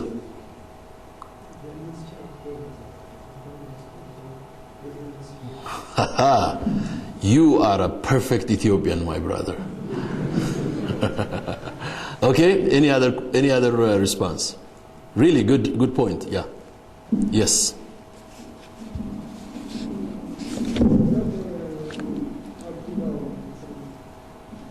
So that's what works in Ethiopia. Up to down, top down. Is that what you recommend? Is that what you think is good for Ethiopia? Which one is good for Ethiopia? You think bottom up is good for Ethiopia. So if you give more freedom and less control, በፈለጋችሁት ሰዓት ግቡ ዋናው ፕሮዲዩስ አድርጉ ብትል ለኢትዮጵያውያን, do you think they will do it? You are in charge. ምንም አለቃ ምናምን አያስፈልግም፣ ድሮም አበዛ ነው. Do you think that will be productive? Giving them independence. Now here bottom up የሚባለው, for example, it's becoming very very used in the US. A lot of people work from home. Office building የሚባል ነገር useless እየሆነ ነው. Office building. I work in an organization that does not have an office, for example. I have a great secretary. She's wonderful. She has my password. She reads my email, answers my email, updates my Facebook. She has my credit card. She books my flights. She books my hotels. She's in charge of everything. She looks at my calendar. So why do I go to office? What's the use of going to office? To sit there and read my email? For a meeting, we can do electronic meeting. We do all our meetings on our computer. We do communication through computer. We make decisions. We take care of issues. We resolve problems through computers. Why? The organization trusts us. And we are working as responsible employees. Give that kind of freedom to others. Do you think you will get the result now at this culture, at this moment? So, if top down is bad, if bottom up is not practical, what is the best solution? Let's get deeper into the material. Top-down organizations are characterized by relatively low influence of subsystems. What does this mean? እያንዳንዱ ኦርጋናይዜሽን በውስጡ ሁለት አይነት ሲስተም አለው። One is what we call the meta system or the macro system, and the second is the middle system or what we call the meso system. The third is what we call the sub system or the micro system. Write this down. These three systems በእያንዳንዱ ኦርጋናይዜሽን ውስጥ ይገኛሉ። human resource ሊሆን ይችላል፣ accounting system ሊሆን ይችላል፣ financial flow, budget control, employing and hiring, employee recruitment, capacity building, whatever the case is, there are systems within your organization. The mega system or the macro system is the overall strategic direction, the legislation, the policy, the activities that is designed to take your organization forward. Overall system ነው። ይሄንን for example የኢትዮጵያን 5 ዓመት እድገትና ትራንስፎርሜሽን እቅድ አለ። በጣም huge ነው ይሄ 5 ዓመት እቅድ። ይሄን ትልቅ እቅድ ስንሰባብረው በሚድል ሌቭል አለ the middle system. ይሄ ሜጋ ሲስተሙ let's say just for the sake of totally አላውቀውም ብዙ አላጠናውትም አላውቀውም just እንደ ኤግዛምፕል ነው የምወስደው ከተሳሳትኩ ኮሬክት ታደርጉኛላችሁ። ሜጋ ሲስተሙ overall ሲስተሙ is controlled by the prime minister office እንበል. That is driven by the prime minister's office. It looks at the overall national strategy. ሚድል ሲስተሙ በእያንዳንዱ ሚኒስተርስ ኦፊስ የቱሪዝም ሚኒስተር፣ የጤና ሚኒስተር፣ የትምህርት ሚኒስተር፣ የንግድ ሚኒስተር ይባልና በየሚኒስተሩ ይሰባበራል። ይሄ በእያንዳንዱ ሚኒስተር ስር ደግሞ ያለው በሰብ ሲስተምስ ደግሞ በተለያዩ ቢሮዎች በዳይሬክተሮች የሚመሩ ቢሮዎች ደግሞ ሰብ ሲስተም ይኖረዋል። ይሄንን እንግዲህ እንደ ቶፕ ዳውን እና እንደ ቦተም አፕ ከወሰድን the difference between top down and bottom up እንደዚህ ነው ሜዠር የምናደርገው። የትኛው ነው ቦተም አፕ የትኛው ነው ቶፕ ዳውን ለሚለው መልሱ ሳይንቲፊክ መልሱ ይሄ ነው። which one gives more freedom to the subsystems? Write that down. A system that gives more freedom to the subsystems, a system that gives more freedom to the subsystems is what we call bottom up.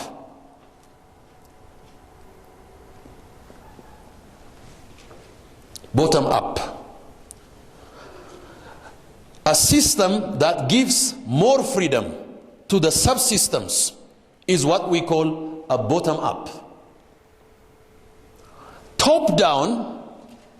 top down ማለት ፕራይም ሚኒስተሩ አዛዥ ሰብሲስተሞቹ ደግሞ ታዛዥ ማለት አይደለም። ቶፕ ዳውን ይሄ በቦተም አፕም በቶፕ ዳውንም የማይለወጥ ሪያሊቲ ነው። አንድ አዛዥ ሌላ ታዛዥ የማይለወጥ ሪያሊቲ ነው። Whether it is top down or bottom up, it is a necessary managerial practice. But the difference is top down gives less freedom and more control to the top manager. Less freedom and more control. That's the difference. ጫወታው ሜዳው እዚህ ጋር ባለው የኢንፍሉዌንስ መጠን ነው። እነዚህ ሰብ ሲስተሞች እነዚህ ጥቃቅን ግሩፖች ምን ያህል በስትራቴጂው ላይ ተጽዕኖ ማምጣት ይችላሉ የሚለው ነው። ተጽዕኖ ለማምጣትስ ምን ያህል የተመቻቸላቸው ነው? በገንዘብ በለውጥ በአቅም ግንባታ በምናምን በተለያየ ሲስተም how much freedom, how much creativity, how much willpower, how much space do they have to influence the mega system? So that is how you measure top down and bottom up. Looking at the subsystem, at the subsystems that is within the organization. እሺ ይህንን ካየን there are examples. You remember BPR, business process re-engineering. Is BPR a top down or a bottom up? It's the one as the best example of top down. Why? Business process re-engineering የሚባለው process top down ነው። ቢዝነስ ፕሮሰሱን ማን ነው ኢንጂነር ያደረገው? ማን ነው ዲዛይን ያደረገው? ማን ነው ኮንትሮል ያደረገው? It is a report system that it is re-engineered that you have to report regularly the output of your business performance. On the other side ደግሞ ሌላ ኮንሰፕት ደግሞ አለ. The concept of BPR is aimed at change concerning quality, service, cost, and processing time. The core idea is process orientation. BPR takes two things into consideration: strategy creation and process creation. Strategy creation, process creation. The key word is creation. When it comes to creation, the question that you have to ask, who is the creator? The creator controls. So in BPR, top down ነው የምንለው, business processing redesigning is controlled as a top down approach. On the other side, BPR aims at radical redesign of enterprise strategies for essential enterprise process. The best example of bottom up ደግሞ Kaizen ነው. Kaizen deals with lean management. You remember Kaizen is a Japanese word meaning improvement or change for the better. Kaizen focuses on continuous improvement of operational processes of organization to maximize productivity. Kaizen believes that there is no actual status that is good enough to be kept. Kaizen is continuous improvement. Continuous improvement. That's why we have products like Toyota. Continuous improvement, continuous design, continuous improvement. Kaizen refers to continuous improvement of all functions and involves employees from the executive board to the assembly line worker. ማን ነው ያንን improvement የሚያመጣው? All employees ከቶፕ ማኔጅመንት እስከ ላይን ወርከር በፋብሪካ ላይ እስከሚሰራው ሰራተኛ ድረስ ሁሉም በአንድነት their goal is to bring continuous improvement or Kaizen. So in bringing this Kaizen, everybody participates. That's why it is called a bottom-up approach. All right. Principles of lean management: gradual approach, group orientation, own responsibility, constant feedback at lower level, long-term orientation. Okay. ስለዚህ change ለማምጣት ሁለቱንም. One of the interesting experiment in Ethiopia is Ethiopia has adapted both BPRም Kaizenም at the same time, which was really a big ከታችም ከላይም የሚመጣ የለውጥ እንትን ነው ማለት ነው። BPR ትልቅ የቢሮክራሲ ለውጥ ያመጣል። Kaizen ትልቅ የፕሮዳክቲቪቲ ለውጥ ያመጣል። One changed the bureaucracy, the other one changed the productivity. Together from bottom and from the top, you squeeze and then you create a new transformational society. That was a brilliant approach. Comparing top down and bottom up. Bottom up የሚባለው possibility of adapting the evolutionary progress and participatory change, top-down, straightforward attempt of comprehensive change by focusing on the central process. Okay. And theory ጨምርላችሁና አምሯችሁ ሳይደነዝዝ እለቃችኋለሁ, because I've been lecturing to you too much. So let's bring it down to the end result. Understanding organizations that are ready for change. እንዴት ነው አንድ ኦርጋናይዜሽን ለለውጥ ሬዲ ነው ወይም ሬዲ አይደለም የሚባለው? ወደፊት ኤምቢያችሁን ከጨረሳችሁ በኋላ አንዳንዶቻችሁ ኮንሰልታንት ልትሆኑ ትችላላችሁ። የሊደርሺፕ ኮንሰልታንት፣ ቢዝነስ ኮንሰልታንት ልትሆኑ ትችላላችሁ። እና last time I came, we flew from Washington to Addis with Dr. Eleni, and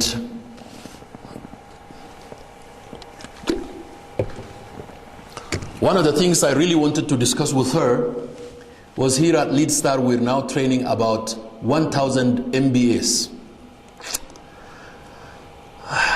These 1,000 MBA students are going to filter into the economy of Ethiopia. And 1,000 is a very small number for a country like Ethiopia.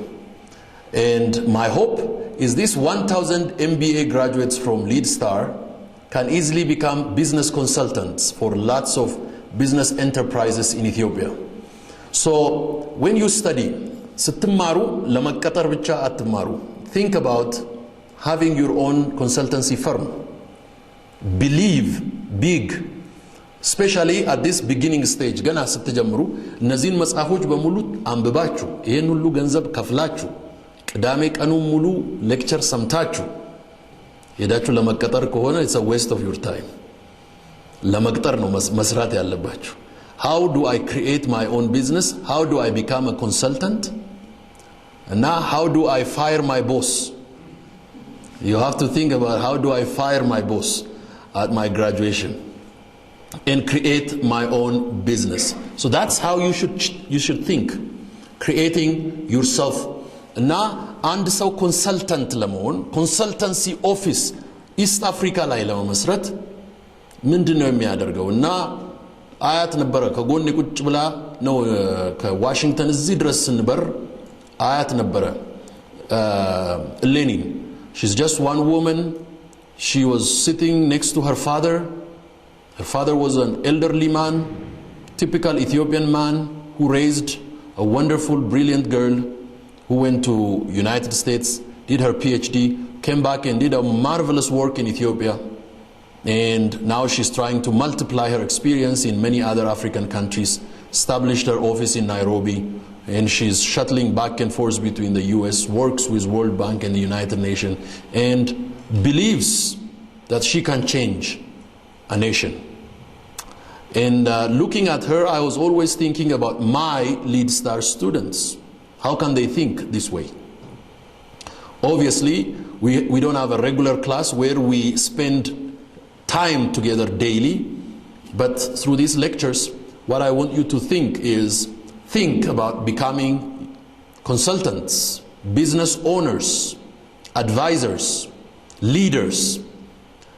Whatever you believe in, you can be.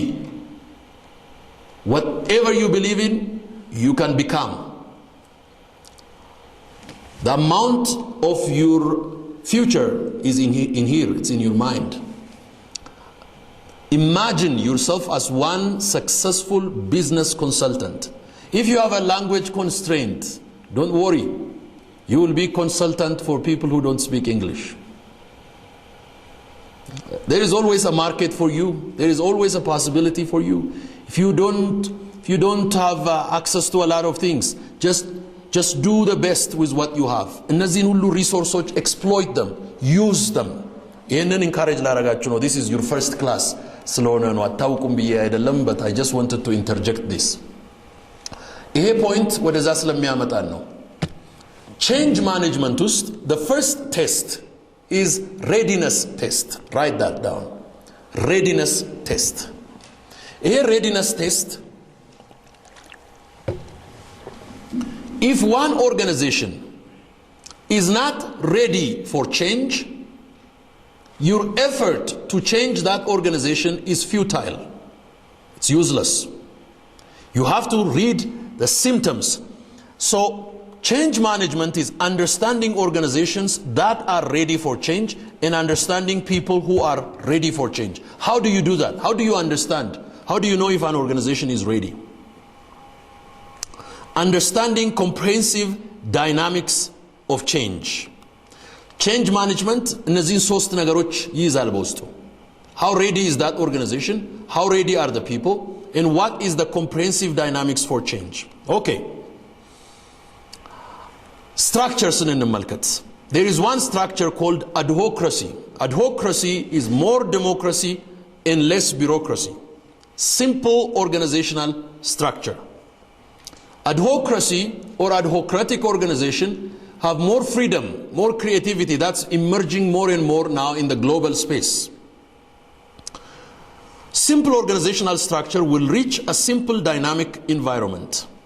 Complex dynamic environment needs a simple structure. For a complex dynamic environment, adhocracy will be needed.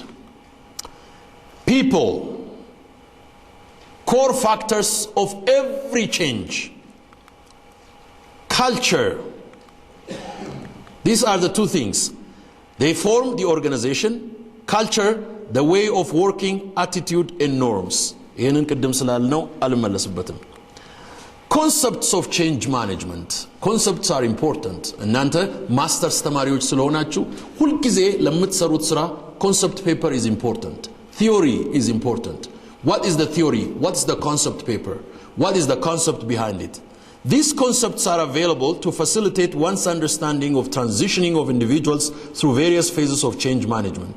These concepts are there to strengthen organizational development initiatives in both government and corporate sectors. Very interesting concepts. አምስት ኮንሰፕቶች አሉ እነሱን ሰጣችኋለሁ. ኦኬ እንዳይደክማችሁ ስትሬች አድርጉ. Theory. Lewin change theory ምንድነው? ሶስት ስቴጅ ነው ያለው. ምንድነው? እንዴት ነው change የምታመጣው ይላል ሉዊን. 3 stage.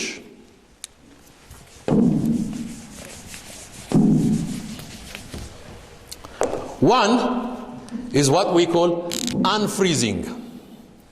ይሄ frozen የሚባል እንትን ኮምፕሊት ሰርክል ለማምጣት ፍሪጅ ውስጥ ፍሮዘን የሆነ ስጋ ፎር ኤግዛምፕል የስጋ ጥብስ ለመብላት ፍሪጅ ውስጥ ያስቀመጥኩትን ስጋ ማውጣት አለብኝ. ምንድነው የኔ ጎል? ስጋውን መጥበስ ነው. ይሄ you take the meat out and freeze it. Then በመጥበሻ ላይ you change it. ስጋ ነበረ አሁን ጥብስ ሆነ. የቀረውን ስጋ ያልተጠበሰውንም ስጋ የተጠበሰውንም ስጋ የተረፈውን ስጋ ምንድነው የምናደርገው? እንደገና ምንድነው የምናደርገው? We freeze it. The first one is unfreeze, change and freeze. That is ስጋን ተጠቀምኩ. Let me use revolution. Some 4, 5, 6 years ago, who was the president of Egypt? President Hosni Mubarak, right? And there was a revolution. That revolution was unfreezing. How many years did Hosni Mubarak rule? Almost 4 decades. For a long time. ይሄ በጣም ተረጋግቶ ብዙ አመት የገዛውን ስርዓት ምን አደረጉት? unfreeze አደረጉት. To do what? To change. But the problem is መልሶ ማረጋጋት አልቻሉም. They couldn't freeze it. ትዝ ይላችኋል ኢህአዴግ ወደ አዲስ አበባ ሲገባ የመጀመሪያው አዋጅ ምን የሚል ነበር? ትዝ ይላችኋል? ሰላምና መረጋጋት የሚል ነው. You change and quickly do what? freeze. That is the stage. Unfreeze, change, freeze. Those are the 3-stage change theory. Change ለማምጣት unfreeze ሳታደርግ change ማምጣት አትችልም። ስለዚህ ምንም ሳትነካካ ምንም ሳትገለባብጥ ምንም ሳትረብሽ ምንም ሳታተረማምስ ነውጥ ሳይኖር ለውጥ ሊመጣ አይችልም። So the first part is creating that unfreezing factor is important. Once you create the unfreezing factor, you change unless you quickly freeze it. Perpetual change is not good. የማያቋርጥ አብዮት ሁልጊዜ ሶማሊያ ነው ማለት ነው። ሲያድ ባሬ ተለወጠ፣ የለውጡ ውጤት እስካሁን አልታየም። አሁን ትንሽ ትንሽ ይሻላል እንጂ። So it's a constant turmoil is not good. Whenever there is a constant turmoil, for example, now there is a meeting going on in Egypt. That's an economic forum. Egypt unfreeze ሳያደርግ በሆስኒ ሙባረክ ጊዜ በየአመቱ ቢያንስ 13 ቢሊዮን ዶላር በኤፍዲአይ ያመጣሉ። ፎሬን ዳይሬክት ኢንቨስትመንት 13 ቢሊዮን ዶላር። በለውጡ መጥቶ ሲረበሽ 13 ቢሊዮን ዶላር ወደ ስንት ነው የወረደው? 2 ቢሊዮን ዶላር። Their economy collapsed. They got a new president, but no money. እስካሁን ተሻሻለ ቢባል የደረሰው 4 ቢሊዮን ነው። 13 ቢሊዮን ለመድረስ በጣም it will take them a long time. Now they have created a global economic forum. There is a meeting going on now in Egypt as we speak today. Going on.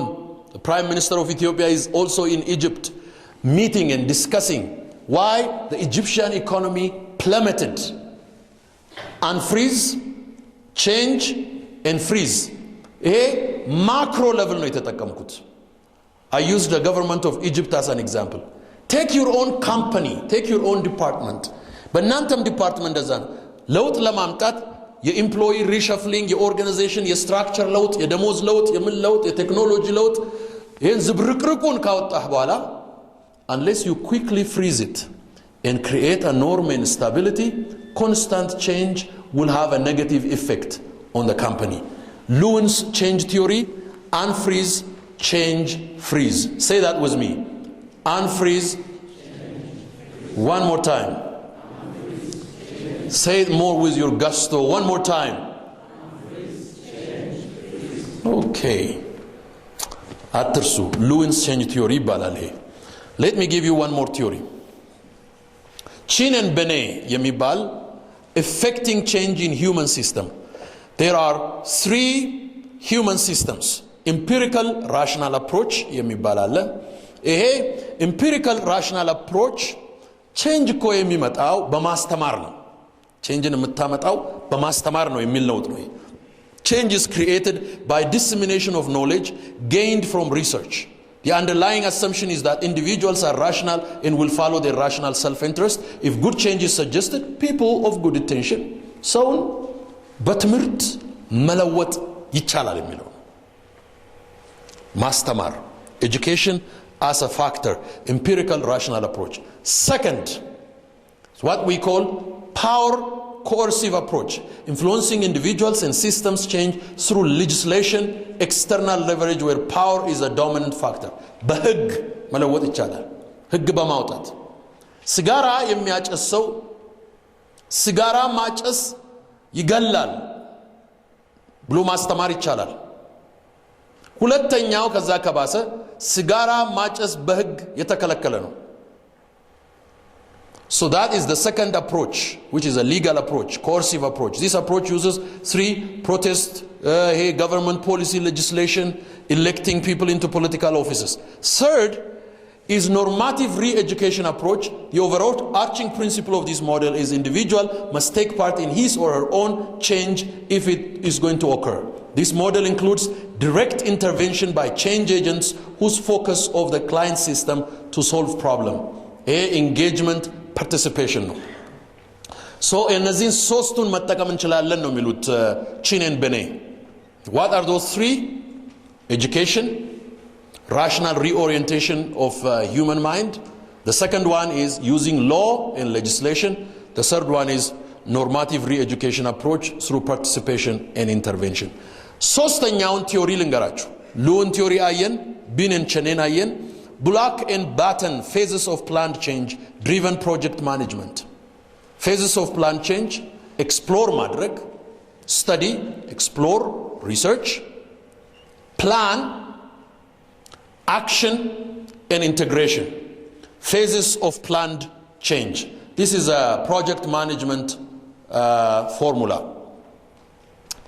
Baykard and Harris change formula gives us some kind of a mathematical approach.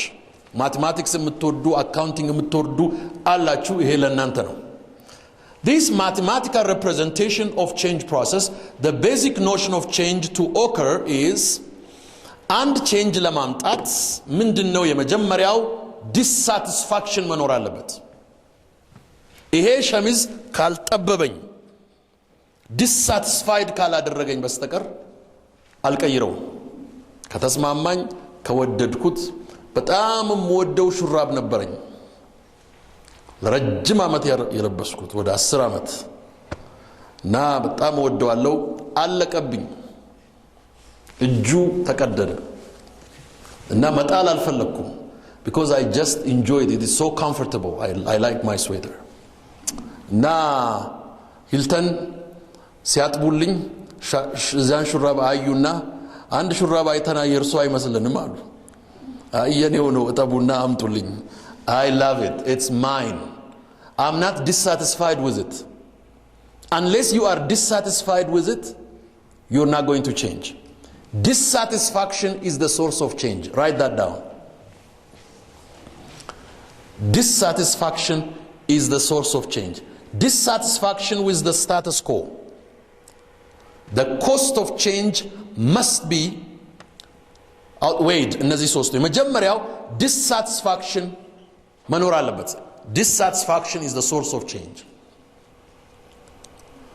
Dissatisfaction የምትጠጡት ውሃ፣ የምትበሉት ምግብ፣ የምትኖሩበት አገር፣ የምትሰሩት ስራ dissatisfied ካላደረጋችሁ you're not going to change. If you're satisfied, why do you change? Everything is good, everything is fine, we're enjoying. The second is the desirability of the proposed change. Desirability of the proposed change. Third is the practicality of change. Ishi. What is the formula?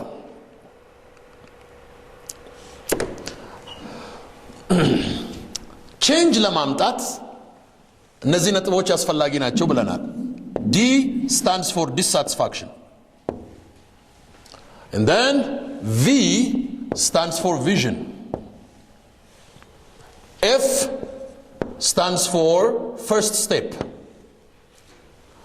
R stands for resistance. Now change ነው የምትፈልጉት። change ለማምጣት ቢሮ ሰዎችን ሰብስባችሁ ይሄ የቢሮ ስትራክቸራችን አሰራራችን የተመቸ አይደለም፣ dissatisfied የሆንባቸው ምክንያቶች ቴክኖሎጂው ዊክ ነው፣ ኦፊስ ኤንቫይሮንመንቱ የተመቸ አይደለም፣ ሌጂስሌሽኑ አያሰራም፣ በጀቱ በቂ አይደለም፣ productivity low ነው.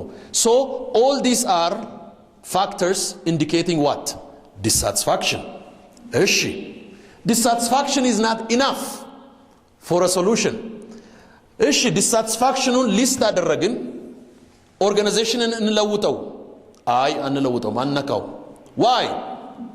What is the vision? ወደ ምንድን ነው የምንለውጠው? ለውጥ ለማምጣት dissatisfactionን ሊስት ማድረግ ብቻ በቂ አይደለም. And then you create the vision for it. Vision must be completely different. This is where you are, this is where you are going to be. The vision. Now እሺ ቪዥኑም ጥሩ ነው፣ dissatisfactionum ገብቶናል። መቼ ነው የምንጀምረው ነገሩ? መቼ ነው ለውጡን የምናመጣው? What is the first step? Okay, first step አለ። Always there will be resistance, a force that resists change. Now, what is the formula? In order to bring change, dissatisfaction multiplied by vision multiplied by first step must be, this force must be greater than resistance. Then you will have change. Dissatisfaction multiplied by vision multiplied by first step must be greater than change. That way you can have what we call change. If your dissatisfaction multiplied by vision multiplied by first step is less than resistance, then no change.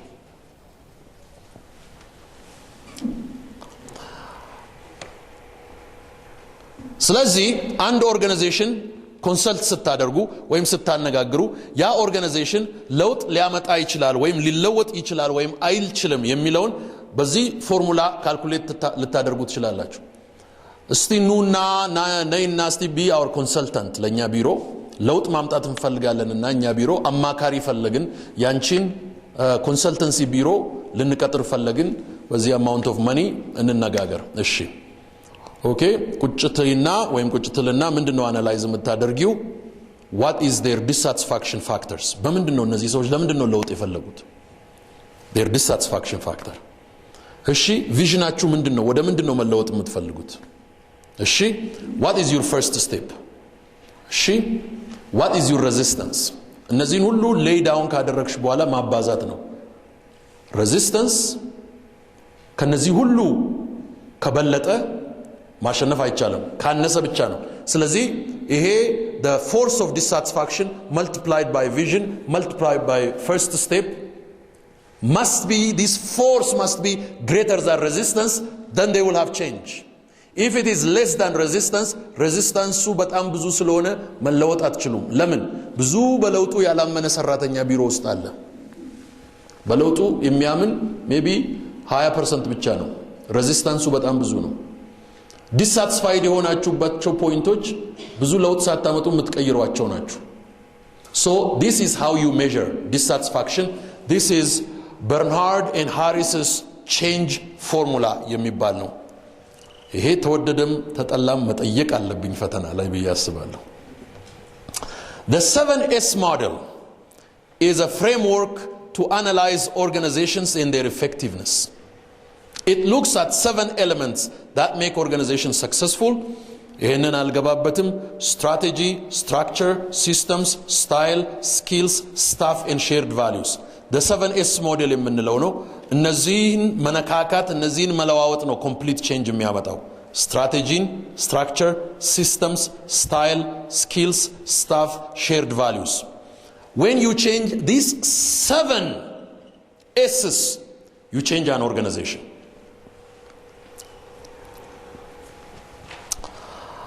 Okay, how are we doing? Do you have energy for one more point? One more point? Good. I promise I will finish with this part. Change process in the Gmunni. Change conceptoችን አምስቱን ቲዮሪዎች አይተናል። Change definition አይተናል። ፕሮሰሶችን እንይ።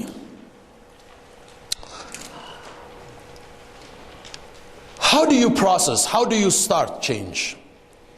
Bottom up change, top down change, initiating change የሚባለው ነው።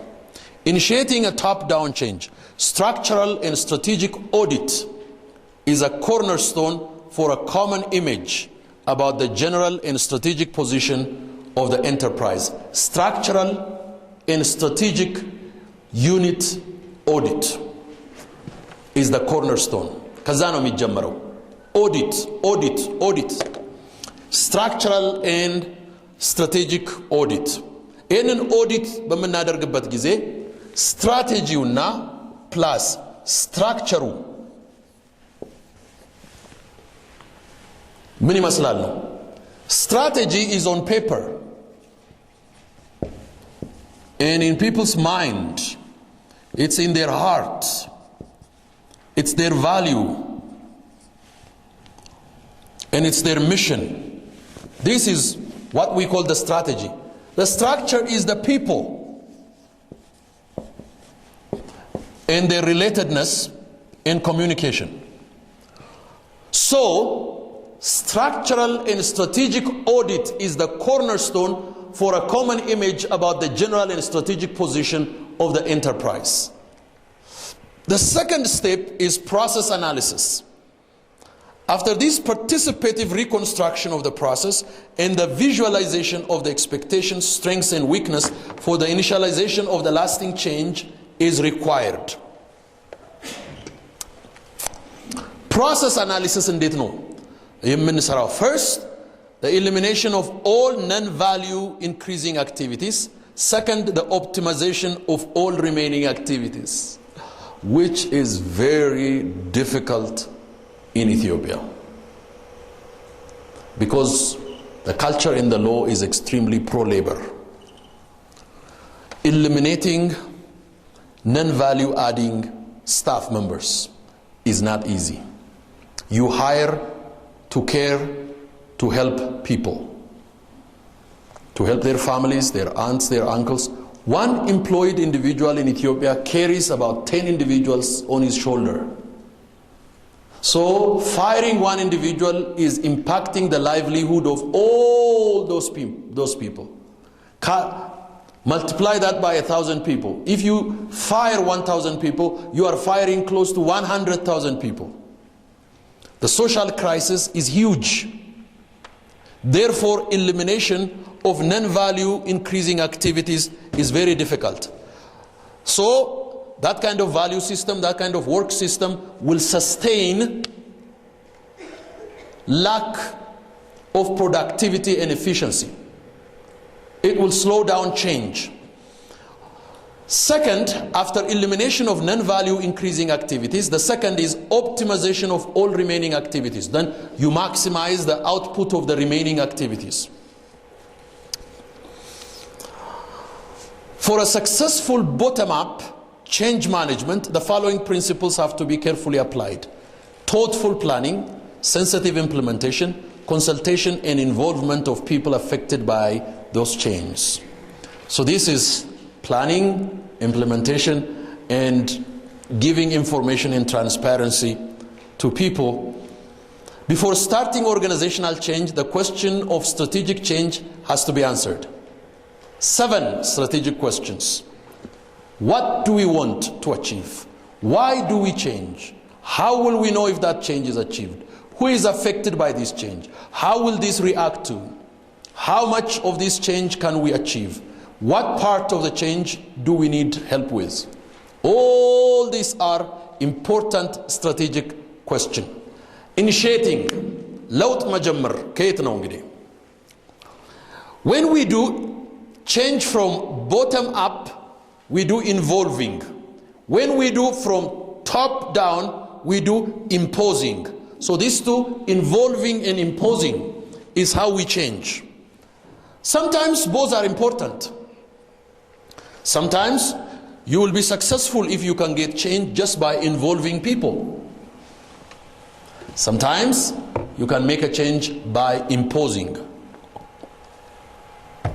By imposing people.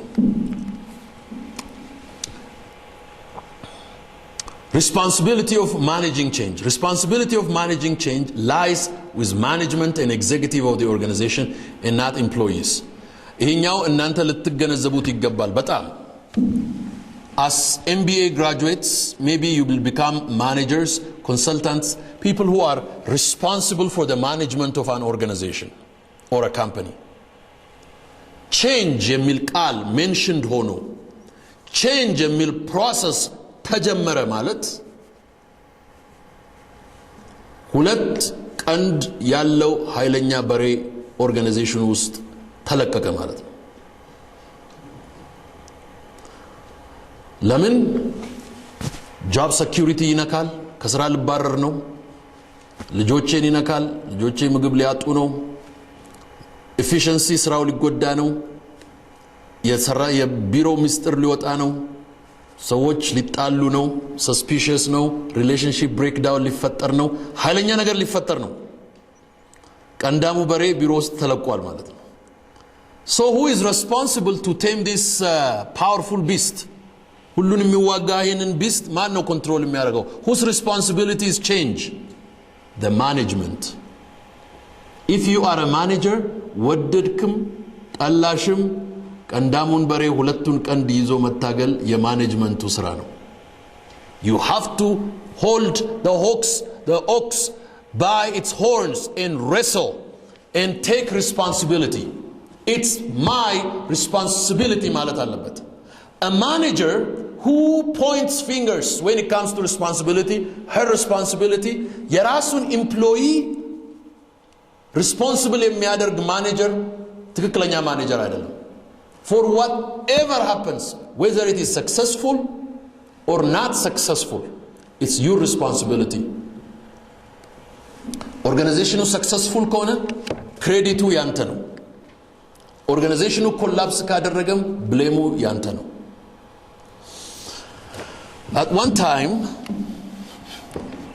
I came to Ethiopia during the 50th anniversary of African Union. It was a big festivity at that time and I was listening to an interview. Now ይሄ ኢንተርቪው አፍሪካን ዩኒየንን ማን ፈጠረው ማን ኮንትሪቢዩት አደረገ ከኢትዮጵያ ሳይድ የሚል ብዙ አርጊውመንት ነበር እና በዛ አርጊውመንት ላይ ያኔ የአፍሪካን ዩኒየን ሲመሰረት የኢትዮጵያ የውጭ ጉዳይ ሚኒስትር ከተማ ይፍሩ የሚባሉ ነበሩ። ሂስትሪው ከተማ ይፍሩ ሞተዋል፣ ባለቤታቸው አሉ እና ከተማ ይፍሩ በጣም ቢግ ሮል ተጫውተዋል። አፍሪካን ዩኒየን ሲመሰረት ከአውሮፕላን ሳይወርዱ ኢስት አፍሪካ፣ ኖርዝ አፍሪካ፣ ዌስት አፍሪካ፣ ሳውዝ አፍሪካ የዞሩ የለፉ ኔጎሼት ያደረጉ ሌትና ቀን ወረቀቱን የጻፉ መከራውን ያዩ ጉዳዩን ያሳመኑ ያስጨረሱ አፍሪካን ዩኒየን እንዲመሰረት አዲስ አበባ እንዲመጣ ያደረጉ ትልቁ የኃይለ ሥላሴ መልእክተኛ እሳቸው ነበሩ። So he really was the hard worker and he did his best to produce the result African Union. በ50ኛው ዓመት በዓል አንድ ሰው ከተማ ይፍሩን ስም አልጠራም። Nobody remembered him. All the credit went to Haile Selassie. All the credit went to the emperor because the emperor was the one who signed it. Now, Katama Ifru's wife, who was alive, was complaining on radio. She said, nobody remembers my husband. Nobody remembers my husband. Nobody remembers my husband, and my husband did all this. There is something that she did not understand. In leadership, in management, all the time, the credit goes to the top. All the time, the credit goes to the top. ተወደደም ተጠላም, the credit goes to the top. አሁን በአዲሱ ፌኖሜና አፍሪካን ዩኒየን ወደ አዲስ አበባ እንዲመጣ አሁን ያለው ቢልዲንግ ደግሞ እዚህ እንዲመሰረት ፕራይም ሚኒስተር መለስ ዜናዊ ተወደደም ተጠላም, the credit goes to Prime Minister መለስ ዜናዊ. That is how it is. That is how leadership is. In this responsibility, African Union አዲስ አበባ ባይሆንስ ማን ነው የሚወቀሰው? ፕራይም ሚኒስተር መለስ ዜናዊ። አፍሪካ ዩኒየን ወደዚህ መምጣቱስ ማን ነው የሚመሰገነው? ፕራይም ሚኒስተር መለስ ዜናዊ። ልክ እንደሚወቀስ የሚመሰገንም እንደዛው ነው ማለት ነው። ልክ እንደዛው. So in leadership there is one thing that we have to understand. አንተም ማኔጀር ብትሆን አንተም ሊደር ብትሆን the credit goes to you. change ሲመጣ changeን የጀመረ changeን ፕሮፖዝ ያደረገ ማኔጅመንት የማስጨረስም ግዴታና ኃላፊነት አለበት ማለት ነው። So that is how you have to understand change. ስለዚህ when you start change or when you in change management, the management takes 100% responsibility for the change process. ግልጽ ነው አይደለም? That's why it says the manager has the responsibility to facilitate and enable change by understanding the situation from an objective point of view. What is the responsibility of a manager? Interpret, communicate, enable and facilitate. So these are the three things: interpreting, communicating, and enabling. Change management process is the sequence of steps or activities that the change management team or project leader would follow to apply a change management to a project or a change. Change management process ማወቅ ስላለብን ነው. Phase 1, preparation, preparing for change, assessment and strategy development. That is preparation. The quality of your change depends on the preparation for change. Change will be actualized not really exactly after you start. ከጀመርከው በኋላ አይደለም። ከመጀመርህ በፊት ነው የምትጨርሰው. You finish change before you start it. Preparing for change is extremely important before launching a change. If you are unprepared and if you start the change process, in the middle you will definitely fail. Phase 2 is managing change. Detailed planning and change implementation. Detailed planning and change implementation. Detail. Third is reinforcing change. Data gathering, corrective action, recognition. Corrective action ለማምጣት data gather ማድረግ, reinforcing change, that in the change process there will be always change, twists that you do in the middle. So these three: preparing for change, managing change, and reinforcing change. When dealing with change, habits are counterproductive. Change is seen as a negative thing that creates instability and insecurity. Normal change process evolves through a number of mental phases: denial, frustration and anger, negotiation and bargaining, depression, and then acceptance, experimentation, discovery and delight, integration. ትንሽ ልንገራችሁ ስለዚህ. This is a mental process in change. Take an individual. Mr. Abarra is an employee of Commercial Bank of Ethiopia. Commercial Bank of Ethiopia Mexico branch is trying to go through some kind of reconfiguration, restructuring and change. Mr. Abarra first says, why do we need change? Denial, fighting to keep the status quo. Let's continue. We're doing well. Why do you disturb us? Why do we change? And then the top management says, Mr. Abarra, we have proposed change. We will change. And what happens to him? What is the second stage? Frustration. He will be frustrated. He will be angry. He will be insecure. I don't know what is going on. They're changing. I don't know if I'm going to be fired. I don't know if they're going to keep me. There is a lot of change going on. And then on the third stage, when his frustration and anger comes down, he starts to do what? Read. He starts to negotiate and bargain. If I go along with this change, what do I get? What do you want from me? He starts to negotiate and bargain. And then after negotiating and bargaining, they will tell him, whether you like it or not, change is coming. We will change your position. We will do this. We will do that. And then what will he do? What happens? Depression. He will be depressed. Arat macchiato mayanakaw. Then he will leave after being depressed. Then he says, no solution. Acceptance. Then he will be accepted and start to mentally prepare for change. And then what happens? Experimentation. And he says, how can I participate in this change? He starts to find ways to gradually remove old barriers. Finally, discovery and delight that, wow, man, computer work environment then finally integration and implementation. ስለዚህ እንግዲህ change management ከኢንዲቪጁዋል ሜንታል ፕሮሰስ ከዲናያል እስከ ኢንቲግሬሽን ያለውን ጀርኒ ማኔጅ ማድረግ አቶ አበራን ያስታመሙ እዚህ ማድረስ ቀላል ነገር አይደለም። ሶ ቼንጅ ሳይኮሎጂን ኢንቮልቭ ያደርጋል፣ ሶሻል ፋክተር ኢንቮልቭ ያደርጋል፣ ኦርጋናይዜሽናል ዳይናሚክስን ኢንቮልቭ ያደርጋል።